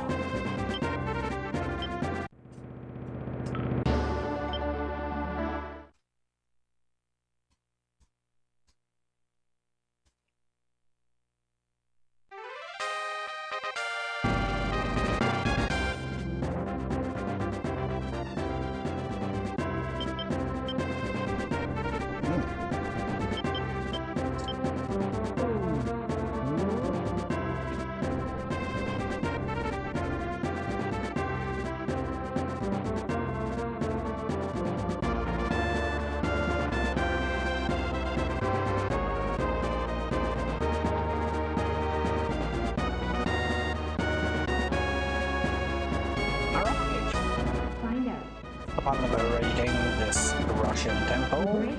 you will meet Aisha.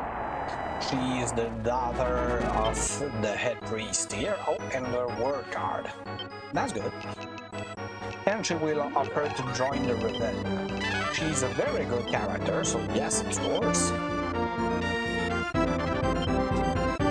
Next, we'll use a Massillon to bring her our Opium Leaders unit. We'll switch over leadership because we want Aisha to join our current unit. Now that we have this, we move this unit out of the way and we move east.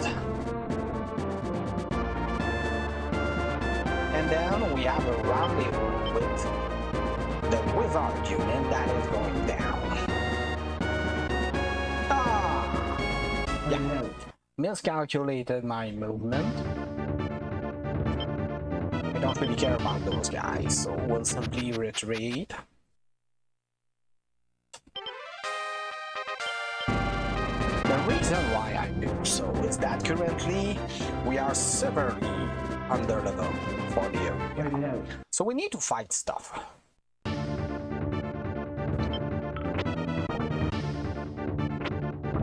There we go. Doing that will grant a level for our unit, like that.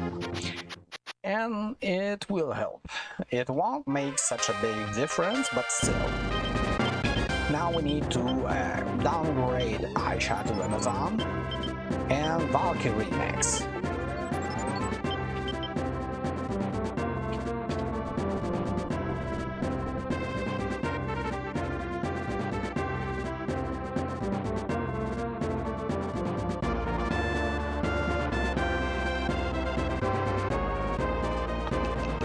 Believe it or not, it is still the day, so we'll be fighting Geralt during the day, which is quite a nice thing to do. So first of all, Hangman to reduce his defense will do better damage. Next, he will do Evil Dead. We need to heal that. It is not a requirement, but strongly helpful, believe me, since Opinion Leader will be exposed pretty soon and Gears swing his axe for a ton of damage. Ah, Warren, come on! Why you miss, friend? Why you miss? Ah. Bye, Griffin, bro. Good job, Aisha. Come on, come on, come on, come on. Ah, get him! Why?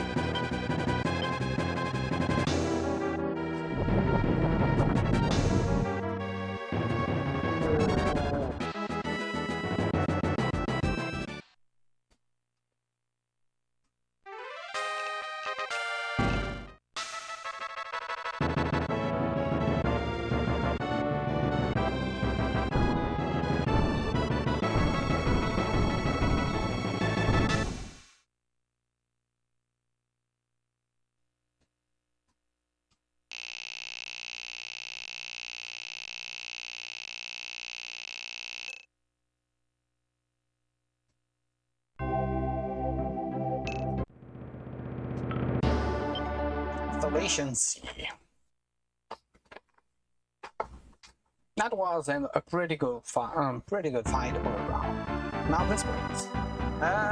It's the first map where Terran play a very huge part in this game. Terran has a big impact either on the movement or the battle performance of your unit. If, for example, you get some mountains characters, like for example Cerberus into water, they will have a rough time.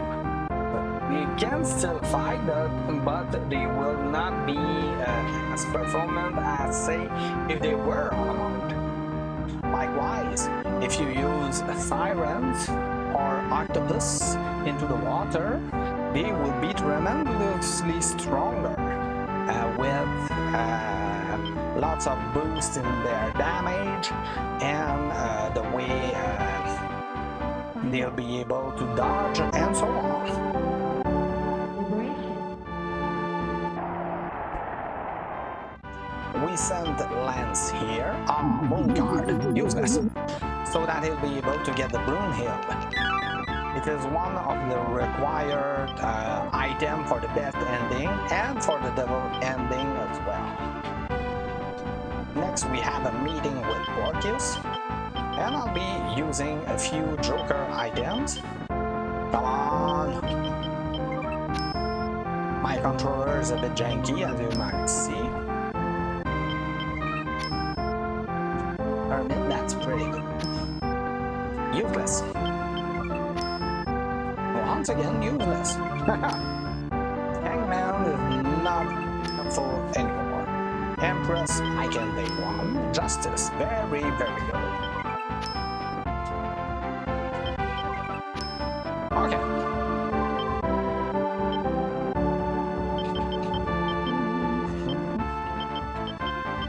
One of these star cards.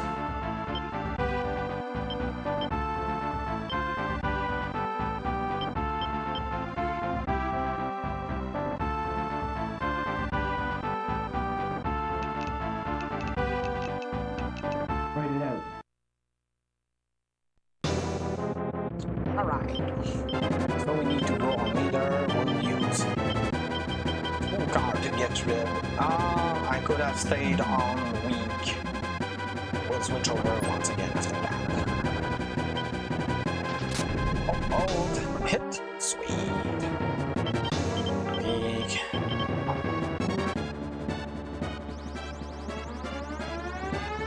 This is fine.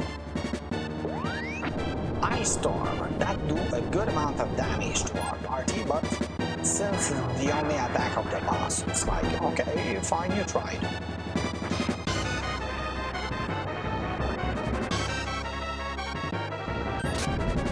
Warren hit as well, sure. Aisha, oh miss. Dang. We'll have to compensate.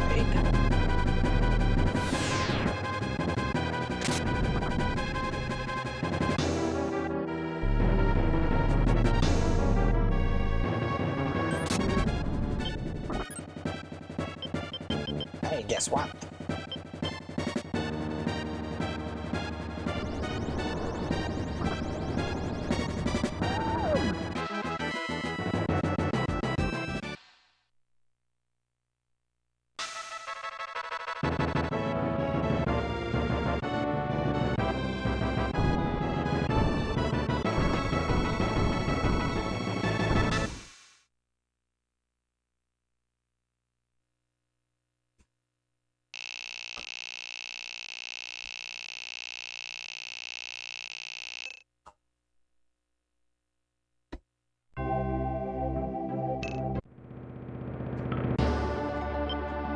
Okay, Balmorian runes.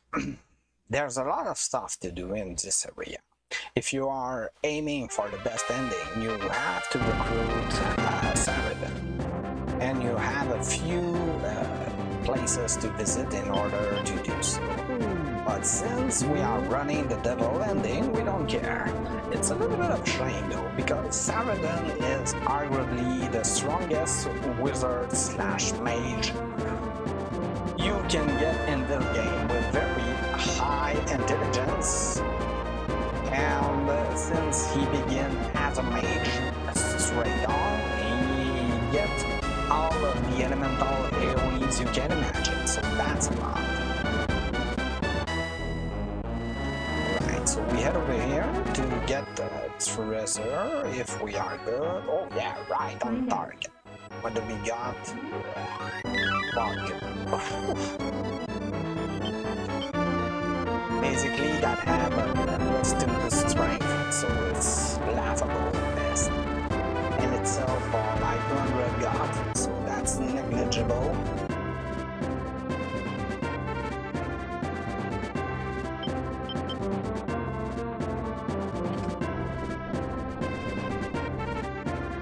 Right. Alright, so the boss of this area is quite possibly the first RNG wall of this game. Albeleo is a double master, so he has 2 AoEs. Very high intelligence, so his spell will do a ton of damage. And since he's that gear, that means he can destroy your unit pretty fast. Luckily, we have the word card, which allows us to neutralize Ace. We have Warren that has decided to take a break. Let's do Hermit. Lightning will do damage. Still not as good at the Devil card, but I don't have it. That's fine.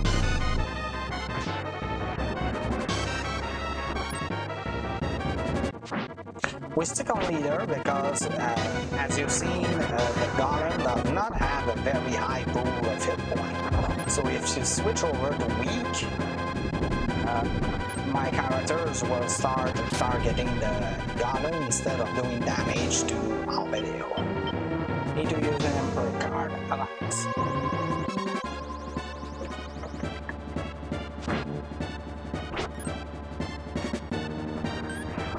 Good job, Warren. We could win this depending on the mission.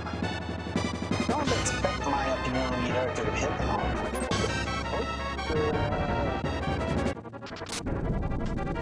Oh yeah. Just like that, we are in the green. Sweet.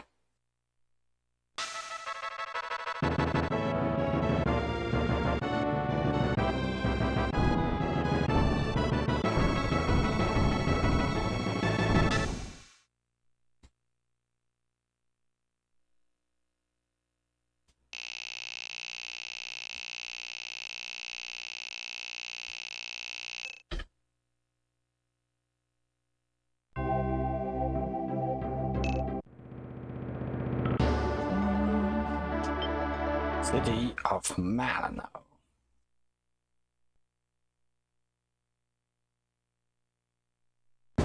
So, as you've seen, the title of this map is The Prince. The reason is fairly standard. The reason is fairly obvious. It's because there is a rumor in this game that the runaway prince of Lenabia is actually hidden somewhere. In fact, he's in this precise castle. To recruit him, you have to meet him with your opponent leader, so you need to bring him here or her, depending on the sex of your opponent leader. And after that, you need either to have a very high reputation and the Brunhild, or to have the Key of Destiny, which is an item that you can get in Zenobia after the battle in a hidden city. So you see, there's a lot of conditions. Luckily, we meet the first condition. So, upon liberating the city, we'll be meeting with Tristan. Good card. Yes. There we go. It will ask to join the rebellion, so we say yes, because Tristan is a very good character. He's a general. He has 3 slashes in the front row, and he has Yanuki in the back row, which is a very neat physical attack that can hit any enemy characters. And we'll be abusing that very soon. So first of all, we'll deploy Tristan. Next, you use mass summons.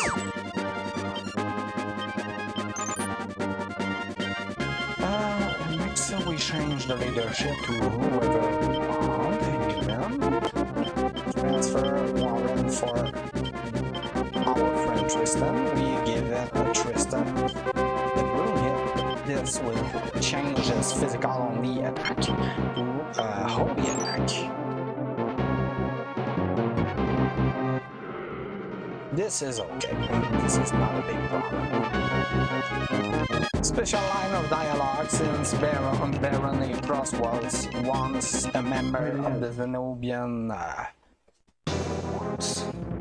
He was a traitor, so we sit on the leader. Yeah. Good hit by Tristan. Rinse and repeat until Baron Aprus dies. Write it out.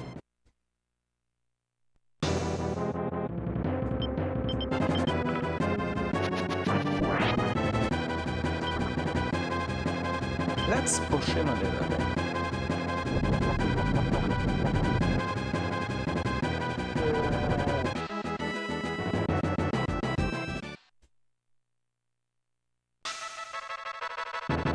Good job.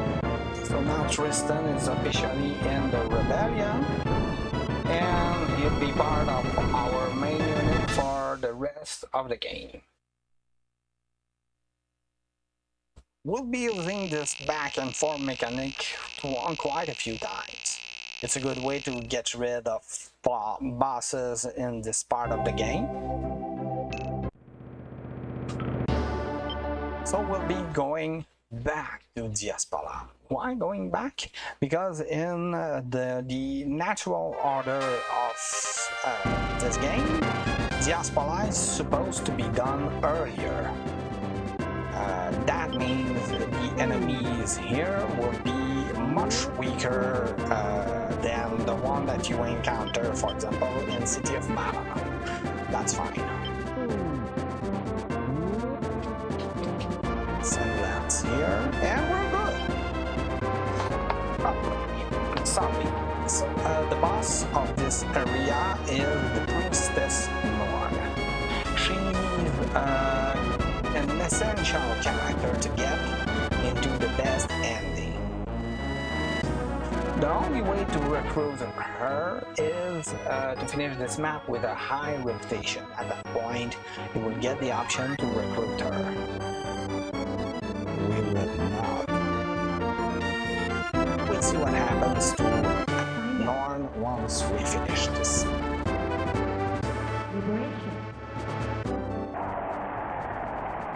Liberated the city because eventually it will be it will play a big part into our run. Next we wait for our opinion leader to liberate the shop.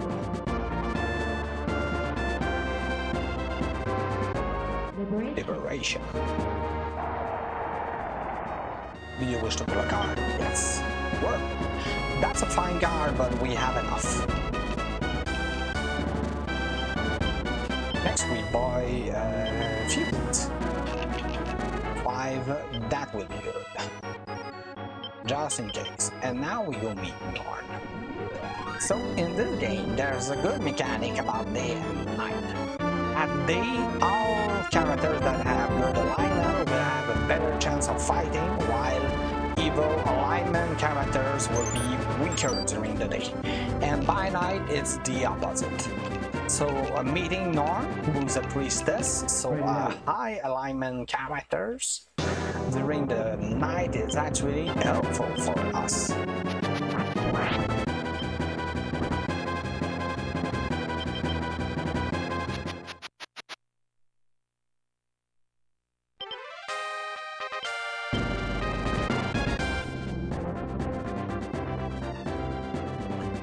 So at this point we are severely strong. We are very much stronger than Norn. Like we have about maybe 5 or 6 levels. So there we go. She asked us to finish her. If you choose no, you will then have the option to recruit her or not. But we killed Norn, so I beg for your apology, chat. I hear one of my mods call me a monster. I know. I know.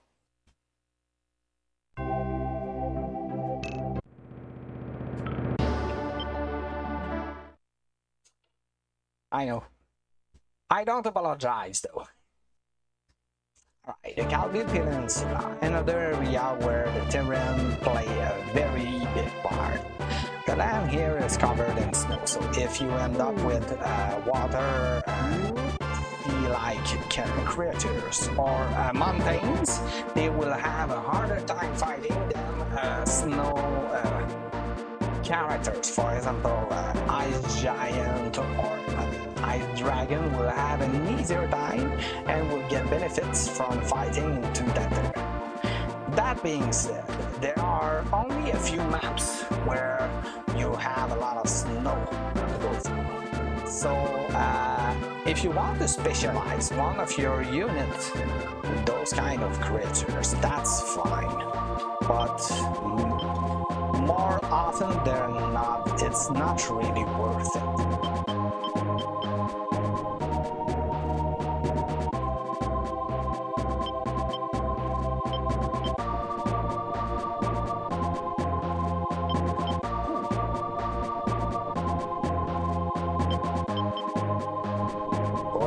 Now would be good. That was a little bit janky. What? Alright, Figaro. He's a general like Debonair. In fact, if you go here with Debonair in your army, you will get a special line of dialogues against him. You can even get his weapon, so that's a nice bonus. But sadly, we will not.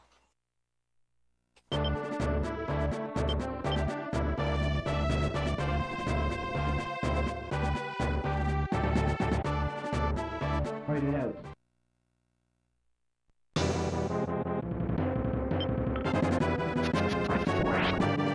Good job.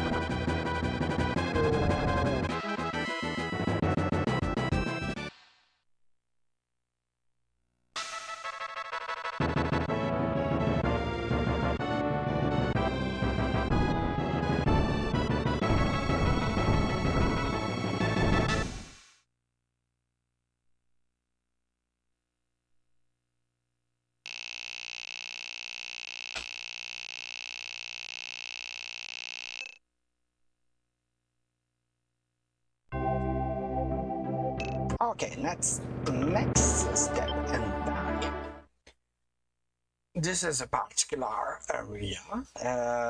There's a lot of undead here, so that's a good place to raise your alignment. Why do I say that? The kind of enemy you kill and the level at where you kill them will have a reputation, will have a hit on your alignment and your charisma for a character. So if you want to raise those values, it is strongly advisable to actually kill enemies that are higher level than you and that are of lower alignment than you. This will raise those stats. On the opposite, if you want to lower it, you need to fight enemies that are weaker than you or that have higher alignment and charismatic. For example, Angel and Cleric. Luckily here, we'll be able to recruit one of the best characters in the game, Usage. She will play a big part in the devil ending.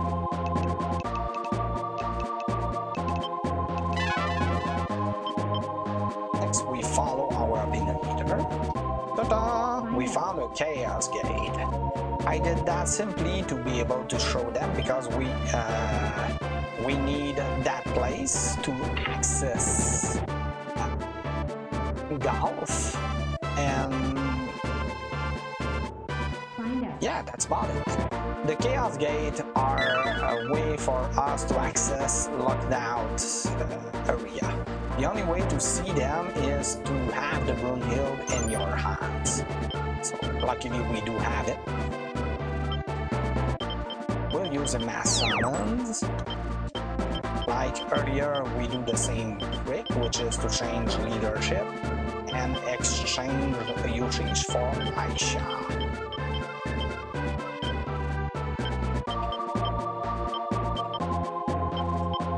There we go.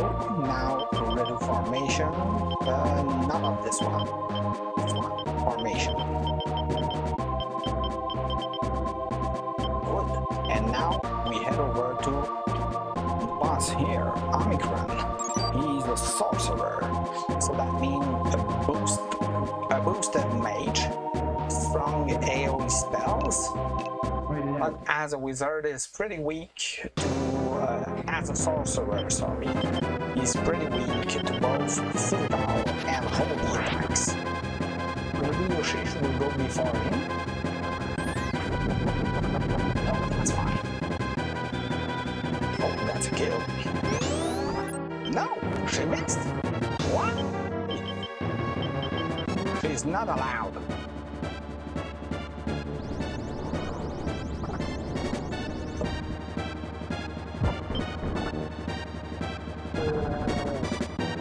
Okay, this is fine. We'll need another round. We'll lose a little bit of time.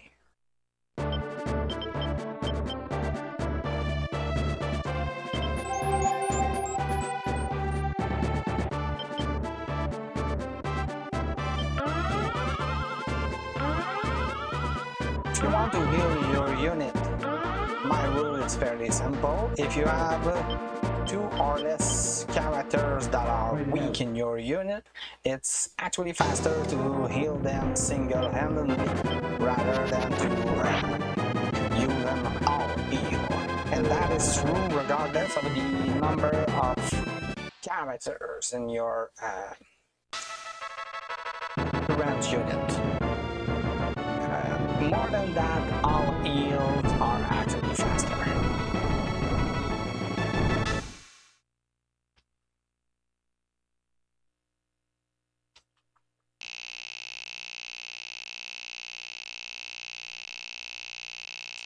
Yay, bonus money! And we have the road to golf open. We will not go there. Let's first go to Shangri-La.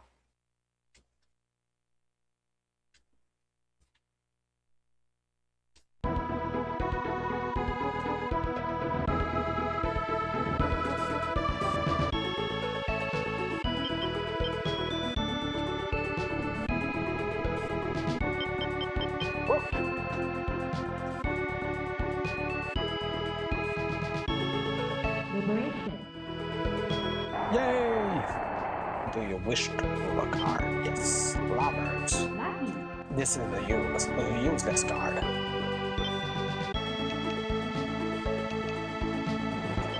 First of all, ready formation. We want our friend Tristan in the front row. Next boy. 5 of those. Maybe 3 revive.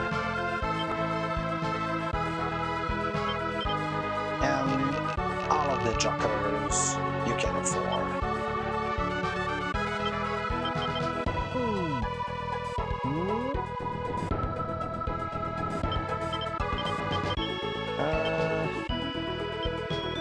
Yeah, so we'll swap the weapon on Uranus. There we go, a rune axe. Because now we'll be giving it to Tristan. This is lower than Broomhild, but this gives him still a holy attack, and that will be helpful to gain a few levels.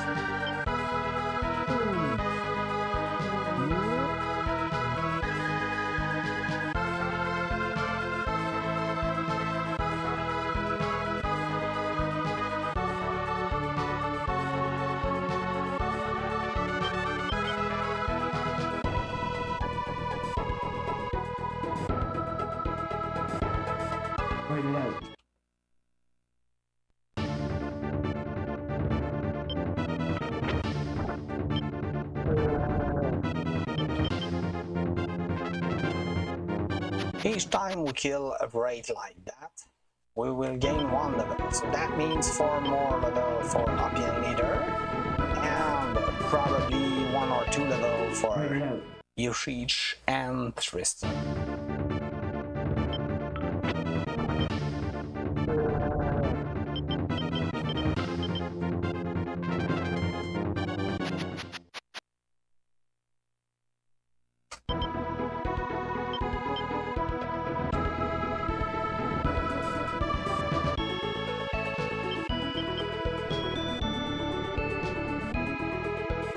Fight it out.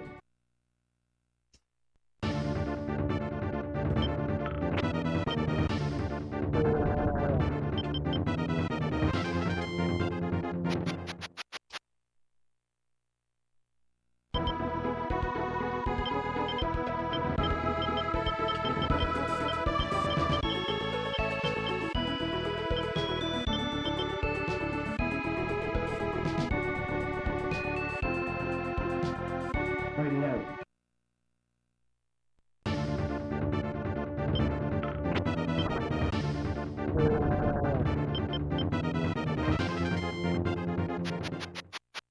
Yeah, those 4 levels will help us a lot. So now, over here. Ninja Master Unit.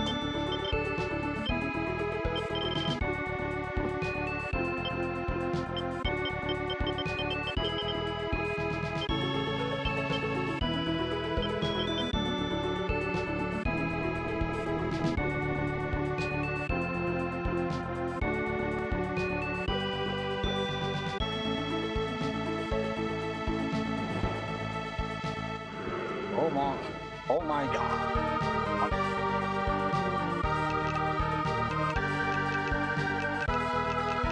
Fight it out.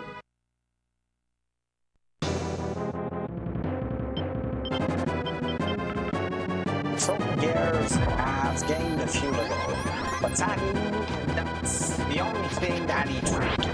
The rest is still pretty average at best.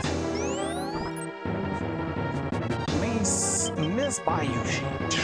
That's a little bit unfortunate.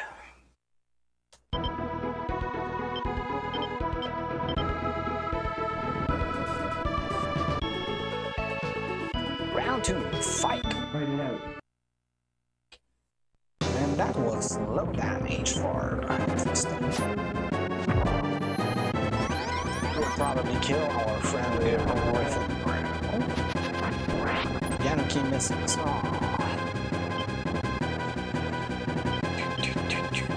Let's do impress. And we'll have to pop in Emperor as well, probably. Yeah.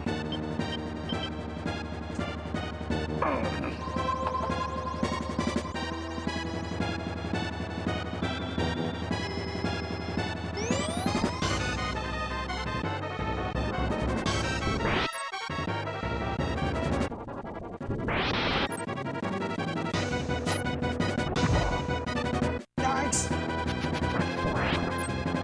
Okay, now Tristan, I'm thinking you're making it voluntary. Yeah, we lost a big bunch of time there. Heh.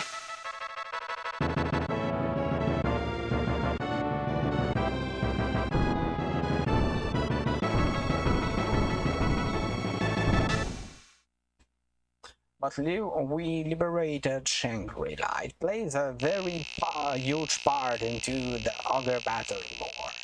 It's the location of the goddess of justice, Falana. And if you get back here with high reputation, you will get the opportunity to meet her. I'm not sure about that. But what is certain is that it is required to meet her. If you want the best ending to do so, you need to have the 3 items, which is the Mystic Silver, yeah, Gem of Doom, and the old orb or something that you get later on into another series. Once you have that, you will get the tablets of Yaru from her, and that will allow you to gather the 12 Zodiac Stones, which are, once again, apology, required for the best ending. That makes for lots of stops, though. And sadly, it is not needed into the devil. Alright, so let's draw a few cards. We need... Ooh, sweet. Oh, wow. Yeah, why not? Good drawing. Okay. Now we don't need any more word card. Sun is... Yikes. No. That's good. Okay, we're set.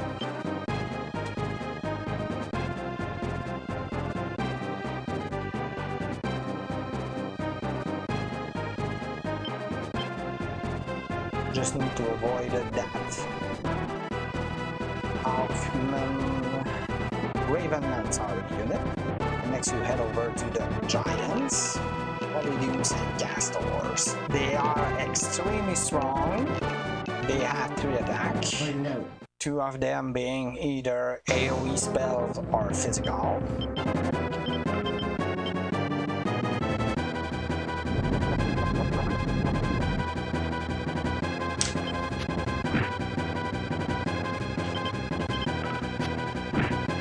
My Griffin broke, sorry.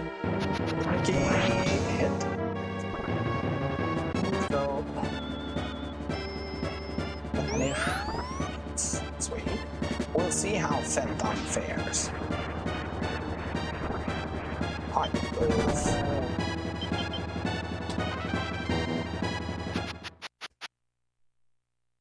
Perfect fight. So see, the reason why we ran away is simple. In this map, the boss here are 2 leaders. They wanted us to be able to do so. But the main problem is that, give me a moment.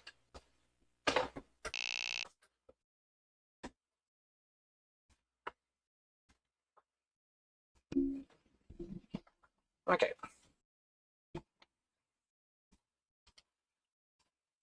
Dalmud Desert. Did not work. Whoops. Okay, we're back. Are we? Weird.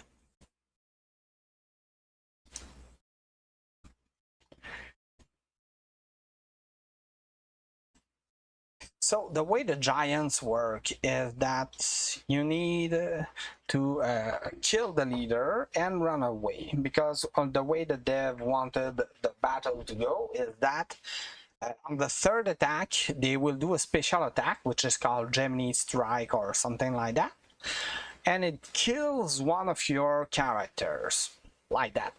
And once they do so, they will switch position, and the one that was in the front row of course goes in the back row, but he also become the leader. So that is why we on weak. The battle was not concluded as soon as we killed the bosses. It was because in the coding, in the scripting of the game, there was still this attack that was supposed to unfold. But the main problem is that we killed the enemy boss before that. And afterwards, since we run away, once the battle resumes, it searches for the enemy boss, it cannot find it, and we win. Alright, so this goes basically like a Porcius fight. Strong AoE, but it's the only attack that this guy will do.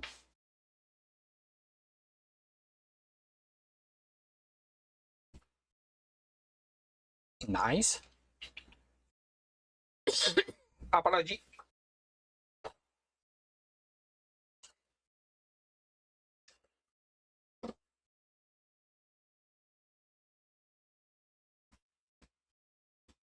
Back in the green.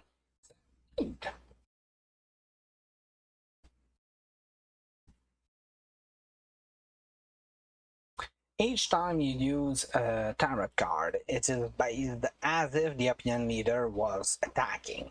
That means if you do a physical, it uses the opinion leader's strength, and if you use a magic spell, it uses the opinion leader's magic. This is why we wanted a low alignment opinion leader. It is because his intelligence growth is the highest among the four kind of leader you might have.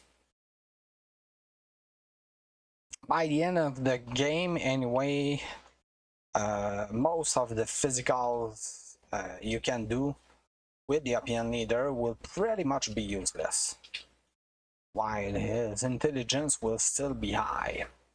That also means that Phantom will pretty much be useless soon, since it's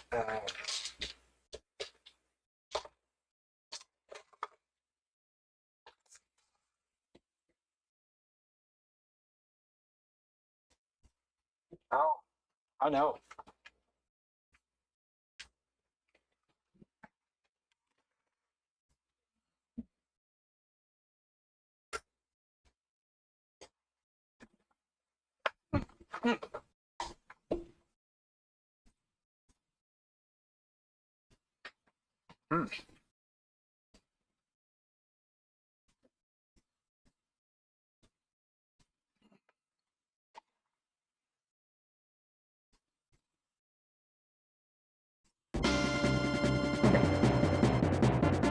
Sorry about that.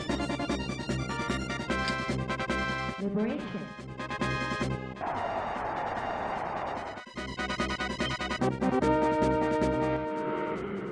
No, yeah, it can be useful.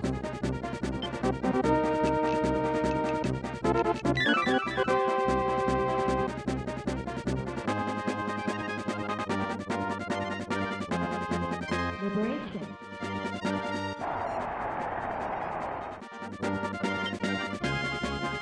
Thank you.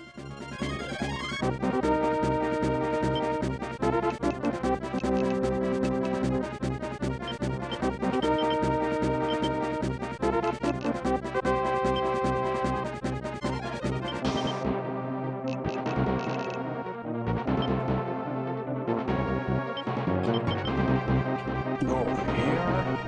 Next, I'll be using a few Joker items. Yeah, I can take it. Food is good. Food is good. Very good. We do have two Justice card as well.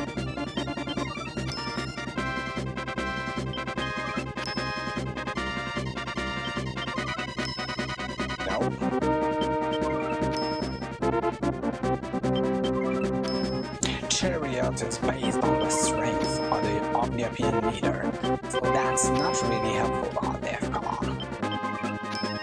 Star, yes.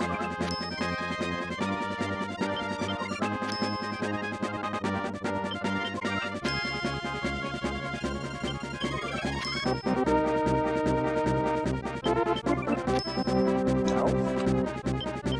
Maybe one more spell, please.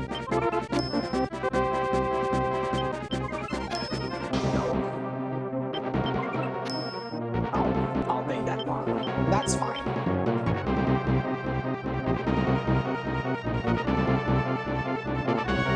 Liberation.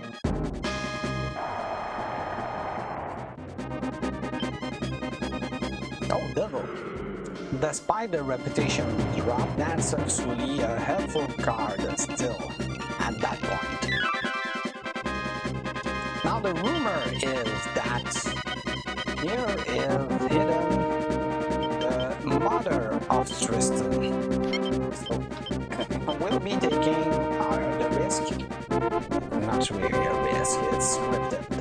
But if you rush this place and kill the guy, maybe we'll be able to save the queen. And no, I'm not talking about the sword in the Final Fantasy eras. So first of all, fool to get rid of the other characters. Thank you. Next we use the star card.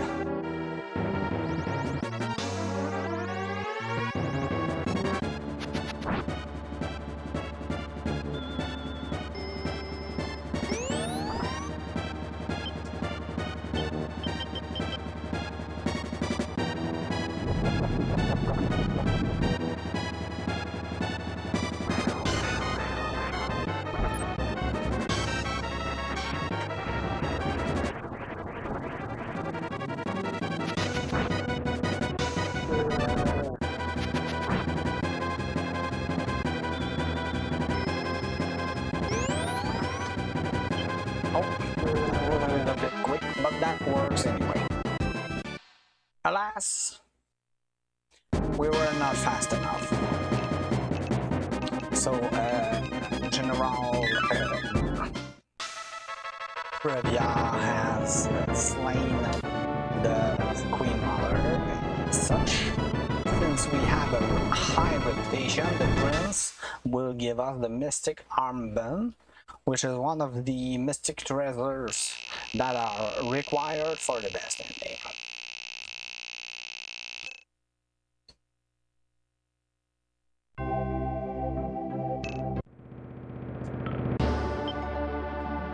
Now, the area of Xanadu.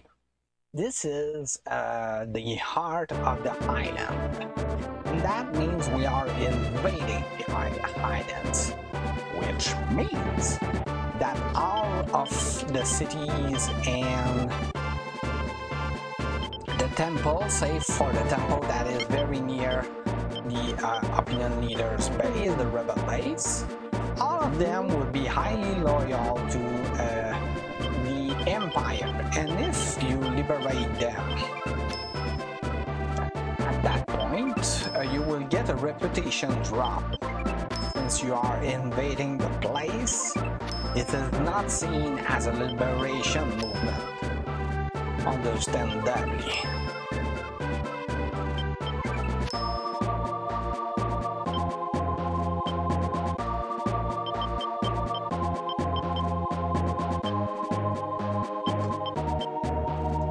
So the boss here is the last high alignment character you'll fight.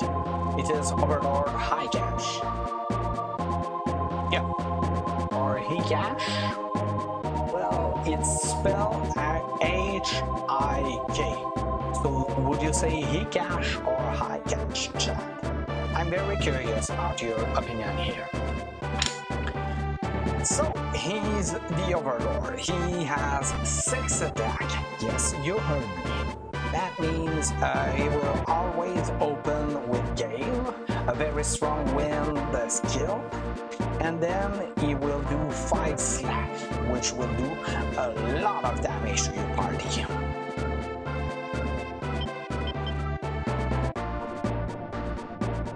It's basically a DPS race against him.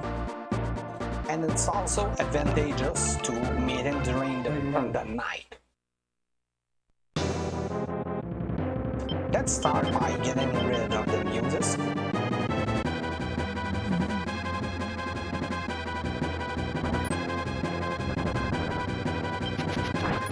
Nice miss by Tristan. And let's go with the oak.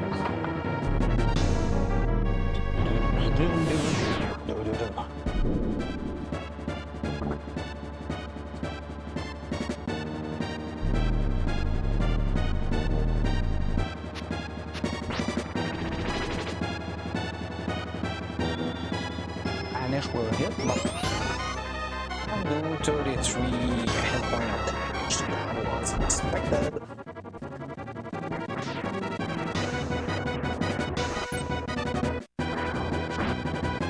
Slash. Tristan hit.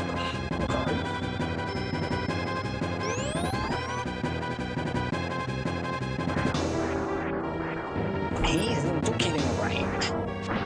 No, that's not true.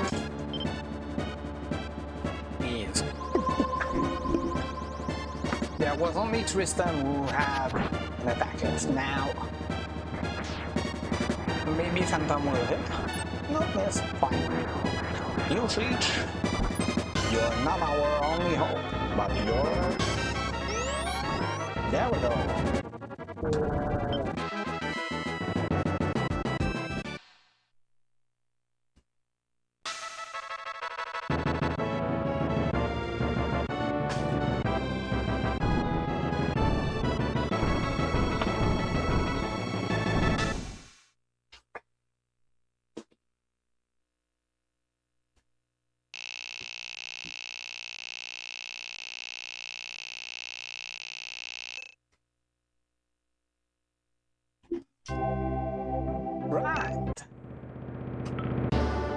next area, Lithuania,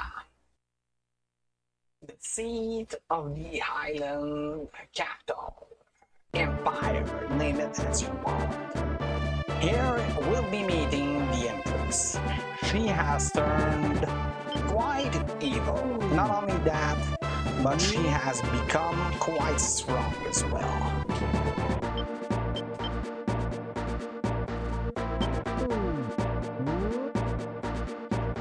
The way it is now, she's basically,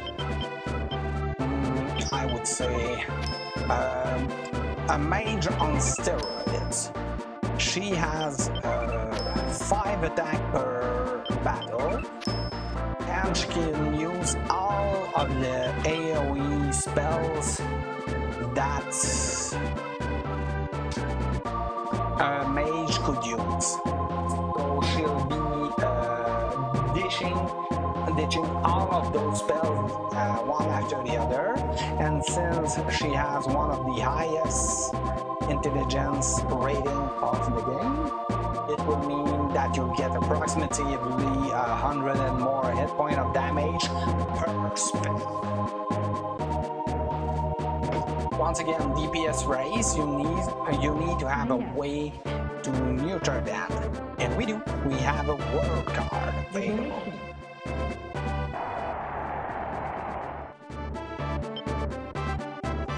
Oh, that's helpful.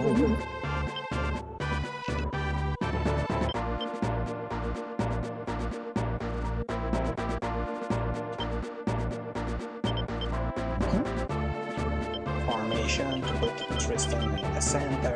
There we go. Next, we move over to meet with the wizard right here. This guy has undead in the front row. Write it out. Which we need to kill, of course, to gain at least one level, which is always helpful. Oh, true. Tristan does not have a holy weapon equipped. Thank you, Yoshish.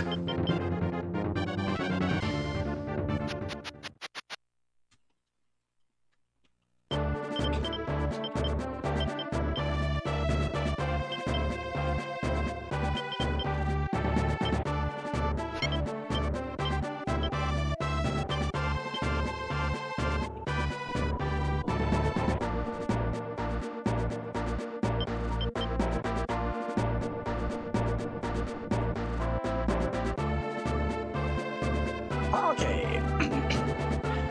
Depending on the characters that you bring to her, you will get special line of dialogues. Otherwise, she will ask you to surrender. And if you say yes, you lose your unit. So be advised that it's a very bad idea to say yes, even jokingly to her.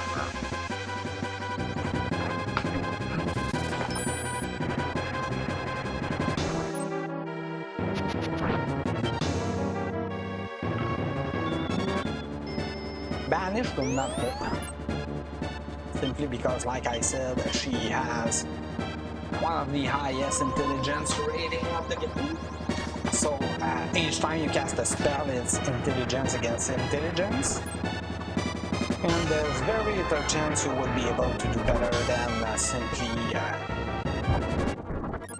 hit her. Good hit by Tristan.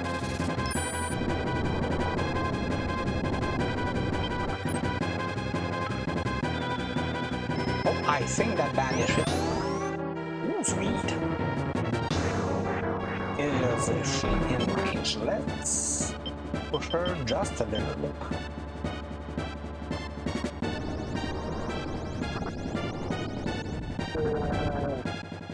Now she's in range of being defeated.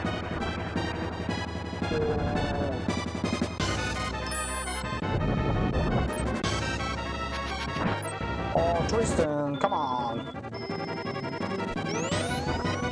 No, thank you, Yoshi. Yeah.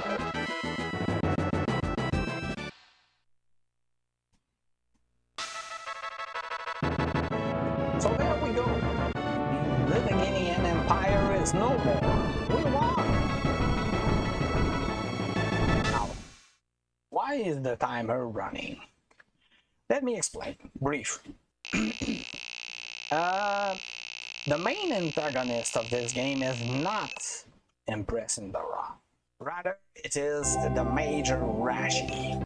He was the friend of King Gran, the king of Zenobia, and he turned evil with his thirst for power. So that was bad. He killed King Gran and he helped Empress Indara to conquer the entire continent. So he's the bad guy we are after, and he's hidden into Temple Shalina. We'll be meeting with him soon, but we need to do a little bit of setup before, and we also have a rendezvous scheduled with a very good friend of ours. So first of all, we'll go back all the way to Deneb's Garden. And one neat thing and not about this game is that even if the scene is currently number 19, sorry, the way we are supposed to do this place is it is very low level. Okay, let me say it that way. So each time we'll be killing a unit, since we are severely stronger than the other characters, we will take a big hit in both alignment and charisma. And for the purpose of this run, we need our opinion meter to be as evil and ugly as possible. Hence why we're back here.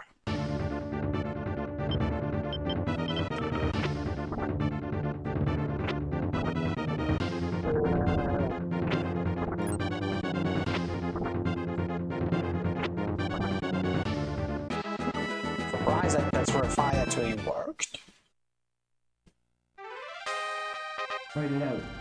Neutral on the same tile. That's weird.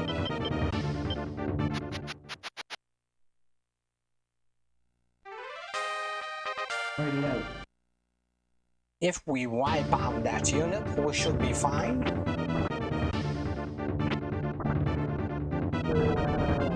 Right, so our opinion meter, alignment, and charisma should be critical.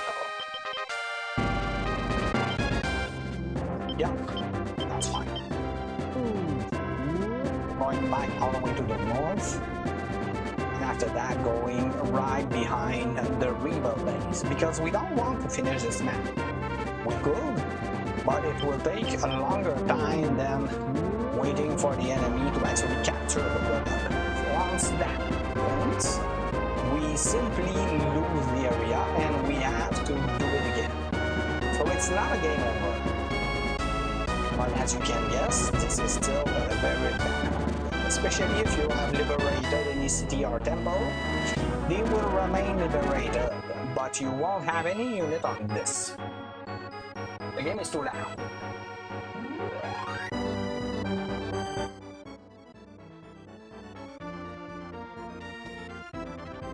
Thank you, Mouthwreck.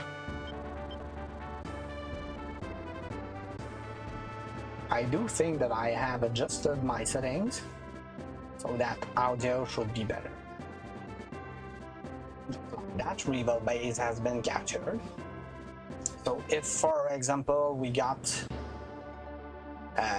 any city or temple liberated, not only this has a hit on reputation, but also it will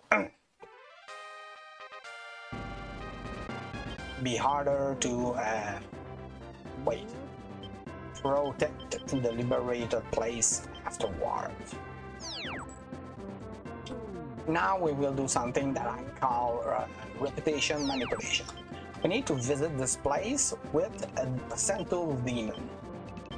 And once we do that 11 times, each time we do so and refuse Borgnin's offer, check my reputation meter. It takes a big drop. So we want to have our reputation to under the 1/3. So we'll be doing that 11 times.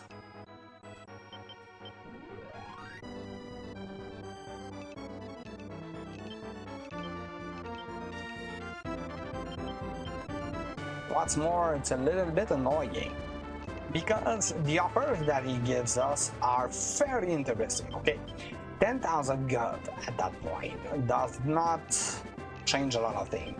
Undead staff though is pretty strong. It allows a mage to become a sorcerer, so that means a lot. The Stone of Dragos allows you to turn a Beastmaster into a Dragoner.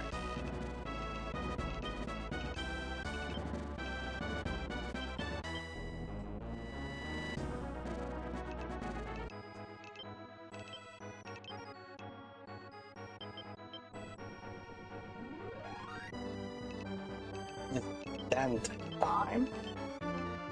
And one more for the road.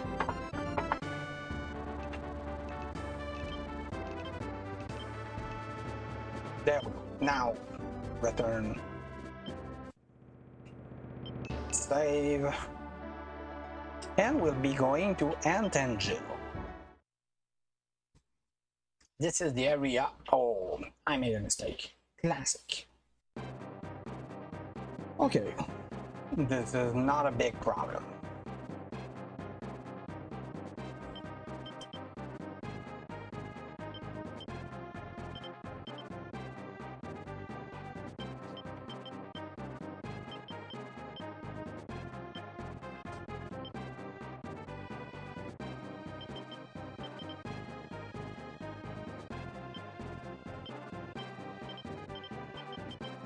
Alright, so Tristan in the back row. You will be on the front row and back row. There you go. So now move over here. And we send Opinion Leader to this little patch here. So in this area, the demon Gal was imprisoned. He was sealed, but Rashidi broke the seal, which means that he's back into the human world.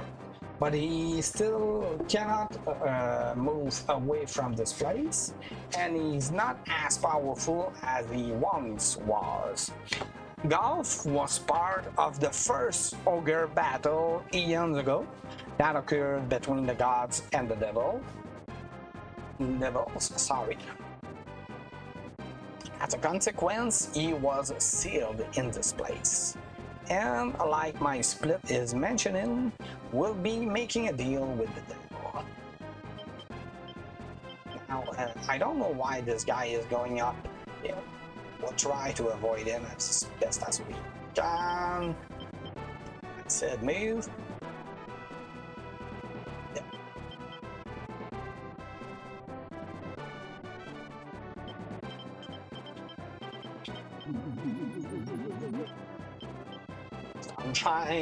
Sunshine battle. And this is the Devil Gal. He's not a very strong opponent right now, and will not using in the run itself.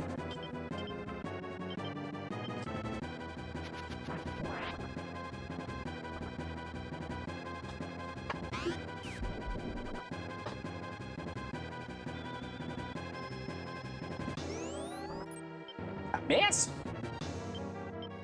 Who gave you the right to miss? This is forbidden.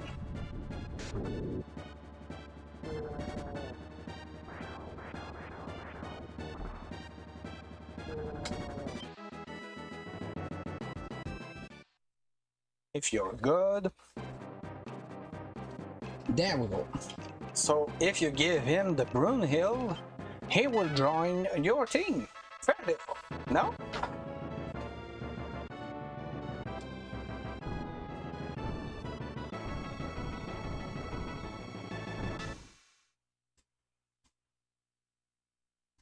I'm sorry if I'm currently chewing gum. My throat is a little bit sore from talking this much today. Guess why? Now it is time to go and confront Rashidi. Black God. I don't like that title. Has Rashidi grown too strong?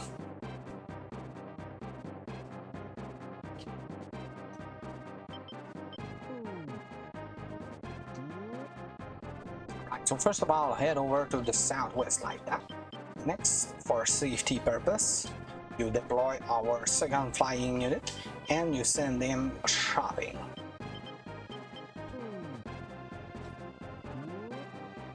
There. Right. This map has a very big particularity that you need to take into account. So each time you fight in the boss has two samples of each unit formation to send to you. So that means roughly about 20 units top that he can send toward you. In this map though, it's not 2, it's 255. So that means you can get as high as 10,000 battles if you wish to do so, which will take a long time and which will rank for a very evil character. So need to be careful if you want to fight all of the battles here. This is simply not possible.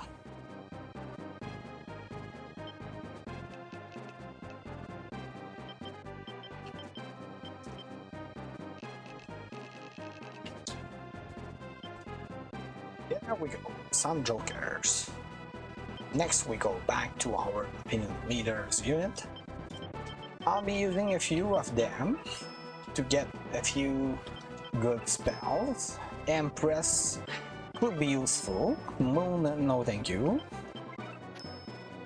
I have one of those, that's enough. No thank you. I need a Judgment, Magician, and Justice card. Although 1 star could be useful.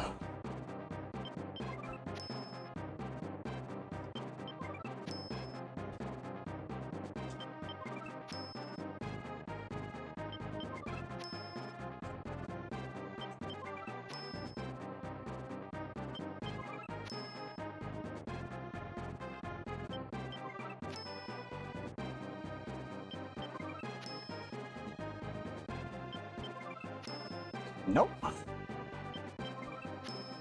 Nah, I have too many of those. I don't need any more word card. Sweet. Not very much useful. Strength, no thank you. Hermit can be useful. Yeah, why not? Yes. Which one do I have that are too much? Hangman is useless, and I still have my Hierophant that I want to get rid of.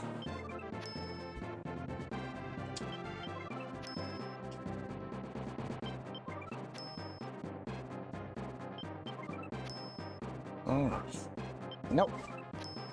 Okay, let's get that. Hierophant. There we go. Item clean.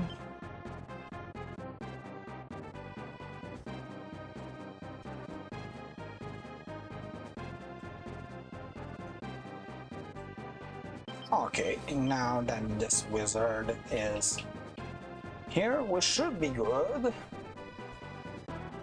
to avoid all of the enemy units. Sunshine. And let's get down to business. So this is a small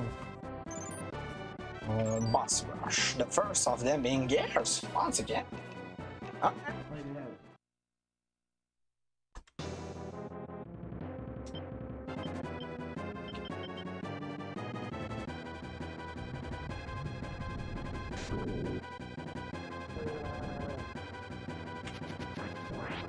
Oh, nice. Good job, Tristan.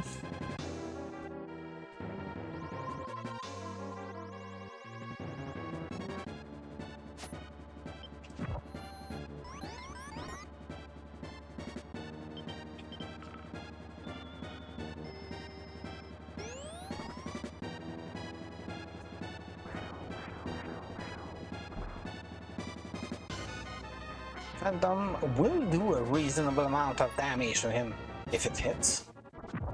It did not hit. Sniff, sniff, sniff. Good job, we got him. First boss done.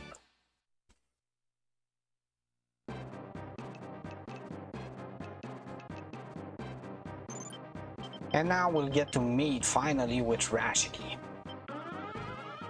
Rashidi is the strongest character you'll find in the game. He has access to all of the magic that a mage can do and some skills as well. Because of that, he's exceptionally dangerous.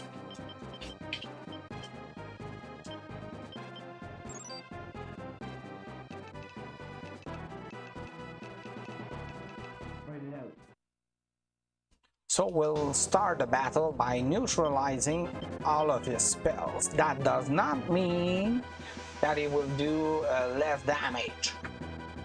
Simply put, many of his spells will not work, but some will still. Some skills could work. Fool. And I hope that Tristan will hit. Ah. Shame. Star.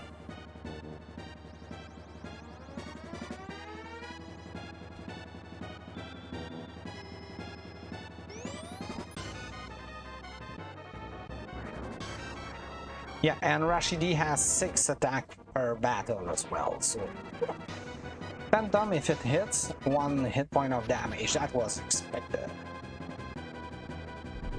This Gale will hit because that's the skill that he used and not the spell. Good hit by... Hey, he's in range. Good job. We got it.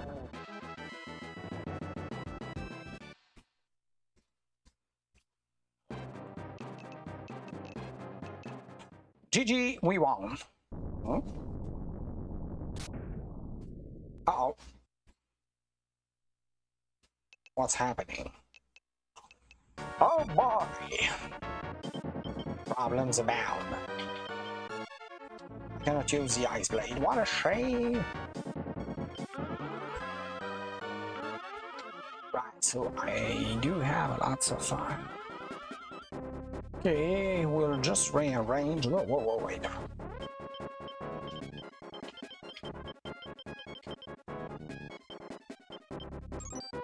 There we go. Let's hope for the best. Can you?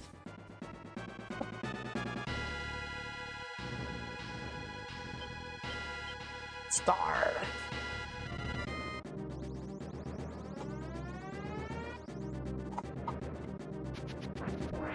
Ah, good job.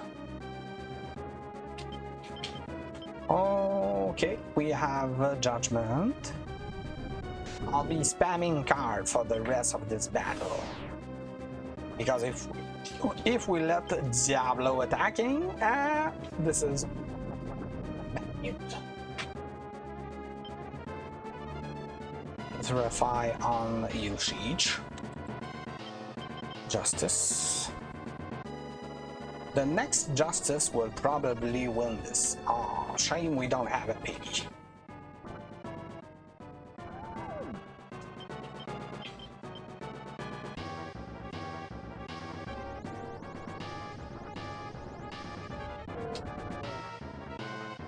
Hey.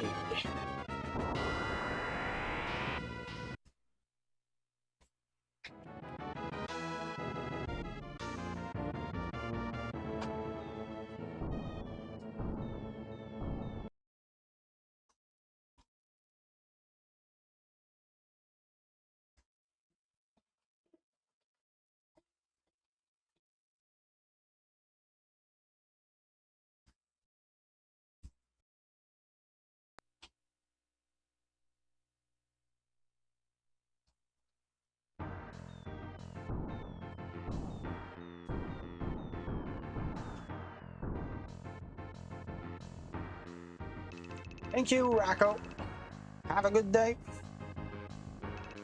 Golf. You've done well. The world is now yours. Thank you. I owe it all to those who followed me. You have attained the world, and I have been released from my prison.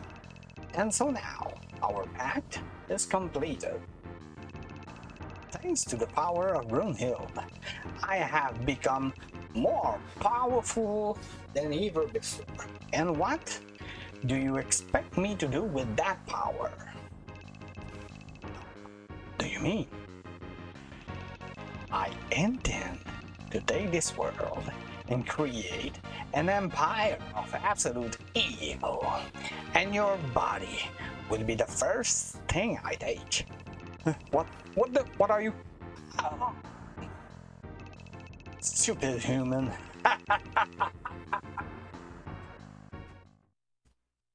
And thus, a new empire was born on the continent of Zidagenia. The people welcomed the new ruler, but had no idea of the horrors that were coming. The horror of the ogre battle. Just like that.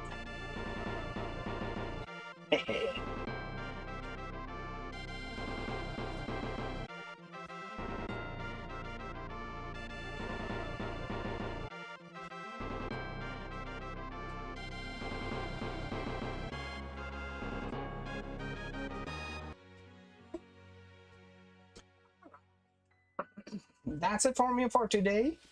My throat is still a little bit raspy from talking this much. But it was a fun day nonetheless.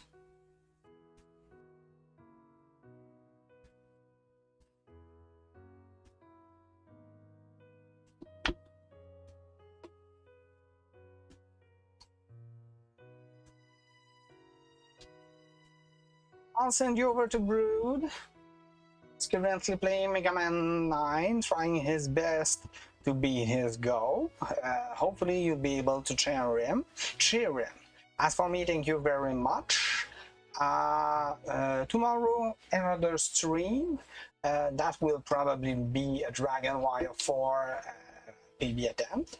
We'll see about that. So once again, thank you very much. I hope that you had as much fun as I did, because I sure did.